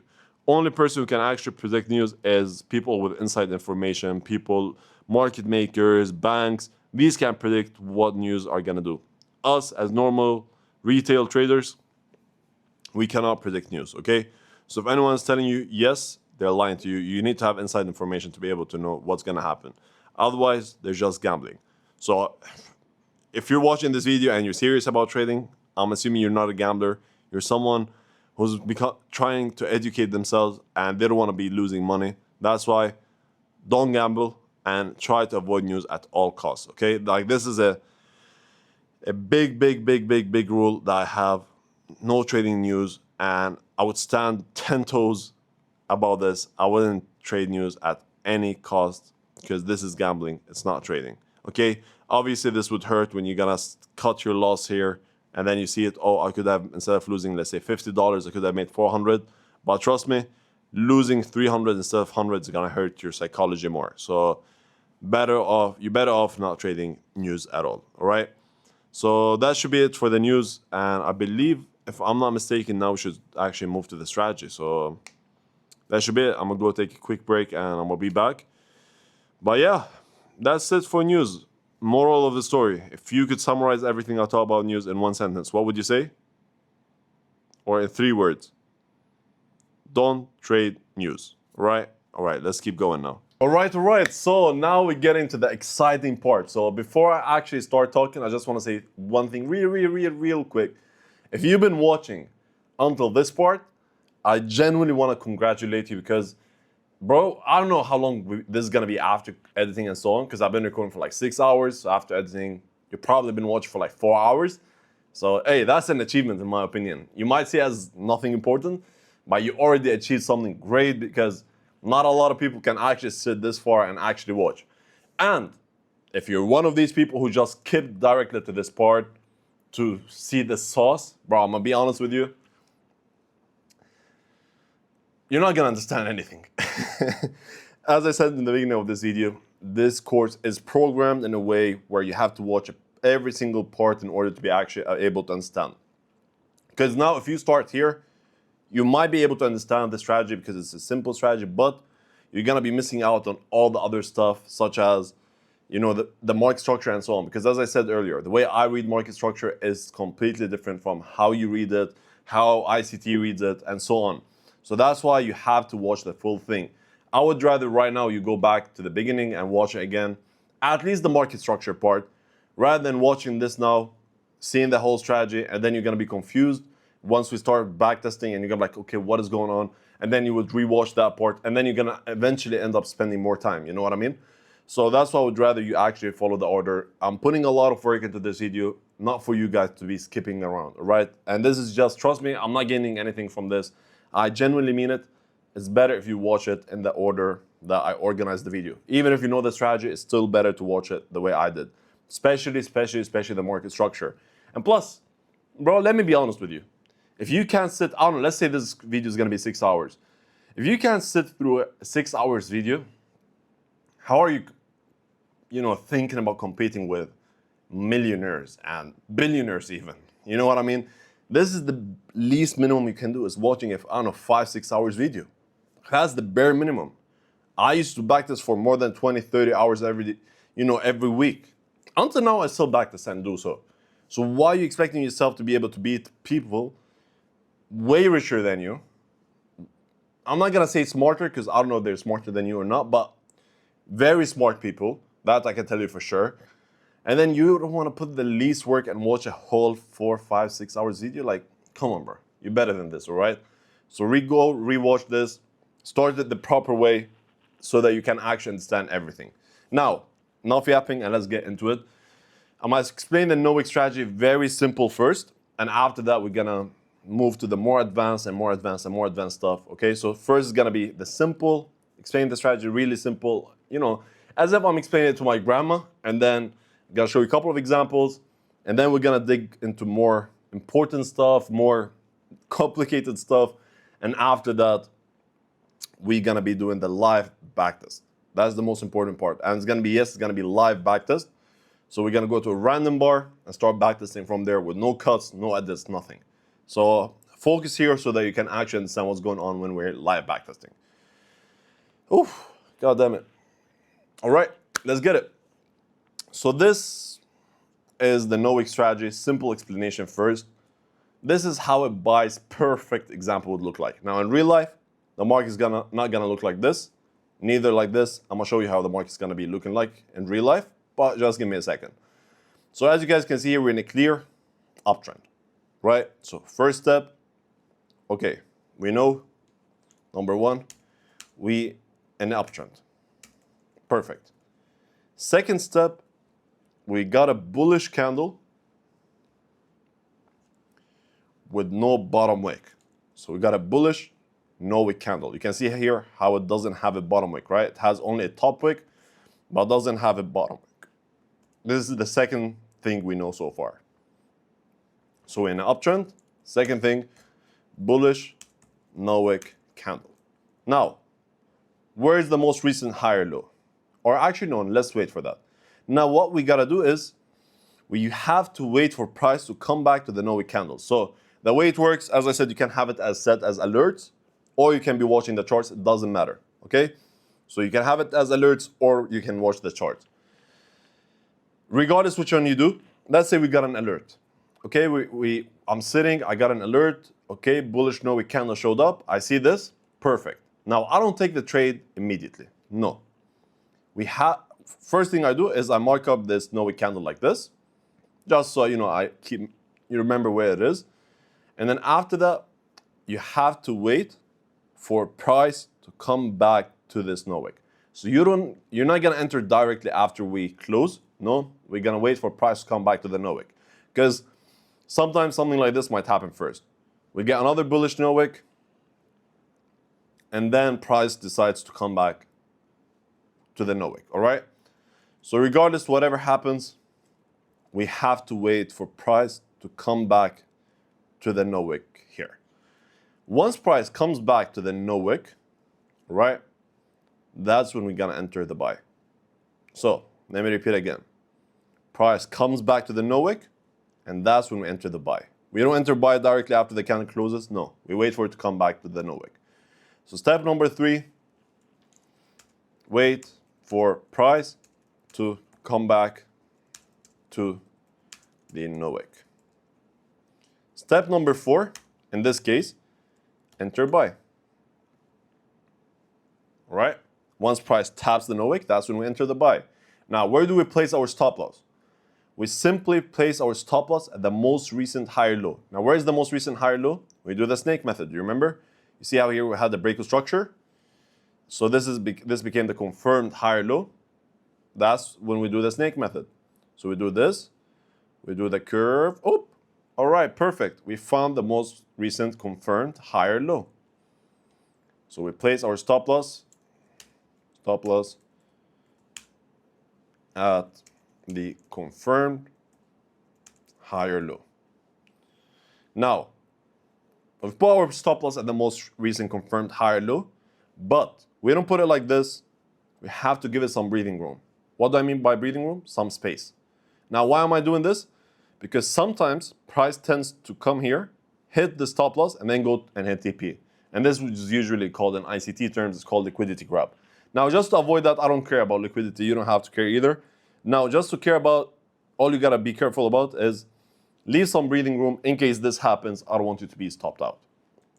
So, stop loss at the most recent confirmed higher low with some breathing room. Now, how much breathing room? We're gonna talk about it in a second. So you give some breathing room. So here's the most recent higher low, some breathing room. And then take profit fixed at 1-to-1. 6. Take profit fixed at 1-to-1. All right. Now, can you target more than 1-to-1? Yes. But how do we do that? We're going to talk about it as well later on in this video. So these are the rules. But I personally, as Omar No Wick, I trade it at fixed 1-to-1. Why is it fixed at 1-to-1? It's the easiest for the psychology, best win rate.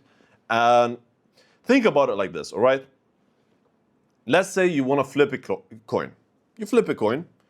You close your eyes, you flip a coin. Let's say you choose heads.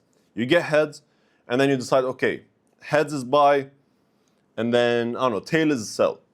You flip the coin, boom, it lands on one of them. You're not looking at the charts. You enter buy or sell blindly. Okay, so you flip a coin. On one side says buy, on the other side says sell, regardless what's going on in the market. Boom, okay, cool. We got the coin saying buy. With 1-to-1 TP, what are the odds that you hit take profit? In this case, it's 50-50, right? Because you have a 50% chance that you hit TP, 50% chance that you hit stop loss. Perfect. Now, let's say on the coin we write, okay, you're only allowed to trade with a trend. So you're only going to be trading with the direction of the trend. Now, how much does the win rate or the odds become? You flip the coin, it comes, okay, you're either going to enter buy if it's an uptrend, or you're going to enter sell if it's a downtrend. Now, the odds goes from 50 to around 60, 65. Perfect. We add on top of that the No Wick. Now, it becomes 75, 80. And then we're going to add the other confluences that we used, which we're going to talk about later. It jumps from 80 to 85%. And that's exactly how this strategy works. So that's why I personally loved having 1-to-1, fixed at 1-to-1. Easy for the psychology. You don't have to worry about it. It's fixed at the end of the day. After you take the trade, you literally set and forget. You don't have to do anything. You don't have to worry about, oh, okay, price came close to TP. Oh, price came close to stop loss. You don't have to worry none of that. You're going to have a high win rate. Now, what does high win rate mean? It means better psychology. Why is it better psychology? Because think about it like this. If you end up taking 4 wins, 1 loss, 4 wins, 1 loss, 4 wins, 1 loss, 4 wins, 1 loss, what is going to happen to your psychology? You're always going to have a good psychology. Why? Because you're always winning more than losing. Now, yes, although the amount you're winning and losing is the same, but at least you're winning more often than losing. Now, when you have a strategy that's 1-to-2, 1-to-3, realistically speaking, with a 1-to-3 strategy, you're not even going to have a 50% win rate. So what's going to happen to you is you're going to win sometimes, or you win big. Then you lose, then you win big, then you lose, then you win big, then you lose, then you win, then you lose, then you win, then you lose. And every time you're winning, yes, you are winning more money than you're losing. But at the end of the day, your psychology is going to get affected. Why? Because when you look at your, MetaTrader or whatever, you look at TradeLocker, or whatever it is, or your account, you're going to see red, then big green. red, red, red, big green. I don't like to do that. I prefer if I have green, green, green, red, green, green, green, red, green, green, green, red. And that's exactly how some of my students pass their accounts with 0 losses. Actually, I'm gonna put one of the screenshots here. Or not, let me put a couple of the screenshots. I'm gonna show you, because this doesn't happen once or twice. Like, this happens on a weekly basis. So you see how many people pass their accounts with not even a single loss, which is crazy. So that's why I always stress on the fact that it's better to have a high win rate strategy, even if you have to sacrifice some of your RR. Now, as long as you don't go less than 1-to-1, you're chilling. And as I said earlier, we're gonna be talking later on how you can target 1-to-2 and 1-to-3 if you would like to do so. If that's your trading style, I'm not against it. I have some students who go more than 1-to-1, but there's certain rules that we have to follow in that case. Anyway, so just to summarize this real quick. So, very easy and very simple. Whenever we are in an uptrend, okay, check. We got a bullish candle with no bottom wick, check. Wait for price to come back to the no wick candle. I forgot to mention this earlier. It has to be 10 candles max. What do I mean by that? So after this closes, perfect. Now, if it comes back directly, amazing. If it takes like, okay, it goes up, let's say one more candle, and then it comes on the second candle, okay, that's great. If let's say it takes boom, boom, on the third candle, that's very good. On the fourth candle, all right, that's very good. On the fifth candle, that's good. On the sixth candle, that's like, aight. On the seventh candle, I'm like, eighth candle, I'm like, ninth candle, I'm like, oh, please, come on, man, hit it. On the 10th candle, I'm like, bro, you know what? Yo, it's either this one or none. If it hits on the 10th, it's fine. If it's on the 11th, I'm like, no, I don't want to enter this trade anymore. Then we cancel the buy limit. So very easy.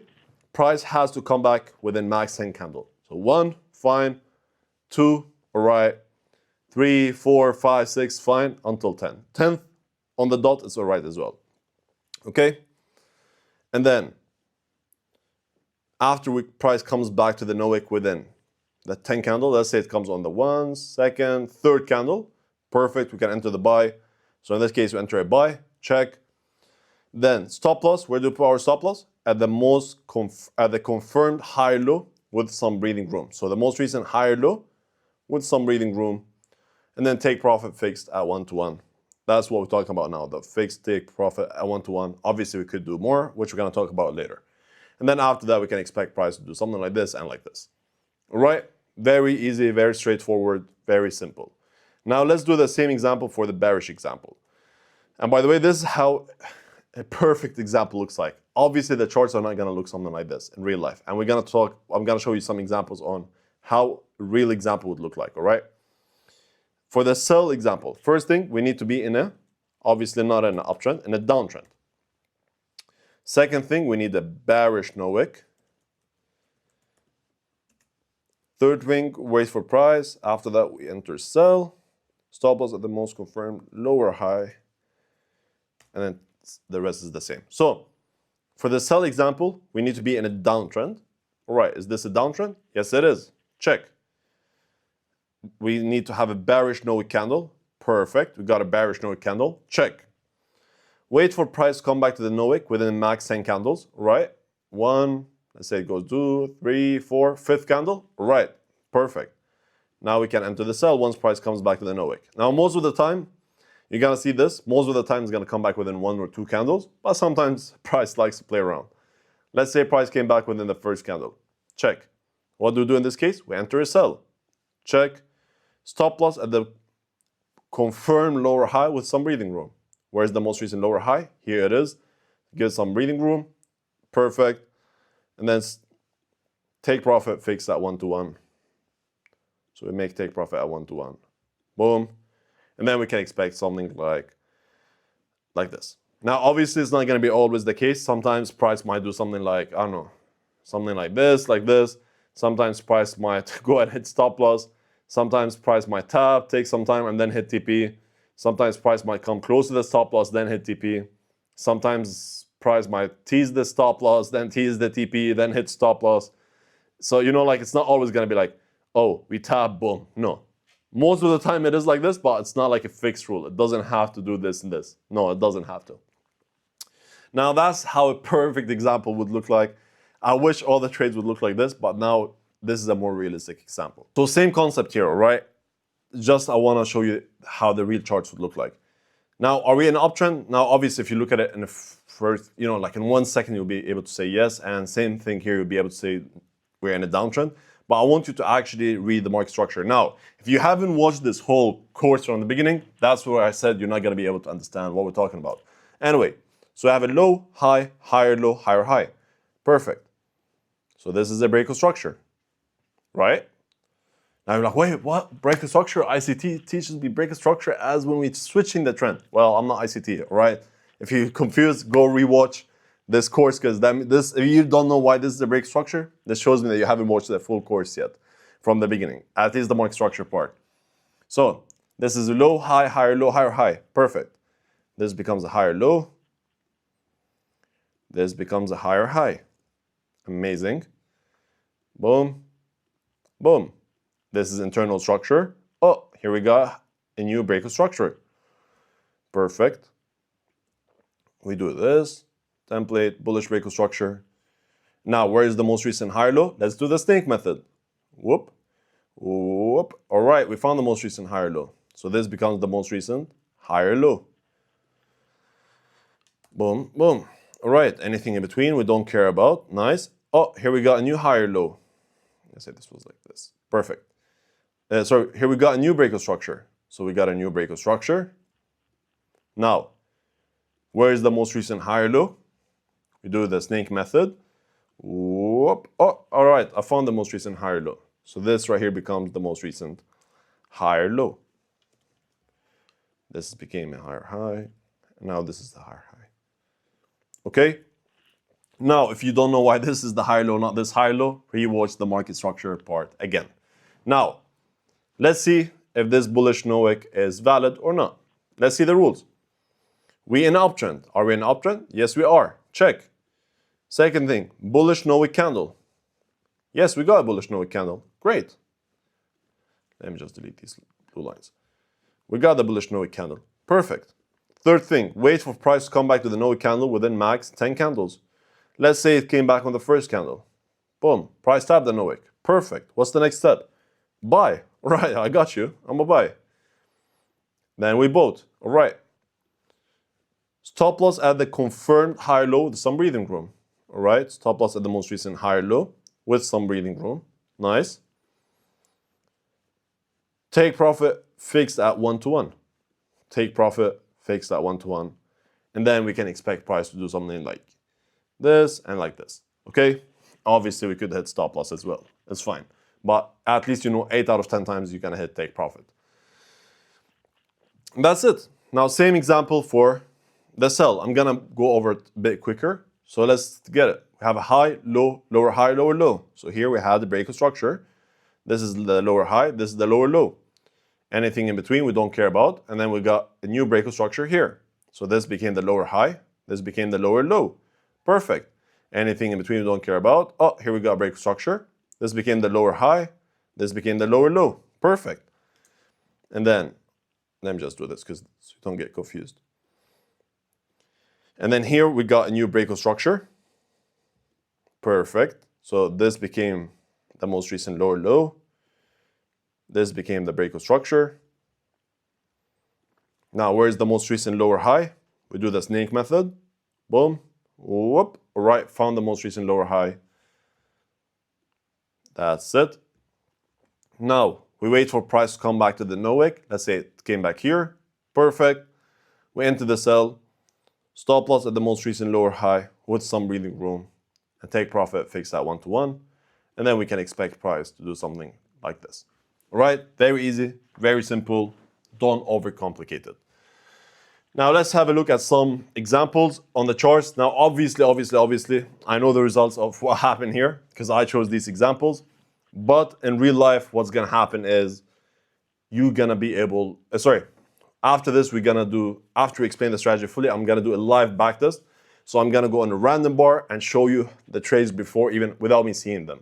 Just so you know, like most people, I've never seen a single trader doing this online. That's why I'm confident in my strategy. That's why I don't mind doing it. Most people are scared to do it. That's not me. I don't care. I show results live because I know what strategy I got. And when I say something, I mean it. All right. So as you can see here, we have a low, high, higher low, higher high, higher low, higher high, higher low, higher high. Perfect. And spot these no wick candles. All you got to do is write Omar no wick, and the indicator is for free. This one, Omar no wick, is completely for free.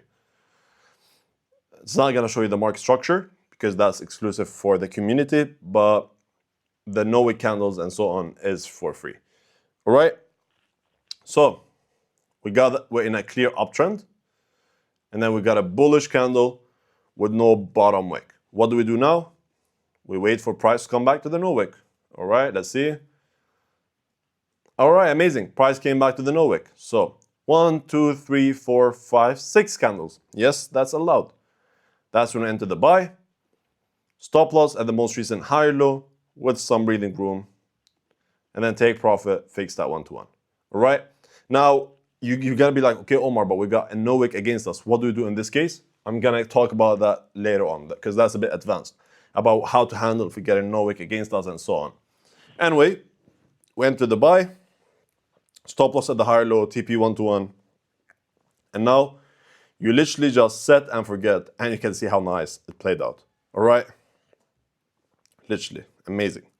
We could have code instead of 1-to-1, I don't know, almost 1-to-3. But I still trade only 1-to-1. All right? Next trade, same concept. We have a high, low, lower high, lower low, lower high, lower low. All right, then we got a bearish candle with no top wick. What do we do now? We wait for price to come back to the no wick. It did within one candle. Perfect. We enter the sell, stop loss at the most recent lower high, and take profit at 1-to-1. Okay, now for the stop loss and TP, we use the wicks. You see, because we have a bearish candle, bullish candle, that's why we use the wick here. Now for change of character and breakout structure, we use the body. Because I know a lot of people will get confused about this. So change of character and break structure, we use the body.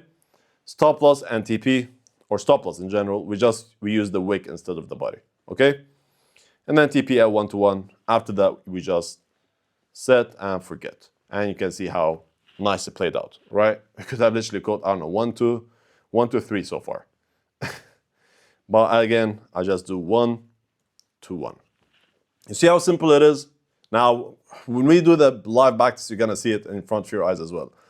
Now, this is on futures. This is on MNQ. So the ones I showed you before were on CHOCH, so Forex. And now this example is on MNQ. This is on the 5 minutes.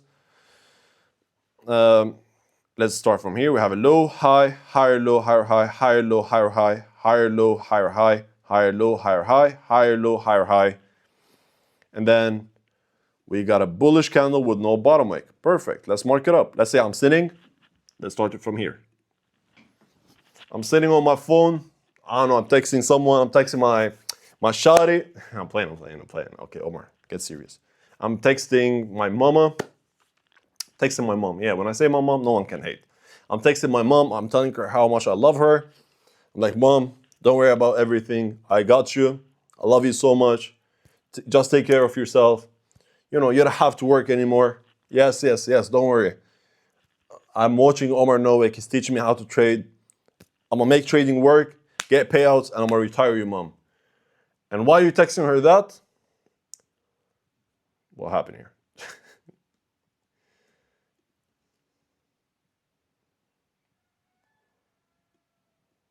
Is it bugging? All right. Yeah, it was bugging. All right. So why are you texting on your phone? Or actually, I was texting. So while I'm texting on my phone, I'm texting my lovely mama.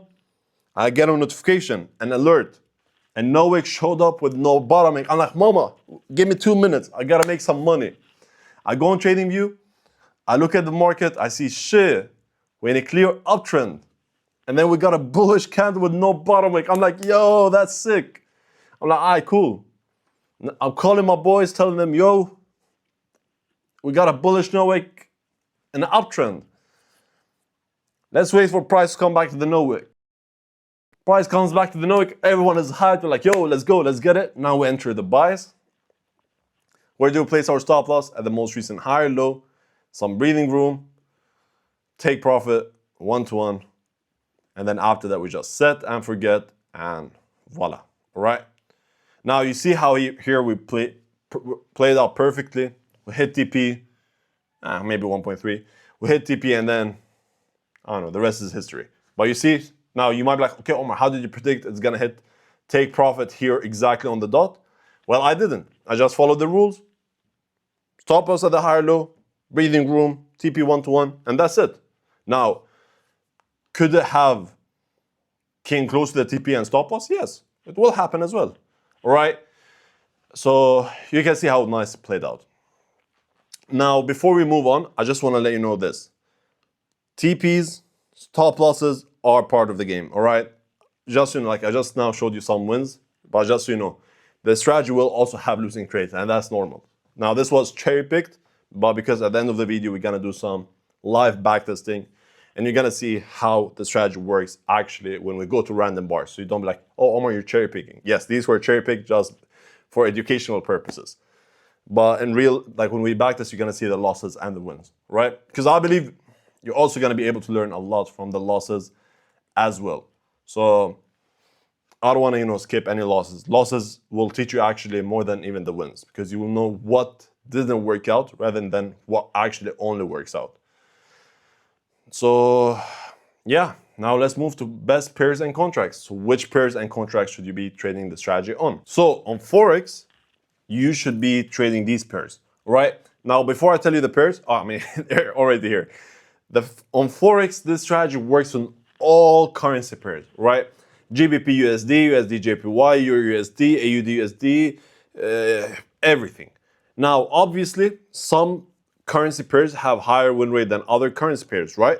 That's why I'm gonna give you the rank of them in certain order, and you get to choose whichever pairs you want to be trading. So the best 5 Forex pairs are these ones. And these are the ones I've backtested more than 10 years. Some of them I've backtested for more than 20 years. CAD JPY, USD CHF, USD JPY, AUD USD, GBP USD. So these are my 5 main pairs. So every day when I wake up and I'm looking at the charts, these are the main 5 pairs I look at. Now my secondary Forex pairs are AUD CAD, USD CAD, AUD JPY, GBP JPY, and Euro USD. These are the pairs I look at if I don't see any trades here. Now, because this question I get asked so often, every day pretty much on IG, I see people ask me about this. Which pairs should I be trading? Or how many pairs should I be trading? It's up to you, all right? You can trade, some of my students trade 1 pair only and that's it. Some students trade 2 pairs and that's it. Some people trade 5 pairs. Some people trade 10 pairs. It's up to you. Now, if you can, look, because the more pairs you have, the more opportunities you have, the higher chance you're going to be able to catch the good setups. Now, once you learn what's the good setup and the difference between a good setup and a valid setup, you can understand what I mean. The more pairs there is, the higher the chance that you're going to find only clean setups and you're going to be taking A+ setups, which we're going to talk about soon. The fewer these pairs are, the less A setups you're going to be able to see. But if you have a problem with controlling how many trades you take per day, stick to the best 5 pairs, right?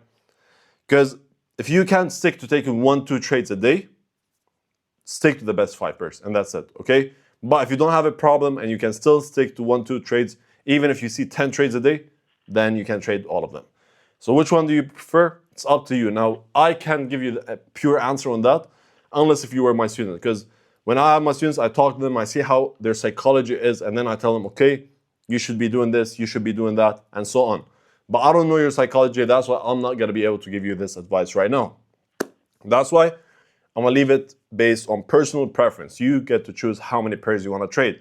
If you wanna stick to the best 2, cool.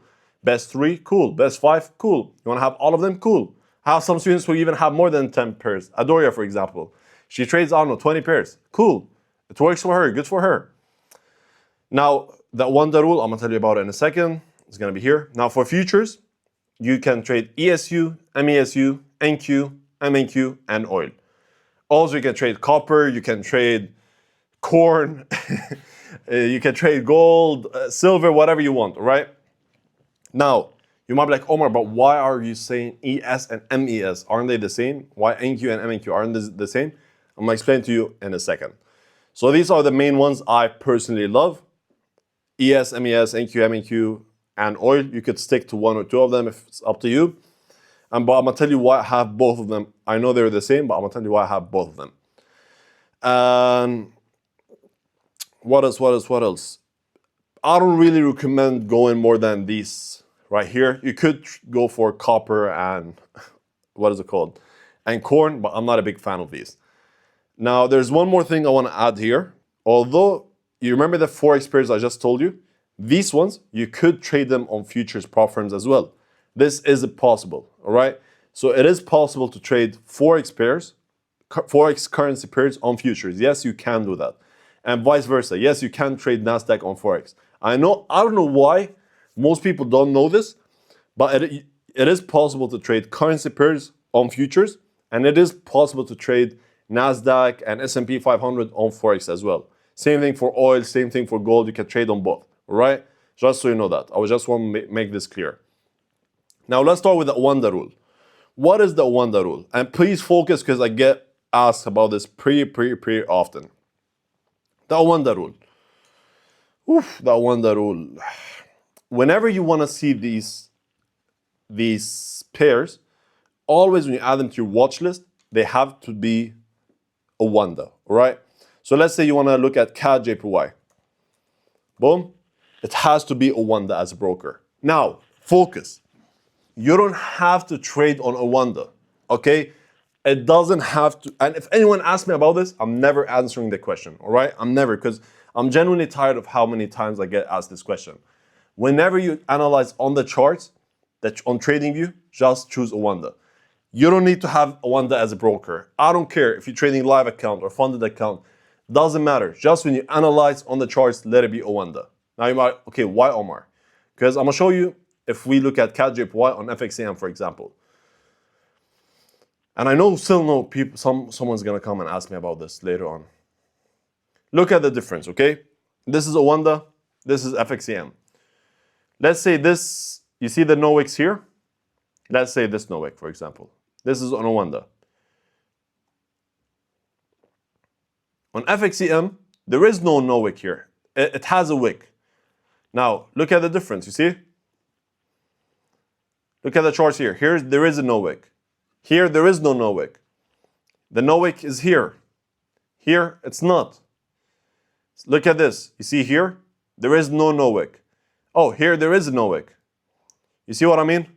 So sometimes the charts are going to be a bit different, slightly different between a Wanda and, what was it called, the second one? FXCM, for example, or any other charts. That's why, just so because when I backtested the strategy, I backtested it on a Wanda. That's why whenever you analyze on a Wanda, okay? Don't look at your MetaTrader. I don't care what your MetaTrader says. Even if there is a wick on MetaTrader, I don't care, okay? Just look at a Wanda. Let's say you see this on a Wanda. You want to take the trade? Cool. Go on MT5 and take the trade. Copy paste the numbers for your stop loss MTP. I don't care if your MetaTrader says there is a wick. I don't care what happens there. All I care about is TradingView. That's it. TradingView on a Wanda, that's where you analyze. Even if you don't have a Wanda as your broker, even if you don't have a Wanda as your anything, I don't care. Okay? Just analyze on a Wanda and that's it. Please, please, please. And don't ask me about this. Now, same exact concept for futures, but for the CME rule now. Same exact concept. Whenever you add this, let's say you want to add NQ. You just write NQ1, and here you're going to find it. CME, and that's it, okay? Or MNQ, for example. MNQU. Here you go. You see? Just write NQU,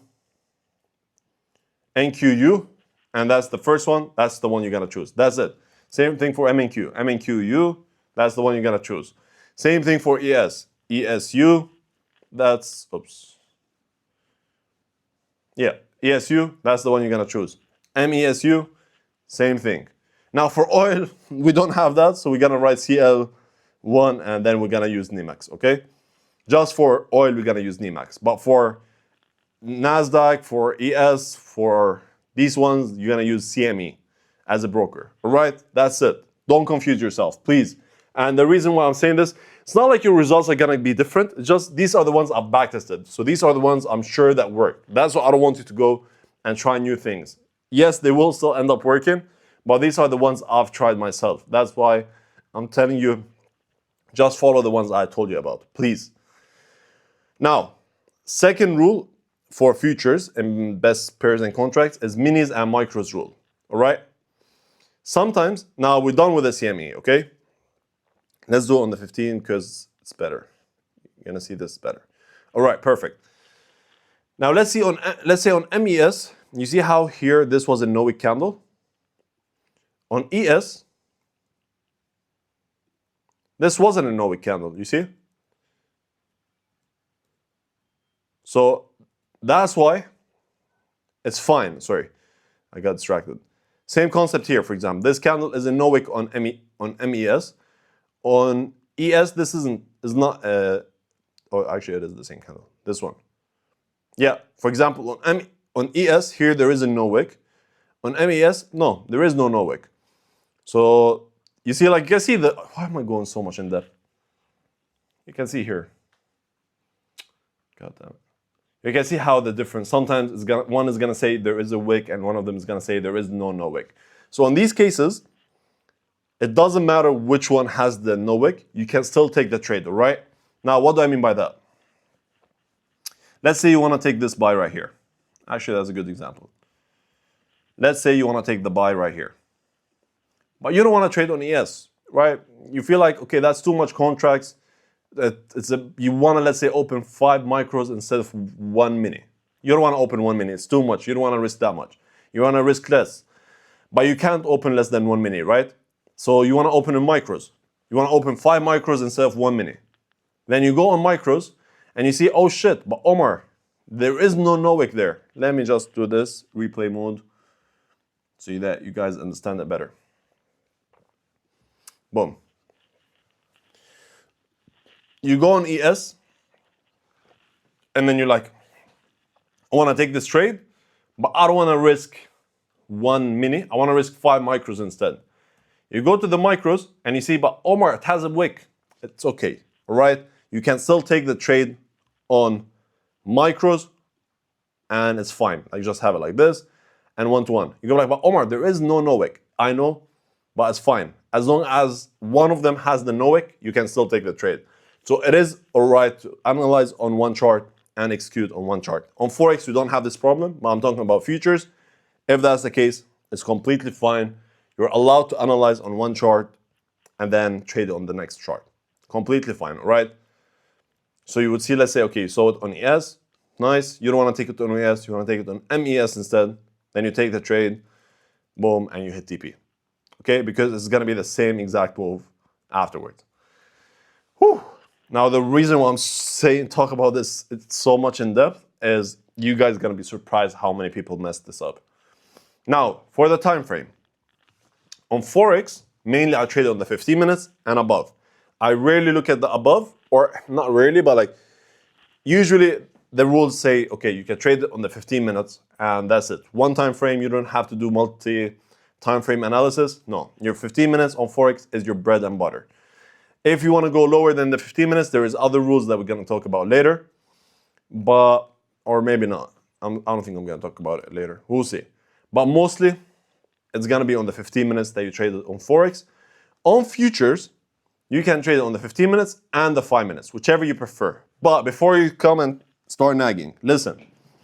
The 15 minutes in general works better. Like whenever it's on the 15 minutes, it has a higher win rate. But you're not going to find so many setups on the 15 minutes. That's why personally I prefer to trade it on the 5 minutes. All right? Now, if you okay with taking, let's say, only one trade a day, then the 15 minutes is good. But if you like, no, you like to take more trades, the 5 minutes is better. Because on the 5 minutes, you're going to have more frequency. Now, even although, yes, the 15 minutes has like 5% higher win rate, it's fine. On the 5 minutes, you're going to have more frequency, aka it's going to make it up for it. Like, let's say instead of on the 5 minutes, you'll be able to catch, let's say, 20 trades, okay? But you're going to have only 80% win rate. In this case, you're going to have 16 wins and 4 losses. So you will have total of 12R. 16 minus 4, that's 12R. Now, on the 15 minutes, you'll only take 10 trades. And you're going to have, let's say, just example, 90% win rate. Obviously, you're not going to have that. But let's say you have 90% win rate. In this case, you win 9 and you lose 1. So you'll be left with 8R. So your total profit is going to be only 8R. On the other hand, here, yes, although this has 80% win rate and this has 90, here you're able to catch 12R, but here you're only able to catch 8R. You see what I mean? So yes, although the 5 minutes have slightly lower win rate, but because you're going to be able to take more trades, it's going to make up for it. So that's why I prefer on futures the 5 minutes. But if you don't feel like you're that aggressive, you prefer the 15, you can still go for it. And on the Forex, I personally love the 15 minutes. That's like my bread and butter. Now, what we're going to talk about is going to be trading sessions. So, with this strategy, you can trade. Why am I talking? Let me just read. Trading sessions can be traded in all trading sessions on both Forex and futures. Asia, London, New York. So this strategy you can trade Asia session, London session, New York session. We're not looking at the opening, of a certain session. No. You can trade whichever session you want, whenever you want, whatever you want. And I'm stressing about this, especially for futures traders, okay? Now, I don't know why most of futures traders think you're only supposed to trade New York. No, you're not only supposed to trade New York. Yes, you can trade in Asia, in London, New York. Now, before you ask me which one you prefer, oh yeah, I'm gonna show you the no trading zone. Before you ask me which one you prefer, I know the answer. I know which one has the higher win rate, but I'm not gonna give you the answer. I'm gonna tell you it's none of your business. You know why? Because every time I tell someone which one is the best session, bro, they ruin their whole sleeping schedule just to be trading that certain session. And I don't like that. I genuinely don't like that. Like, come on, guys. You need to fix your better mental health. Your mental health is more important than trading. So don't fix your sleeping schedule according just to your trading. You know what I mean? Like, I don't want to see you trading certain session just because this session has a higher win rate when it might be 2 a.m. for you. Because imagine you live in, I don't know, in the US. If you live in the US, it wouldn't make sense for you to trade London session, for example, because that's going to be midnight for you. Or if you live in Europe, it's not going to make sense for you to trade Asia because that's going to be midnight for you. Or if you live in Asia, it's not going to make sense for you to trade New York. That's midnight for you. That's why don't stress about it, right? This strategy can be traded on all trading sessions. Now, before we do so, I want to just let you know one thing. Only time you should not be trading is the no trading zone. And you will be able to find the no trading zone in the free indicator, okay? So before you ask me what time is it and how do I know this time in my time zone, it's gonna be automatic for you in the indicator. Now, what is the no trading zone? This is the no trading zone. The no trading zone is a time where I don't want you to be trading for so many reasons. I'm gonna give you a couple of the reasons. Actually, you know what? Let me give you a couple of the reasons. Reasons to not trade NTZ, no trading zone. Reason number 1.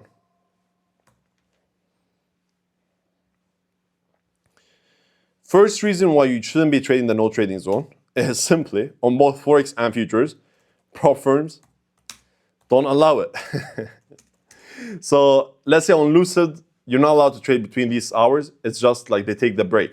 Same thing on, let's say, on Lucid, which is futures. Let's say on Alpha Capital, which is Forex, they also don't allow you to trade during these hours. So first reason why you shouldn't be trading no trading zone, prop firms don't allow it. Second reason, this for Forex, spreads is super high during these hours. Third reason why you shouldn't be trading during the no trading zone is gonna be price action is bad. That's the respectful word. Price action is usually bad during these hours. You can see like it's always consolidating during these hours. That's why, and then sometimes you see these gaps consolidating. That's why I'm not a big fan of trading the no trading zone, all right? Now, 3 rules for the no trading zone. Close any trade before we tap into the no trading zone. So let's say you are in this trade, just hypothetically. You are in this trade. Before we tap the no trading zone, so here, that's when I would close the trade. Now, I don't care if you're in profit. I don't care if you're in drawdown. Regardless, close the trade before we tap the no trading zone. All right? I don't want you to be in this bad price action. So whatever happens, close the trade before we go to the no trading zone. That's rule number one. Rule number two, any no wick inside of the no trading zone is not valid. So you see this no wick, let's say it was valid. You're not allowed to take it neither in the no trading zone nor after it. So if you see this no wick inside of the no trading zone and then after it we tap it, no, you're not allowed to take it. You still want the no wick wherever, whatever you want it to be outside of the no trading zone. So you imagine this as if this is how the no trading zone looks like. Oh fuck, like this. You cannot see it. All right, you cannot see the no trading zone. Third rule. You're only allowed to start trading after the no trading zone ends, which is here. So only after the no trading zone, yes, you're allowed to take new trades, and that's it pretty much. Okay? So rule number one, close any trade before we tap the no trading zone. When profit or loss, close the trade. Rule number two, any no wick inside of the no trading zone is not valid. Third rule, allowed to start trading after the no trading zone ends. And by the way, you can change the color of it. I don't know, I have it like this. But like, you want to see the original colors? It's ugly, actually. I don't know why. Shout out to my student who made it, but that's how it looks like. Brother, ew! Nah, I don't like how it looks like. Let me remove this. Whew. This is how I have it. Yeah, or like this. Whatever. Anyway, that's it for the no trading zone, all right? Is it clear? Hope it's clear. Now we're gonna be moving to the advanced stuff. So let's get it. So now we're digging into the nice stuff, all right? Soon we're gonna be backtesting. So now we're digging into the real serious stuff. So now what we're gonna talk about is the difference between the A setup versus C setup. And by the way, I only want you to take A setups, all right? There is no point in taking C setups. Look, C setups do work, but at the end of the day, you're dropping your win rate by a lot. So if you wanna actually have the 85% win rate, you have to stick to only to the A setups, all right? Because the C setups, they do work, but they have a lower win rate. I'm personally not a big fan of it. All my students, no one uses C setup, and I would recommend you to not do that as well. I still want to teach it to you, not so that you trade it, actually so you don't trade it and so it doesn't ruin your trading flow, all right? Now let's get with it. So this is how a perfect example for A setup would be, right? Let's say here we're in a clear uptrend, so we have the low, high, higher low, higher high, higher low, higher high, higher low, higher high, right? To save some time, I'm just gonna mark up the higher low and then the higher high. Now, this was a confirmed higher low, right? What happened after we broke this most recent higher low? We got a change of character. So here we got a bearish change of character. Perfect. And now we have a lower high, lower low. So we got a break of structure here. Now, this became the most recent lower high. And this became the most recent lower low. Now, why is this an A setup? This is an A setup because the trend has confirmed and that switch from an uptrend to a downtrend. It did the 3 steps confirmation. You remember the 3 steps confirmation earlier in this video? So it did the 3 steps confirmation. Change of character, break of structure. So it did first one, change of character, created lower high without breaking the highs. Third one, we did the break of structure to the downside. So it did the 3 steps confirmation. Now it's officially switched from an uptrend to a downtrend. Change of character, break of structure, we're good. Then we got a bearish no wick. That's perfect. Now we have a bearish no wick in a confirmed bearish trend. That's why it's okay to take this trade. Stop loss at the most recent high with some breathing room and take profit 1-to-1. And once price comes back to the no wick, we can expect it to do something like this. Now, we know this is a confirmed downtrend. That's why it's more likely to continue that trend rather than reversing, right? Because now we expect it to do something like this, like this, like this, like this, like this, like this. And even if without having the no wick, if we didn't even do, like, let's do this. Even without the no wick, we can predict price to do something like this, right? Because it's a confirmed downtrend. So imagine all of this with the no wick as well. That's extra confluences. Now, This is a perfect example of a C setup. You see how we have a low, high, higher, low, higher, high, higher, low, higher, high, higher, low, higher, high. Perfect. So we have the break of structure here.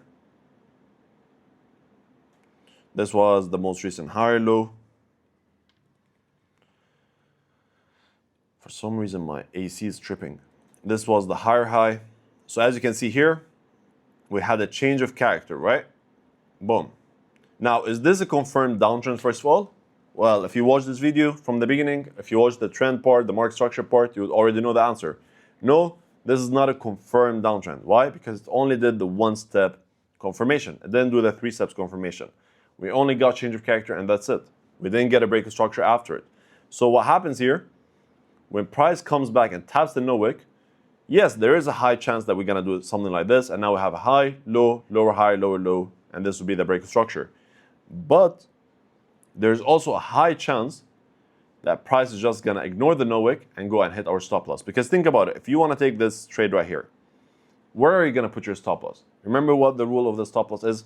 Put your stop loss at the most recent lower high. There is no most recent lower high, confirmed lower high as well. There is no confirmed lower high. So you have to put it at the highs. And that's why this is very risky. The reason why this is risky is because this could be something called a fake out. So why could it be a fake out? Because think about it, all right? I'm not talking about me, I'm talking about most average traders. And you guys wouldn't fall for this because you learn from me, humbly. So most people after the change of character, what they start doing is they start selling.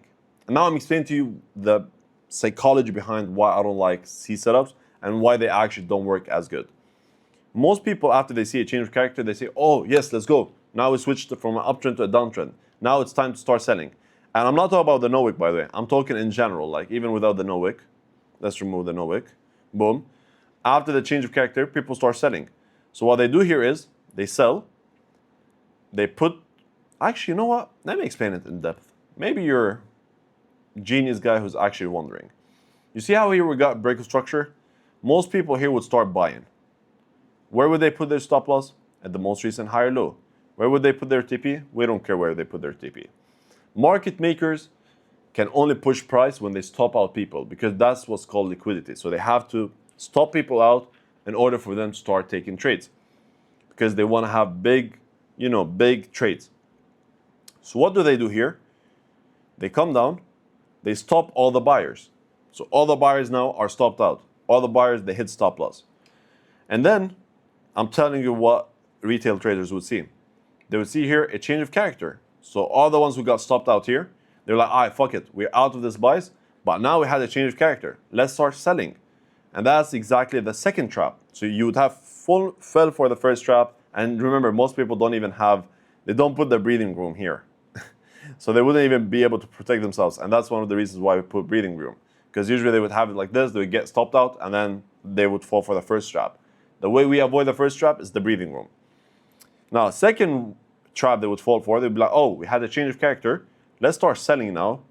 Let's put our stops at the highs and TP out of nowhere, okay? And now the market makers are gonna tell them, okay, you think you're smart. Welcome to the second trap. This one right here, we just lied to you, and now we're gonna stop you out again. Boom. And they start pushing the market in the same direction they wanted to push it in the first place. And that's why this is called a fake out, because it faked people out. People thought we're gonna start going down. In reality, we're not gonna do that. And then people get faked out. So that's why people get stopped out here. Now you might be like, okay, how do I avoid this? There's so many ways, which I might talk about it in the end of the video, but I probably will. But just for now, to make it simple, if you see a change of character without the break of structure, that's not confirmed downtrend. In this case, I'm in a neutral phase. I don't want to take these sells, and I don't want to take any buys. So I'll just simply ignore this trend. All right? Now I'm actually explaining it good, I believe. I wish someone explained to me like this when I first started trading. All right, anyway, that's a realistic example of a setup, because obviously the charts are not gonna look this sweet. I wish it did, but it's not gonna do that. So this is a more realistic example of a setup. You see we have a low, high, higher, low, higher, high, internal structure, high, higher, low, higher, high, higher, low, higher, high. Then here we have the change of character. Boom. Now we have a high, low, lower, higher, lower, low. So here we have a breakout structure.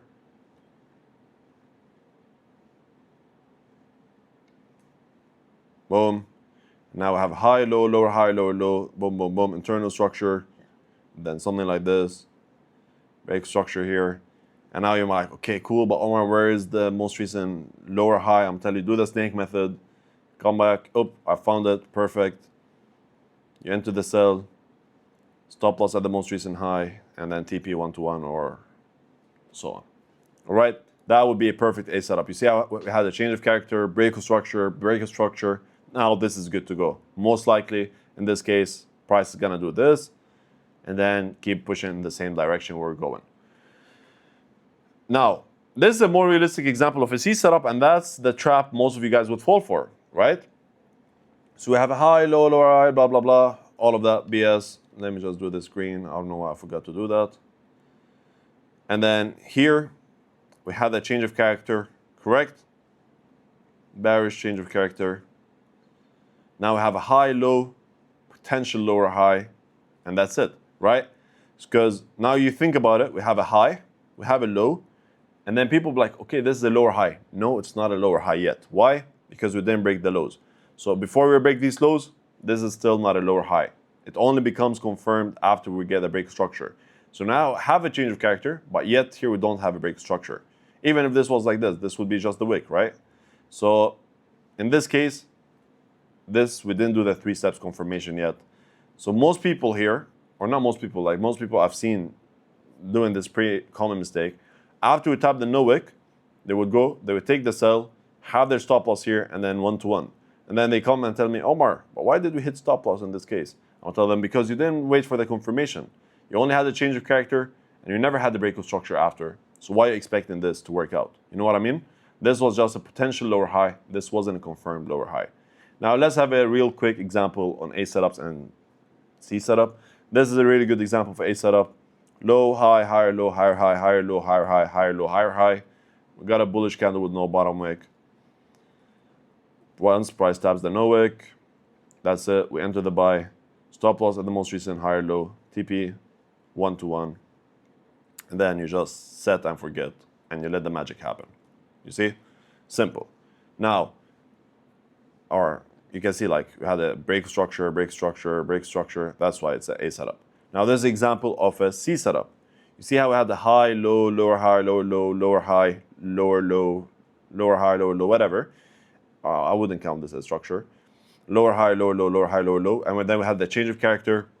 So now we have a low and a high, and that's it. So if price comes back and taps the no wick, this would be a mistake to do. Now this, you're gonna see like this is the C setup. At the end of the day, the C setup still have, you know, like 65 to 70% win rate, which is not terrible. And you can see, funny enough, yes, that's good. Oh, it would have still worked out, but that's not something good to do, all right?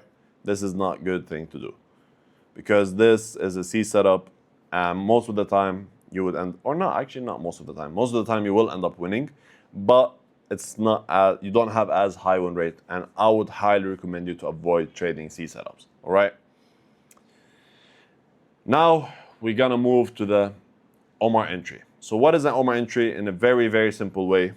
And then we're gonna start actually going to the advanced stuff. An Omar entry is pretty much, sometimes what happens is, you see how we have a low, high, higher, low, higher, higher, higher. Price decides to not tap the no wick. This is not very common, but sometimes price doesn't come and tap the no wick and instead goes and hits TP. Now this is usually more common in Forex than futures. And this is mostly common on JPY pairs. So any pair that has JPY, this is very common in it. So what happens is price, let's say you want to take this, you have your buy limit, you have your stop loss at the most recent high or low, you have your TP at 1-to-1. And then what happens here, which is very common, price would tend to come close to the no wick, especially on JPY pairs. And after that, it goes and hits TP. So Omar, that's why it's called Omar entry. I've realized this happening so many times. And I was like, bro, like it happens like around 35% of the time. And I was like, bro, this is pissing me off. Why is it not tapping my entry and then it goes and hits TP? You know what I mean? So I kept backtesting and backtesting and backtesting. Funny enough, I was backtesting with one of my students. His name is Zach. And we were just backtesting and backtesting and backtesting, and we found the sweet spot on what to do. So think about it. If price tends to come close and then hit TP, what's the easiest solution to that? Don't enter on the no wick. Enter a bit before that. Now I'm like, okay, cool, Omar, but how many pips early? Or when do I know when to take the normal entry and when to take an Omar entry? I have a really long video about this in Discord, and I always talk about this because this is mostly price action, how to know when to enter this and when to know when to enter that. But if you're new to this strategy, what I would recommend you to do is this. Whenever your stop loss is more than 10 pips, right? More than 10 pips without breathing room, all you gotta do is enter 2 pips early. So don't enter at the no wick, you can enter 2 pips earlier. Only when your stop loss is more than 10 pips. Now, why am I saying more than 10 pips? That's when you should enter 2 pips early, because think about it. If your stop loss was, let's say, 5 pips, all right? Or you know what, let's do it here. Let's say your stop loss was something like this, 5 pips, perfect. Perfect. If you want to take an Omar entry here, and you want to raise your entry by 2 pips, look at this. You ruined your RR. And now when you're gonna increase it, again, look what you did. Now you increase your TP too much. So instead of having it something like this, boom, boom, 1 to 1, look what you're targeting now. You're targeting basically 1.7. And that's why I'm not a big fan of this. You're gonna end up ruining your psychology because your win rate is gonna drop if you do that. Now, when your stop loss is more than 10 pips, and I'm talking 10 pips before breathing room, all right? If you now increase your stop loss by 2 pips, see, not a huge damage happened. It just dropped from 1 to 1 to 0.85. Now, in this case, as well, after that, I would just adjust it and make it 1 to 1 again. All right? This is the reason why I'm giving you this simple rule of 10 pips. So you don't really need to know why. Just keep it simple. Whenever SL is more than 10 pips, you can enter 2 pips earlier. That's it. All right? Very easy, very simple. Now, this is an example of an Omar entry. Let's see. Let's measure from here to the stop loss is 10.5 pips. You see? 10.5 pips. Or we can do this because some of you guys are used to doing this. Boom. You see? 10 point something. In this case, I'm allowed to enter 2 pips earlier. Boom. Or in this specific case, I wouldn't even be 2 pips earlier. I would just be entering here, pretty much. And then take profit 1 to 1. Boom. And you can see what would have happened. So in this specific case, if you wanted to take the normal entry, you wouldn't have been able to take the trade. But because you saw the Omar entry, you took an Omar entry, you would have been catching this win and would have taken you like 15, 30 minutes to hit TP. So yeah, that's it pretty much for the Omar entry. And now we're gonna move to the real strategy before we actually start backtesting. Let's get it. All right. So now we move into the advanced part, and this is gonna be the last part before we start the backtesting. So lock in. These are the main core rules of the No Wick strategy. You most probably now know most of them. There's a couple of rules that I didn't mention, so let's get it. You should be good, and then we're gonna start backtesting. Now, I wanna say one thing real quick. Regardless if you know the strategy, regardless if you're new here, regardless if you've been trading the strategy and profitable, regardless of anything, if you straight up skip to this part, you're not gonna be able to understand what I was talking about, right? If you know the strategy then and you skip to this part, it's fine. But then you didn't benefit from this video. But if you're new here and you directly skipped here, trust me, you're not gonna understand shit when we start live backtesting because you're not gonna understand the way I read market structure. So especially the market structure part, this is very important you understand. And then otherwise you're gonna have so many questions. You're gonna ask me, oh, but how do you trade the strategy on futures? Oh, but what's no trading zone? Oh, what is the 3 steps confirmation? Oh, what is this? What is that? So all of this I'm not gonna go over again because obviously I don't know how long this video is right now, but it's like pretty long video and I can't repeat everything that I just mentioned. So this is like basically a summary of what we've been talking about. And then after that, we're going to start the live backtest. So let's get it. These are the rules to take the no wick trade. A no wick trade, sorry. So whenever you see these rules, you're allowed to take a no wick trade. So first rule, trade with a trend only. If you have a bullish trend plus a bullish no wick, that means we're going to enter a buy. If you have a bearish trend plus a bearish no wick, that means we're going to enter a sell. You already know this by now. Second rule, stop loss rules. By the way, take a screenshot of this actually, or draw it, or pause the video and draw everything, because this is the rules, especially if you're new here. Before taking any trades, you have to follow all of these rules. This is the best way to do it. You know, that's why I love this strategy, because this is not subjective now. Now you have a list of rules that you have to follow. You follow them, then you take the trade. If you follow all the rules, if you win, great. If you lose, good. As long as you follow the rules, all right? That's the best part. It's not like ICT, you have thousands different rules and they're all over the place, and then the fair value gap, inverse, S&T at the highs, equilibrium. Oh, we did this. Oh, look at the higher time frame. Oh, now let's go to the lower time frame. Oh, but we did this and this and this. Oh, but we did. No need for all of that. You have a set of rules, you follow them, that's it. I, back in the days, used to write them on a sticky paper and have them on my laptop, so that way I could always remember my rules. And after each trade, I want you to look at the rules and say, did I follow all the rules? If the answer is yes, then regardless if it was a win or a loss, it doesn't matter. You did the right decision. Okay? Now let's get into it. So trade with a trend only. Bullish trend plus bullish no wick equal buys. Bearish trend plus bearish no wick equal sells. Now, stop loss rules.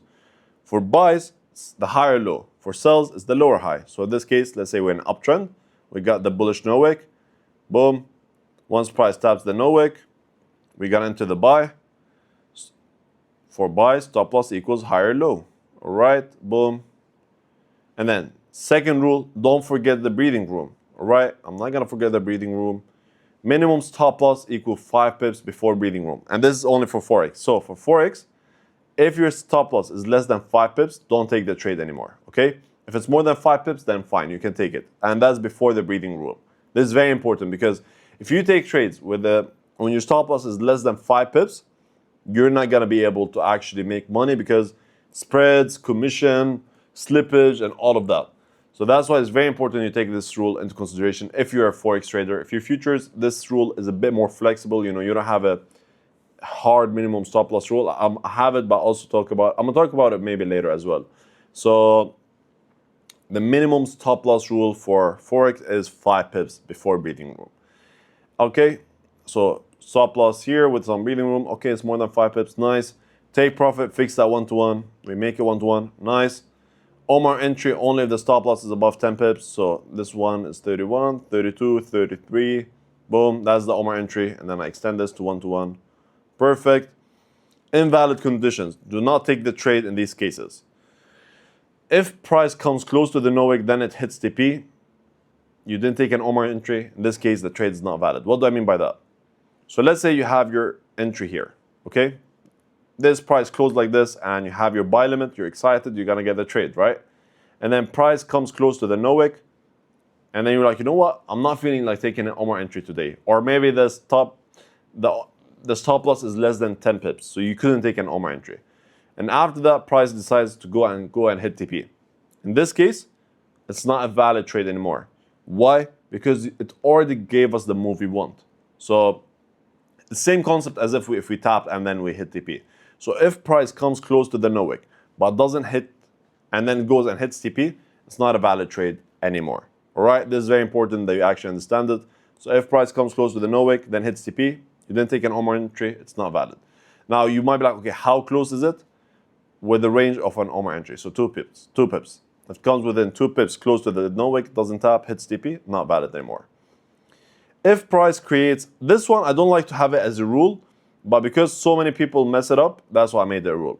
If price creates external structure before tapping, change of character before tapping. So what do I mean by that? Let's say you see the no wick here, right? Amazing. Next candle, price goes up, amazing. And then we make something like this, something like this. You see, we didn't come close to the no wick. So this is technically a valid trade, right?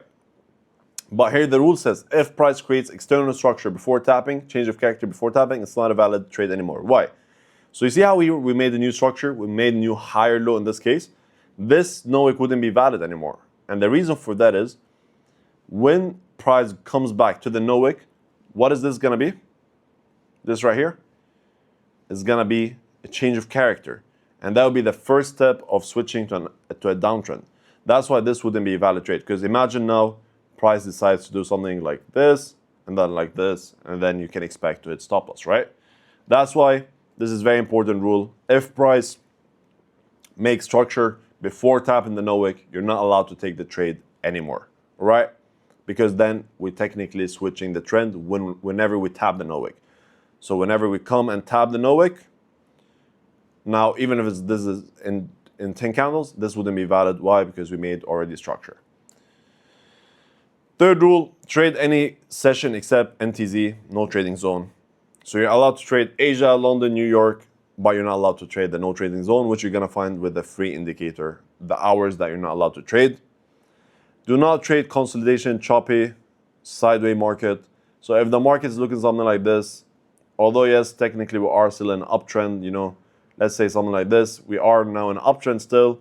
We didn't have any change of character, but the market's just consolidating. And then you see a bullish no wick here. Don't take this trade because here we had the consolidation. So even if the last thing that happened was a bullish trend, still don't take the trade. Let me draw it in a better way. So if we're in an uptrend like this, and then here we start consolidating like this, and then you see a bullish no wick, don't take the trade because of this. Price is unpredictable when there's consolidation.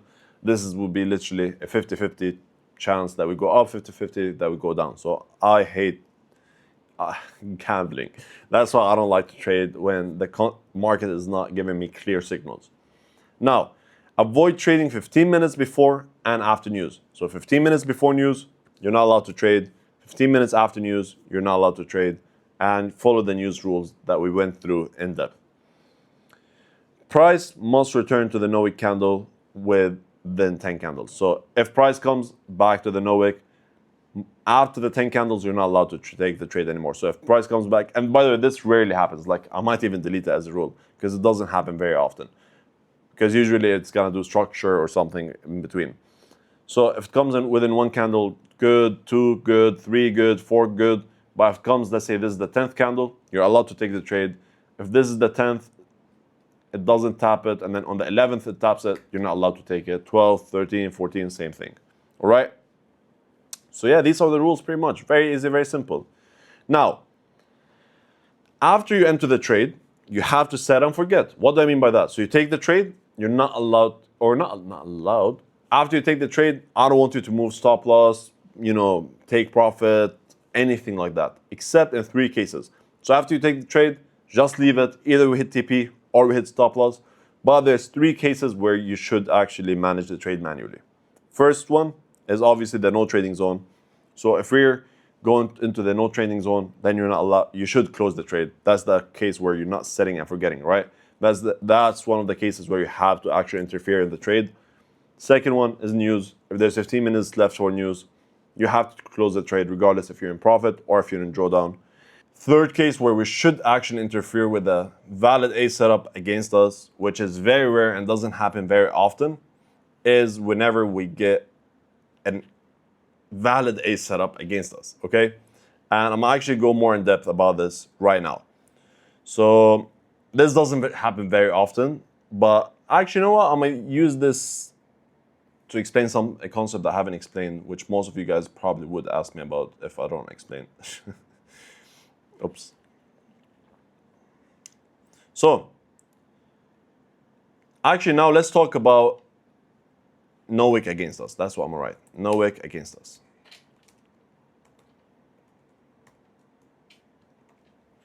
So what do you do whenever you get a no wick against us?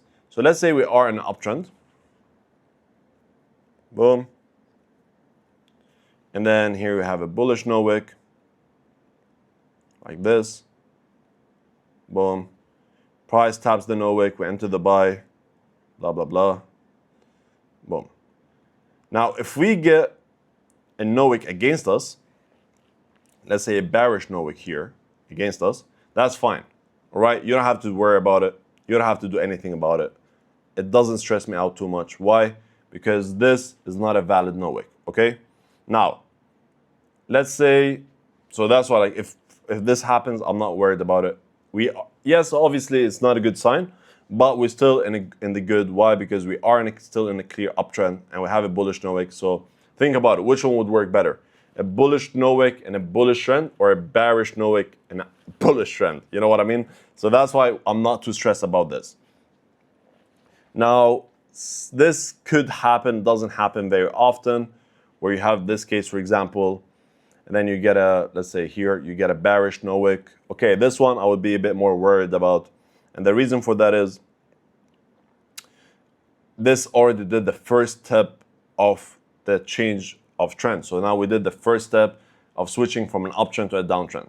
Now, this one I wouldn't be really scared of, you know, like, okay, cool.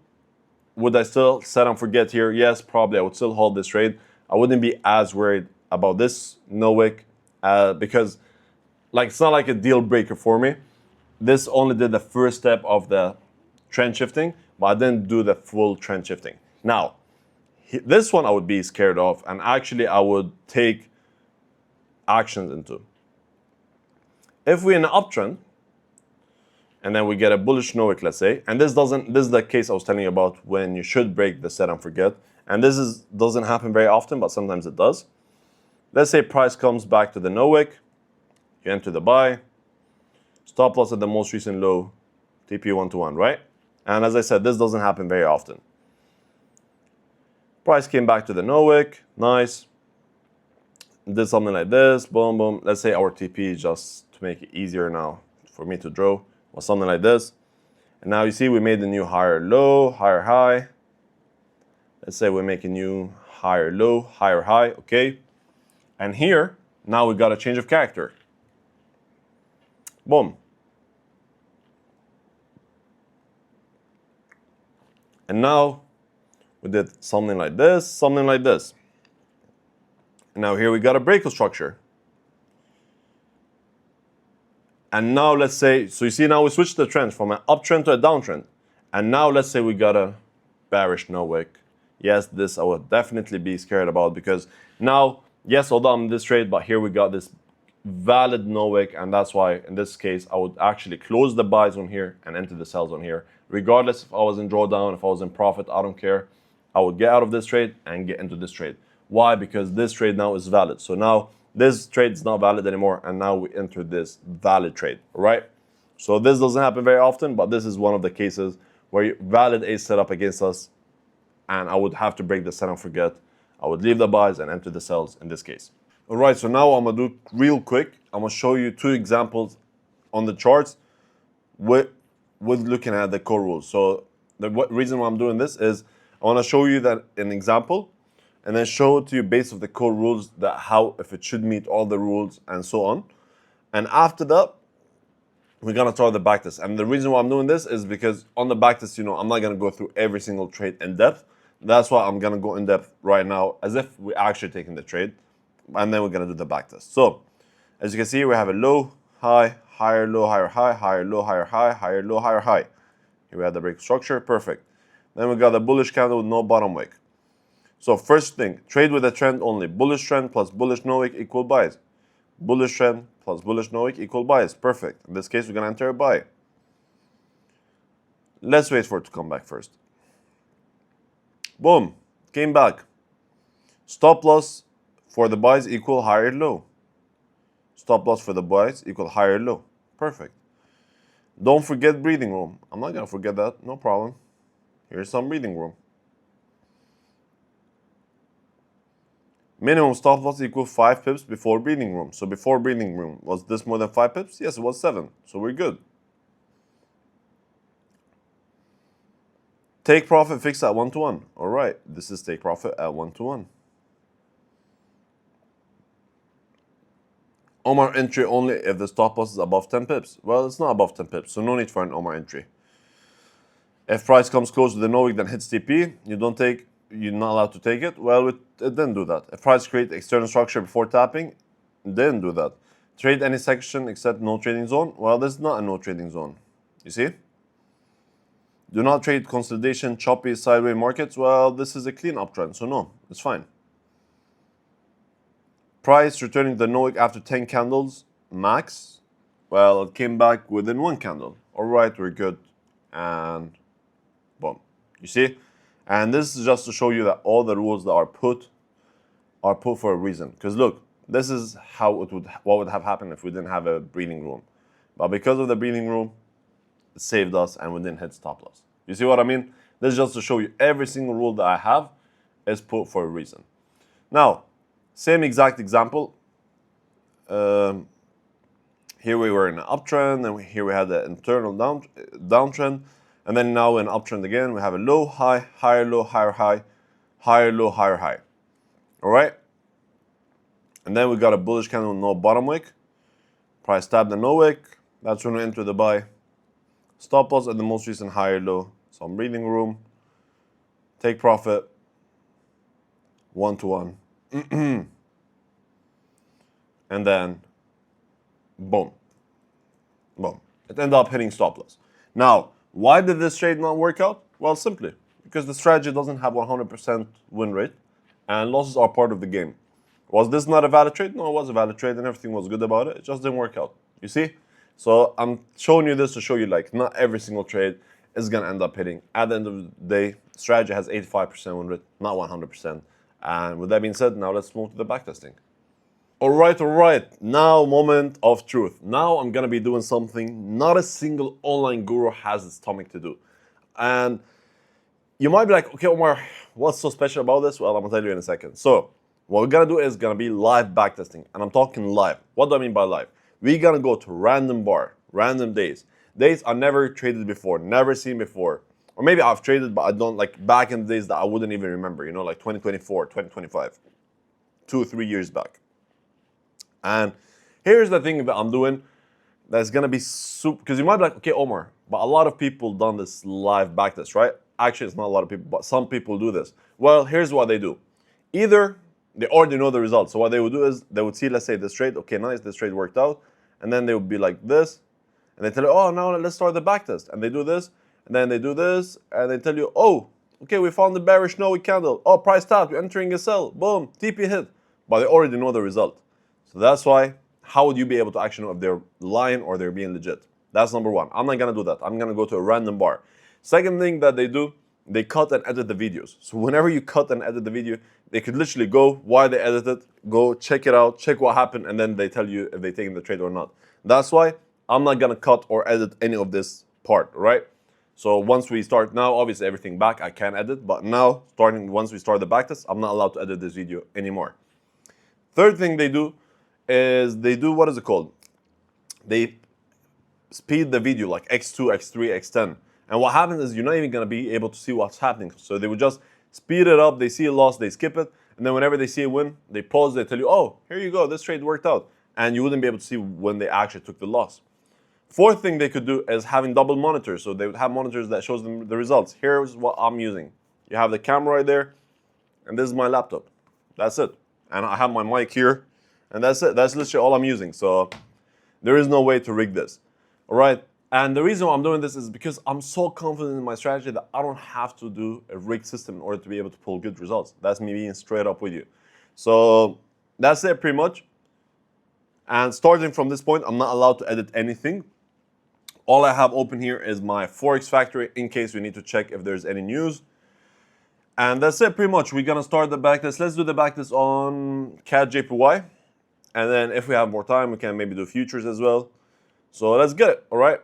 Let's press on replay, start new, random bar. And this took us to May 2024. All right, sounds good. Let's get it. Now, I just want to say one thing, because sometimes we're going to be forced to close the trade before no trading zone. So if we're up like 0.1%, I'm not going to count it as a win. And if we're down like 0.1%, I'm not going to count it as a loss, all right? So just to make it fair, if we get like anything less than 0.5% profit, anything less than 0.5% loss, I'm simply not going to count it as a win or as a loss, because it wouldn't make sense for, you know, for the win rate. And that's it pretty much. Let's get it. All right, that would be a good trade right there.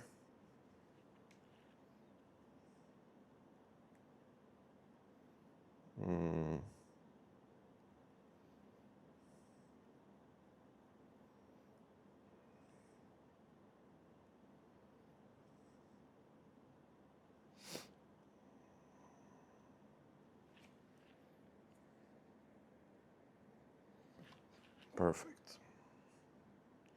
Done. Done. Omar Entry. Perfect. 20 pips. 1 to 1.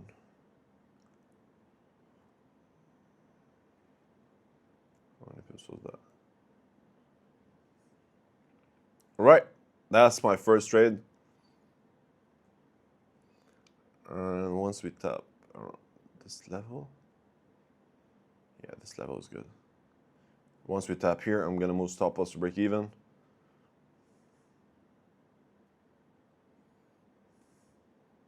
Okay, we're consolidating a lot, which is not something I like. All right. Don't like this consolidation.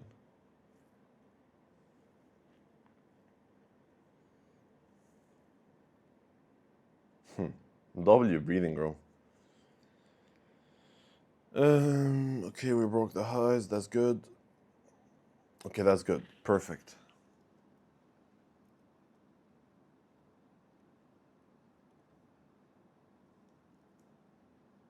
Boom.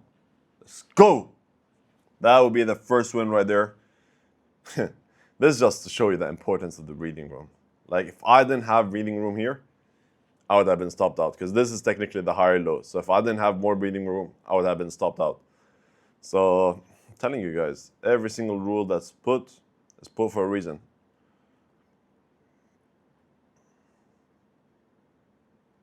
Oh, that's a good trade too.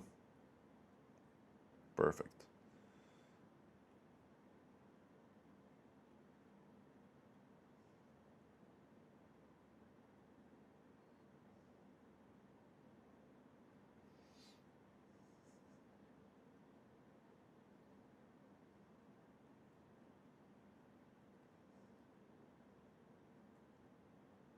Boom!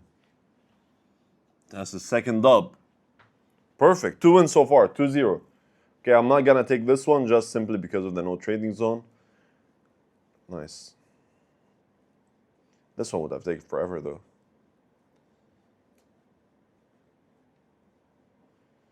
Oh, that's a good trade. That's a really good trade. Did we break this? No, we didn't. That's a really good trade.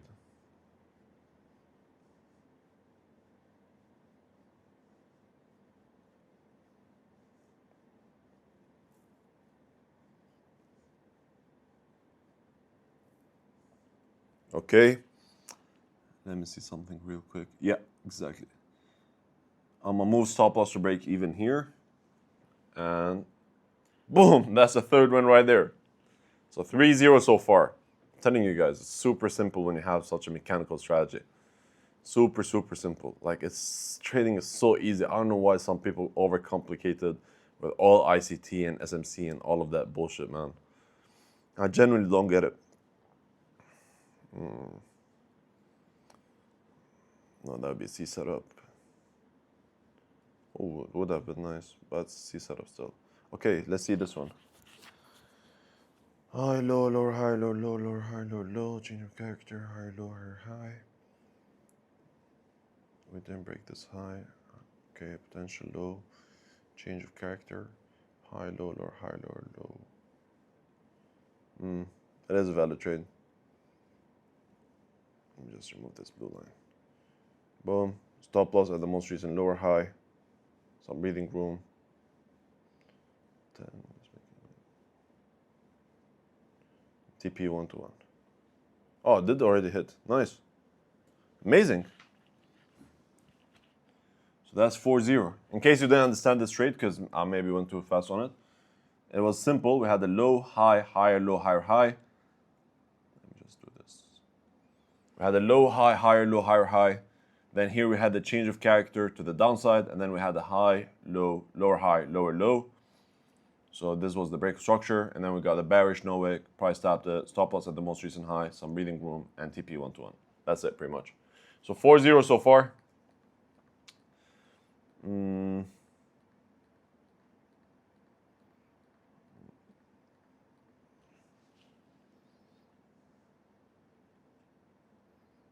That's a good trade. Only problem with this trade is I don't think it's gonna have time to play out. I genuinely don't think it's gonna have time. Most probably it's not gonna have time to play out. That's why I'm just gonna skip this, yeah. It's not gonna have time. Okay.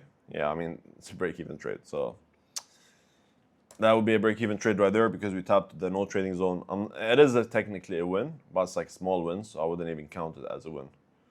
So yeah.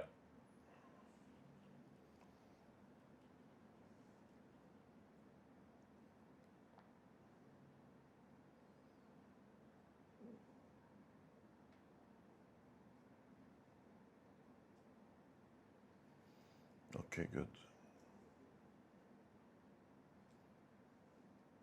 Fuck. I missed this one. I had the change of character, low, high, higher, low, higher, high, but I wasn't very confident in it either ways. It's fine. No.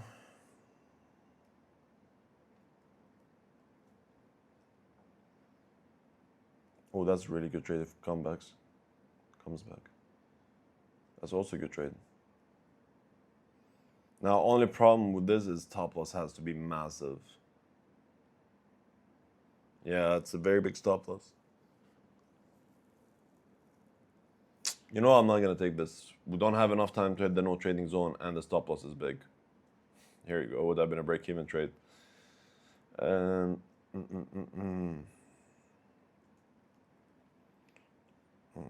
nope. Oh, it worked out actually. Funny enough. Oh, that's a really good trade right there. Perfect. Boom. Stop loss at the higher low. Some breathing room. So 12.5, 13.5. Let's see where I'm going to put my breathing room.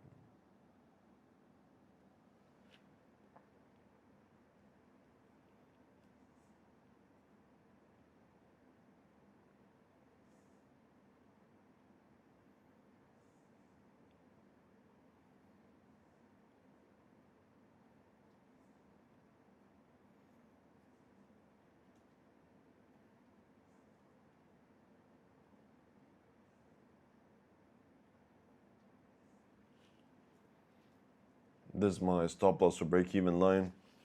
I don't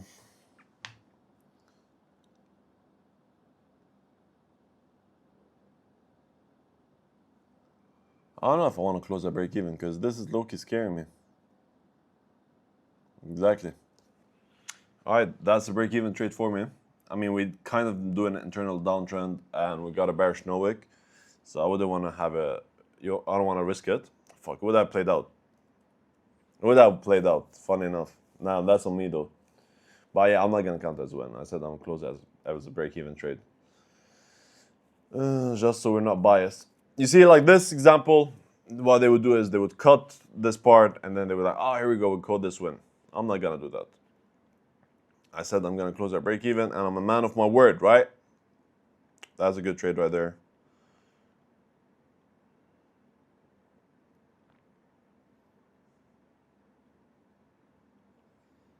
Yeah, definitely a good trade.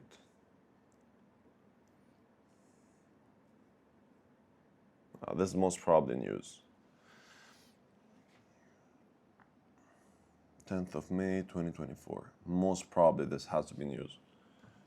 2024, 10th of May. It is news, unfortunately. All right, no problem. We're not going to count as a win either.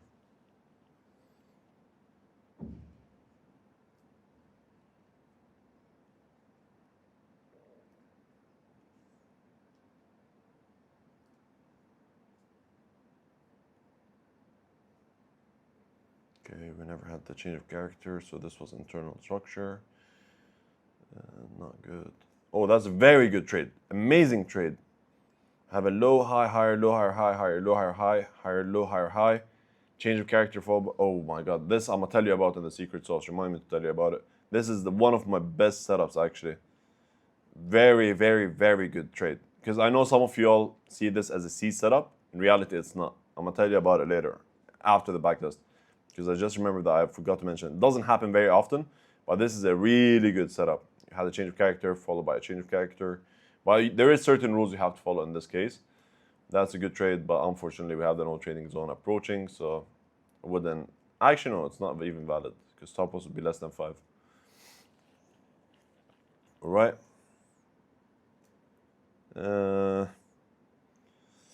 Yeah, no, I'm not gonna take this. Technically, this is the higher low, so stop loss would be 0 pips. And it would have worked out. This would have been valid as well, but I don't think it's 5 pips. Yeah, it's not more than 5.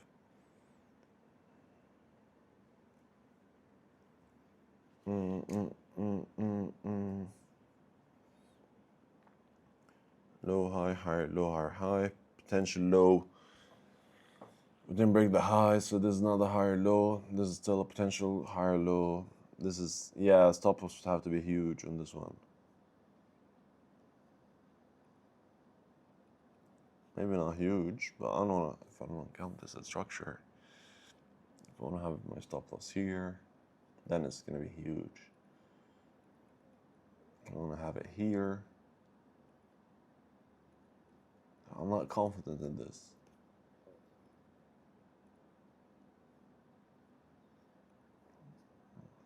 I'm not so confident in this. That is the higher low though.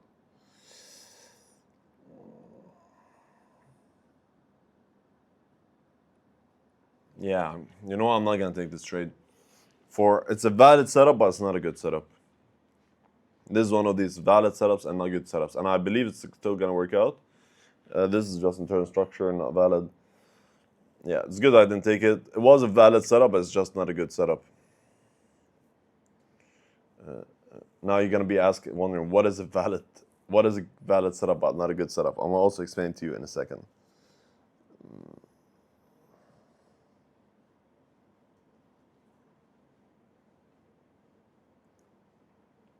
No.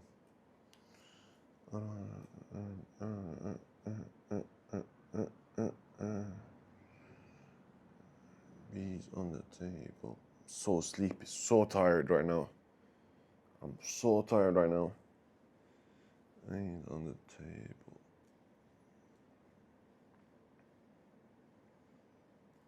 I've been recording for so long. All right, finally, good trade. Low, high. Yeah, that's a good trade. I'm so tired. You guys don't even understand that. I can sleep. Like I actually literally took a nap before I started this because I was so exhausted. I literally slept on the sofa for a bit. Yeah, this is just price is just ranging. I don't know if I want to stay in this trade anymore. Yep. Nope. I'm out.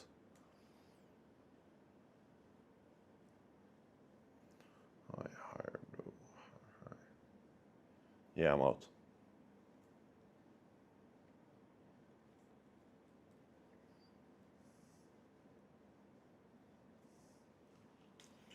Bees on the table.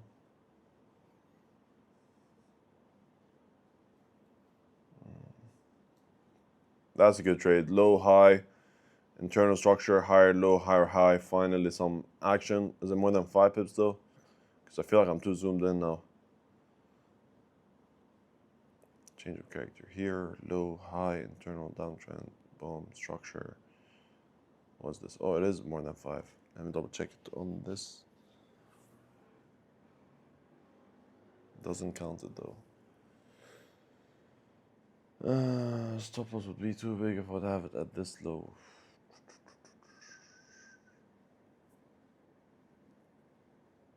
Stop loss would be huge. Okay, I'm gonna do the 5 minutes trick. Find the nearest structure. Boom. TP 1 to 1. That's it. That's how I would take this trade. Boom. Amazing setup. 6-0. Technically, stop loss should be here, but this is an exception because I don't want to have my stop loss this big, and also I don't want to have it this close. Like it is still more than 5, but also we have this imbalance right here. That's why I wouldn't be very confident putting it directly under it. So with the breathing room, also I'm covering in this case this no wick right here, in case price taps and then pumps. I'm also covering that part. That's a very good trade right there. But did we break the highs? Fuck, we didn't break the highs. We didn't break the highs. That's the problem. All right, now we broke the highs. Now it'll be even better trade. So lows, highs, stop loss, done, 1-to-1 TP.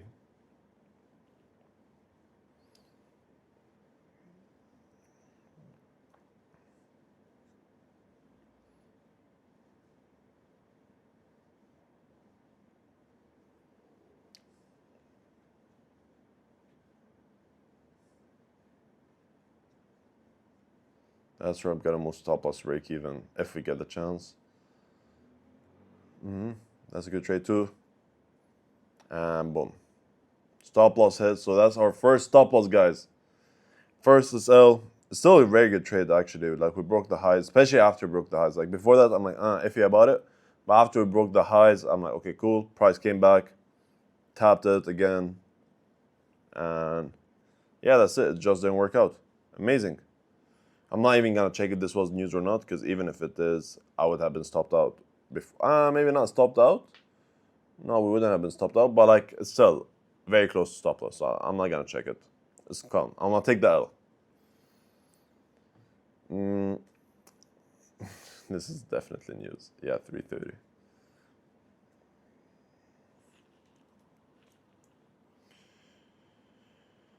Bees on the table. Oh, that's a very good trade. High, low, lower, high, lower, low. Change of character. High, low, internal uptrend. High, low, higher, low, higher, high. That's a very good trade right there. And also this one would be a good trade. Thing is, I thought it is in the no trading zone, but it is actually outside of it. Boom. Now, so a lot of people would do this mistake where they would come and put their stop loss here, but this wouldn't be valid because we still didn't break the highs yet. So that's why this would be the stop loss, reading room, TP 1-to-1. Oh my God, no way. No. It's very sad. So please don't break my heart. Don't turn me apart. All right, that's a break-even trade most probably.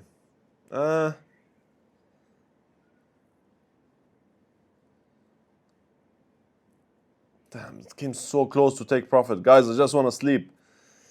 Gotta take a decision or... Okay, let me see the next candle. Nice. Let me see the next candle. Nice.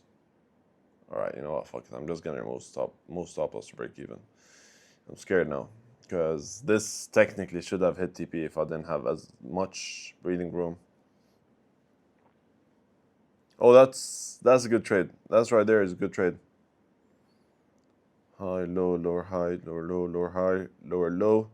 Okay, and low, high. But we never had the 3 steps confirmation though. That's the only problem. We never did the 3 steps confirmation. But it is a good trade still. For other reasons, but it is still a good trade.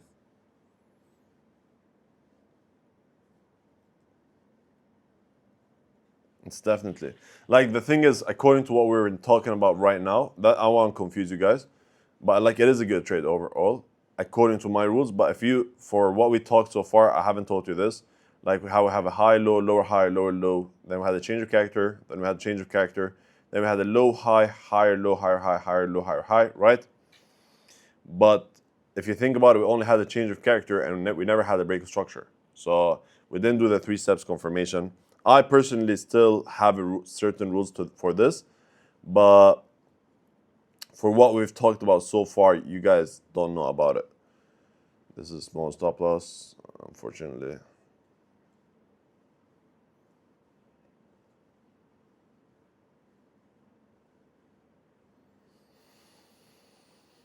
None of that. That's just choppy market. Okay, finally good trade. Then tap.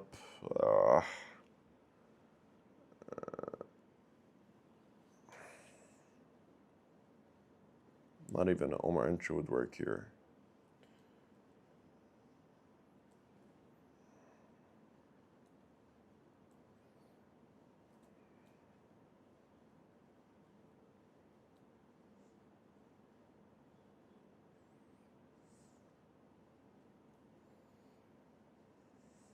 What was going on in 24? Why was the market so choppy? 2024, I don't remember any of the big crises happening.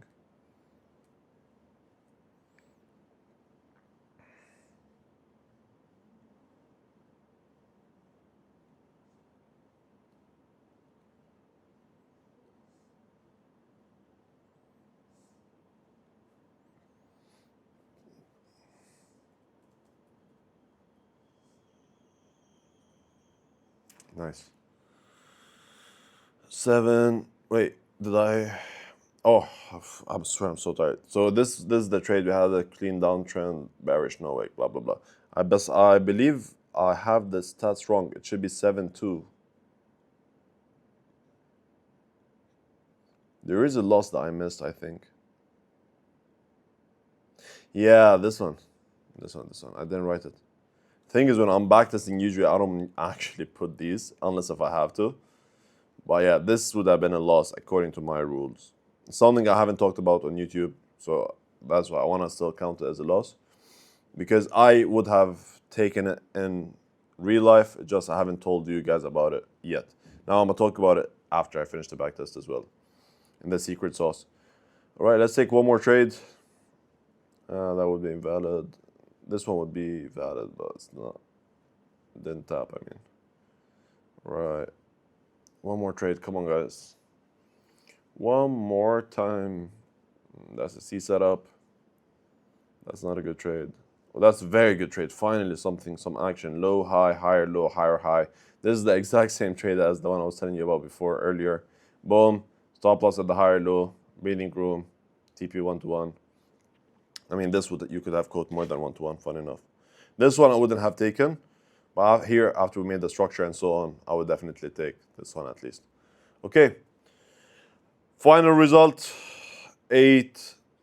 Should we wait for this? This is a really good trade as well. Yeah, this is actually a really good trade as well. Never mind, never tapped. Okay. This is amazing trade. The only thing is stop loss is huge. Fuck it. I don't want to ruin my win rate. I got A2. All right. So that's it for the backtest. I hope you guys enjoyed it.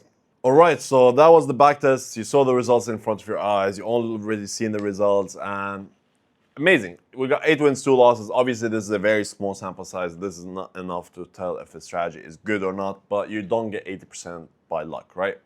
And if you do it more over thousands of trades, you will be able to reach the 85%. Because now one loss or one win would change the win rate drastically. So now you almost know everything I know. And the reason why I'm saying almost is there is some secret sauce, which we're gonna talk about right now. The only thing is I'm very, very, very tired. Like I haven't been sleeping good because of this video. But let's get it, all right? Let's get into the secret sauce. All right. So here's the secret sauce. And I don't like to use the word secret, but it is technically a secret sauce. So now you know the strategy, right? You know what's going on, you know what's up, you know the market structure, you know No Wick Candles, you've seen the backtest, you've seen the results. Now there is some stuff that I haven't talked about, because let me ask you this question. Let's say we're in a downtrend and then we get a change of character and then we get a change of character. What are we now? Are we in an uptrend? Are we in a downtrend? Do we still need to see a 3 steps confirmation? Is this trade valid or no? Let's say we're in a clean downtrend and then we get an internal uptrend and then we have a change of character. Would this trade be valid or no? Because you might be thinking, oh, but we need to do change of character and break structure. But here, someone else would say, okay, we have a break structure here. So is this a valid trade or no? How much breathing room should you leave? And the reason for this is I used to back in the day say, okay, just do 10%, but I've realized there is a way better way to do it. Only thing is you actually need to know how much breathing room to do. And you need to adjust it with some other confluences, such as moving stop loss to break even at certain level if you have a lot of breathing room, and there's small details that you have to follow there as well. All right, when should you target more than 1-to-1 RR? Especially if you're a futures trader, and also in Forex, but like mostly for futures traders. When should you target more than 1-to-1 RR? How can you do that as well? Is every valid setup a good setup to take? Like this one. Okay, this is a valid setup, but it's a good setup. So what are the valid setups and what are the good setups? Because not every single valid setup is a good setup, right? A market could look something like this, clean uptrend, right? And then we do something like this, and then here we see a bullish No Wick. I don't think I would be, taking this. And then What is the max stop loss that you should take per trade? How do you actually know? Is it just a number? Should I just tell you 20 pips? Or is there actually a way to know what's the max stop loss? What is the S setup? Because now you know about the A setup, C setup. Well, what is the S setup? Doesn't happen very often, but there is something we call S setup, where you take, and you don't take it as the normal No Wick actually. You don't take the entry on the No Wick itself. No, you take it like it's a combination with the Omar Entry, but with other confluences, and that's why it's called the S setup. What are the other extra confluences that I use while I'm trading the No Wick strategy?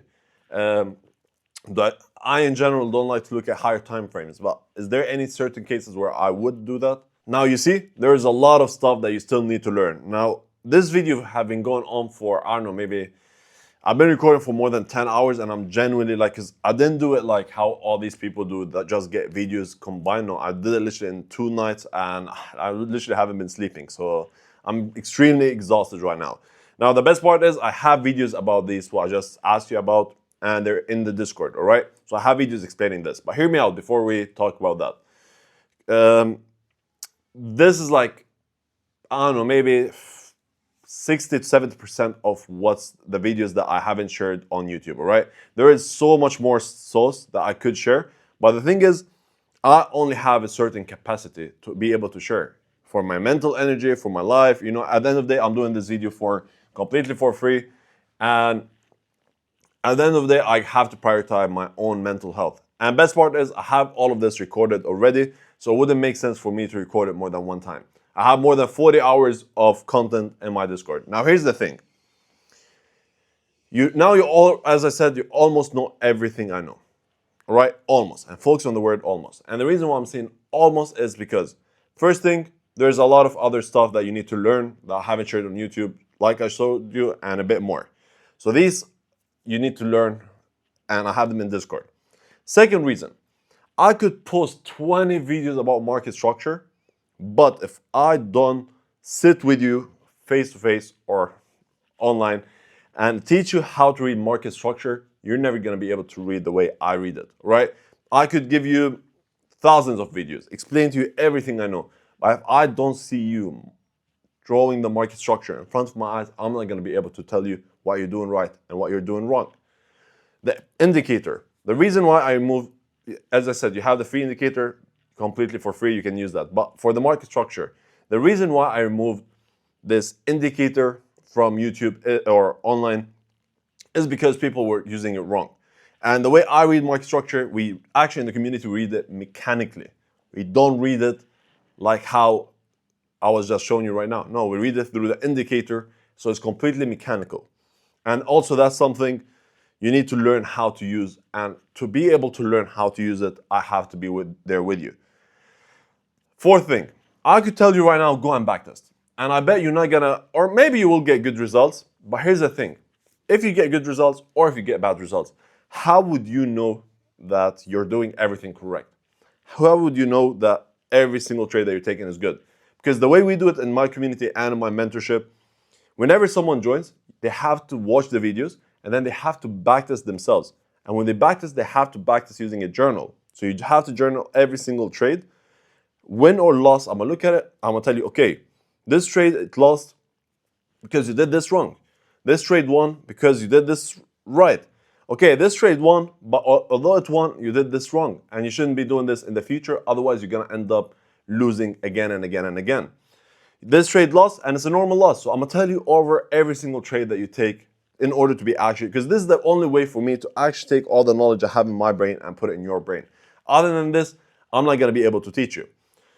Other than that, you'll also be having the community. So I'm talking right now about what's included pretty much in the system that we have, in the mentorship, in the community. And I'm gonna show you the results we were able to achieve and what we were able to achieve. And what's driving me crazy is people underestimate the power of having someone to trade with and someone to learn from. And I'm focusing more on the part of actually learning with people and trading with people. Because when you take a loss right now, what do? You go there, you sit by yourself, and you feel anxious, you feel stressed, and you got nobody to talk to. The difference in our family is that we have each other to talk to. Whenever we lose together. Whenever we win together. Because we always send our trades together. Now, this is not a signal group. I'm not saying this like I'm going to be telling you, oh, buy now, sell now. No, I don't believe in this, because if I teach you how, if I give you a fish right now, you're going to eat it, but you're going to be hungry tomorrow. If I teach you how to fish, you're going to be able to fish forever. That's my goal in this community. My goal is to teach every single person how to trade the exact same way I do. Same exact way all these other students are getting their payouts consistently. Same exact way how I was able to scale to more than $50,000 a month consistently. Now, all of this is nice. All of this is sweet, obviously, but what is the actual main source? Because I want to explain to you what do we do here, right? This mentorship right here is not for anyone. This is only for serious people who are here to change their lives. If you're a serious trader who's actually serious about trading, who's actually serious about making money, and by the way, just because of the fact that you watched this whole long video, I already know that you're serious about trading. This already tells me you already want to actually take this as, maybe not as a career. Some people want to do it as a career, and I would love to help you with that. Some people just want it to be as a side hustle. Some people want it to be as something that can potentially replace their 9 to 5. And I get that, because that was my dream. And today I was able to achieve it. And that's exactly why I'm teaching everyone else how to be able to do the same. Now, you might be wondering, okay, Omar, so you're talking about this community, this mentorship. What is this exactly? I'm going to tell you what this is. And before I do so, I just want to show you some of the results that we were able to achieve. This is my student Ali. My student Ali joined around a month and a half ago. He didn't know what a candle is. He joined 2 weeks. After he joined, he watched first of all my exclusive content. He got the journal. He got the indicator. He watched all the other videos that we have. He introduced himself in the community. Started to get people. Started to backtest. Started to journal. And then when he started to journal, I had to go through every single trade that he took and reviewed his journal trade by trade, win by win, loss by loss. And then after that, he went and started trading his funded account. And guess what happened? 2 weeks later, he already got his first payout. Week after, he got his second payout. And now Ali has all of these funded accounts and he's getting consistent payouts. The guy was able to request more than $8,000 in payouts, and it's all in front of you. And this just shows you some people keep trading and they struggle for years and years and years without even getting their first payout. Then you got a guy like Ali who's 19 years old who was able to get more than, I don't know, it's like closer to 5 figures in payouts in his first month from trading. Now you might be like, okay, Omar, this is an exception. Well, look at Justin. Justin joined not knowing what a candle is. By the way, Ali and Justin, I have interviews with them online on YouTube. Justin, I posted this interview. Ali, I should post it in like 2 days. Justin joined not knowing what a candle is. You can go and watch his testimonial video. Joined not knowing what a candle is. Within his first month, he was able to secure 3 payouts. 3 payouts, and then there is other people who are still struggling to get their first ever payout. Now, you might be like, okay, that's another coincidence. Cool. Here you go. This is Ahsan. A guy, because you might be like now, oh, people are just getting this on Forex, or futures. Well, this is Forex. The guy got $2,000 payout, passed his funded account with 0 losses. This is Sasha. Passed his funded account with 0 losses. This is Ahmed. 3 payouts in span of 1 month. This is Amir, passing 3 accounts in his first week of trading futures. The thing is, I can put literally hundreds of results. You know what? Why not? This is portion of my students. That's what I was able to fit in this screen. And all of these students didn't achieve it because they're smarter than you. No. I'm gonna be honest with you. They're not smarter than you at all. They were just dedicated enough. They put the time, they put the effort, they actually went and studied. They actually dropped their ego and listened to everything I told them to do. They actually followed my advice. Because think about it now. If this works out for me, it works out for my students, why wouldn't it work out for you? I know you probably burnt your fingers before. Some of you all have already had a mentor and they just gave them pre-recorded videos and they were like, here you go. Good job. Good luck with that. No, this is not how we do it. I'm going to be there for you, hold your hand, and I'm not going to leave you until you become profitable. Now, obviously, this is trading. There is no guarantee. And if I tell you, yes, you will be making 5 or 10 $1,000 in the next 30 days, I would be straight up lying to you. Straight up lying to you. Because there's no one who can guarantee you how much money you're going to be making. I have students who were able to do it. I have students who were able to make more than 5K in their first month. I have students who were able to make only 1K in their first month. I have students who weren't able to make anything in their first month, and then in their second month they made 5,000. So here's the thing. The results really depends on you. How much time, how much effort are you going to be putting? How dedicated are you? And if you're wondering, okay, cool, how can I be part of this mentorship? How do I actually join? How do can I be part of this Discord and this family? All you got to do is apply through the link in my description. I'm going to leave it there. You have, it's application only. You find the video, watch that video, and then after that, fill in the application. And if you're qualified, and I'm saying qualified because I don't accept everyone. I only accept serious people who are actually serious about changing their lives. If you're qualified, you'll be able to book a free one-on-one call with me, and we will talk about the rest more in depth. Right? With that being said, actually, you know what? Before that, I want to show you one thing quickly, because I know the internet is full of online gurus, and it's so easy to fake these stuff these days. I want to actually take you through my Discord for a quick, 1 minute. So here you see, like, be having every single week, couple of group calls every single week. In these group calls, we trade together, we backtest together, we sit down and we backtest together, we look at each other's trades, we discuss how did the week go. We basically see how's everyone doing. And this right here is gonna make you feel better whenever you're down. Let's say you're down and you're here, okay, you lost this week, and I told you, oh, it's fine, I was negative this week too. It might be fucked up to say, but you will feel a bit better. Okay, at least my mentor is also down. So this shows me that I didn't do anything wrong. Because if you're negative, but you didn't do anything wrong, which would happen, it's completely fine. I'm okay with that. Shit will happen. From time to time, you will have red weeks, even if you follow all the rules. But the difference is, most of you guys would have red weeks without even knowing why you have a red week. Why?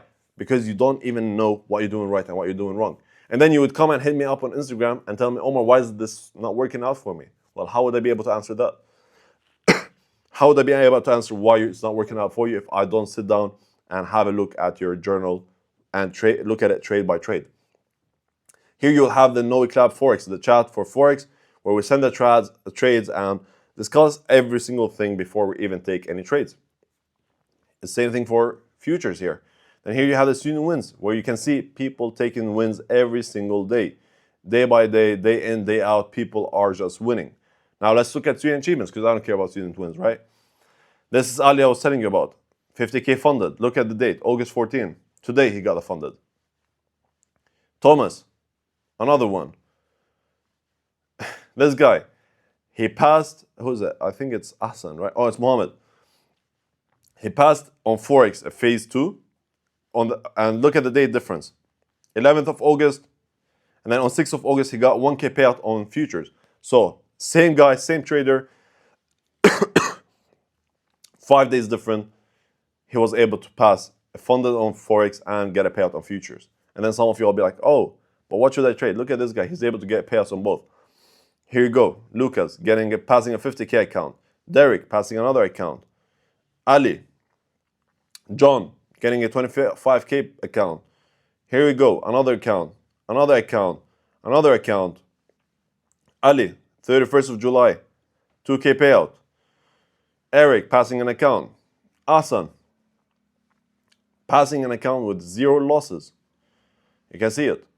No losses again. He's focused on the word again. This guy getting a $260 payout. Nothing crazy, but it's progress. July 24, Ali, 2K payout. Nice. Marwan passing a 50K account. Adoria, you guys all know her, how good she is on Forex. She's started futures and she's passed an account. Ali, another account.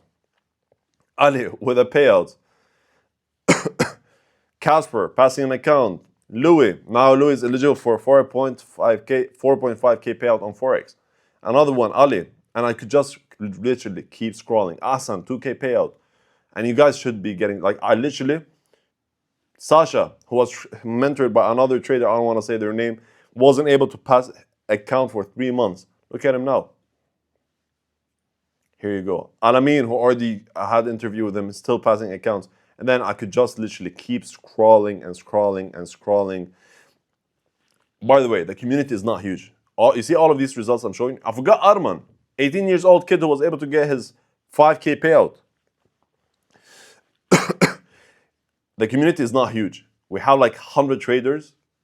It's a small family, and we're already achieving all of these results.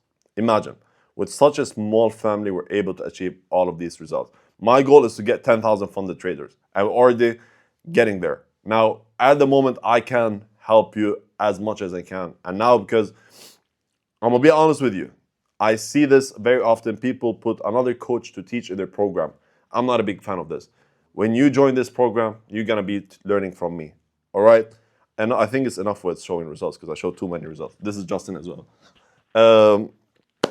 So that should be it for the results. I don't want to, end up making this video 1 hour long just talking about the mentorship. You'll also be getting one-on-one channel with me so that we can discuss anything you want whenever you want, and you'll be able to book one-on-one calls on a weekly basis with me directly, right? So it's not only going to be the group calls, it's also going to be with the one-on-one calls. You also even have a customer support channel for you.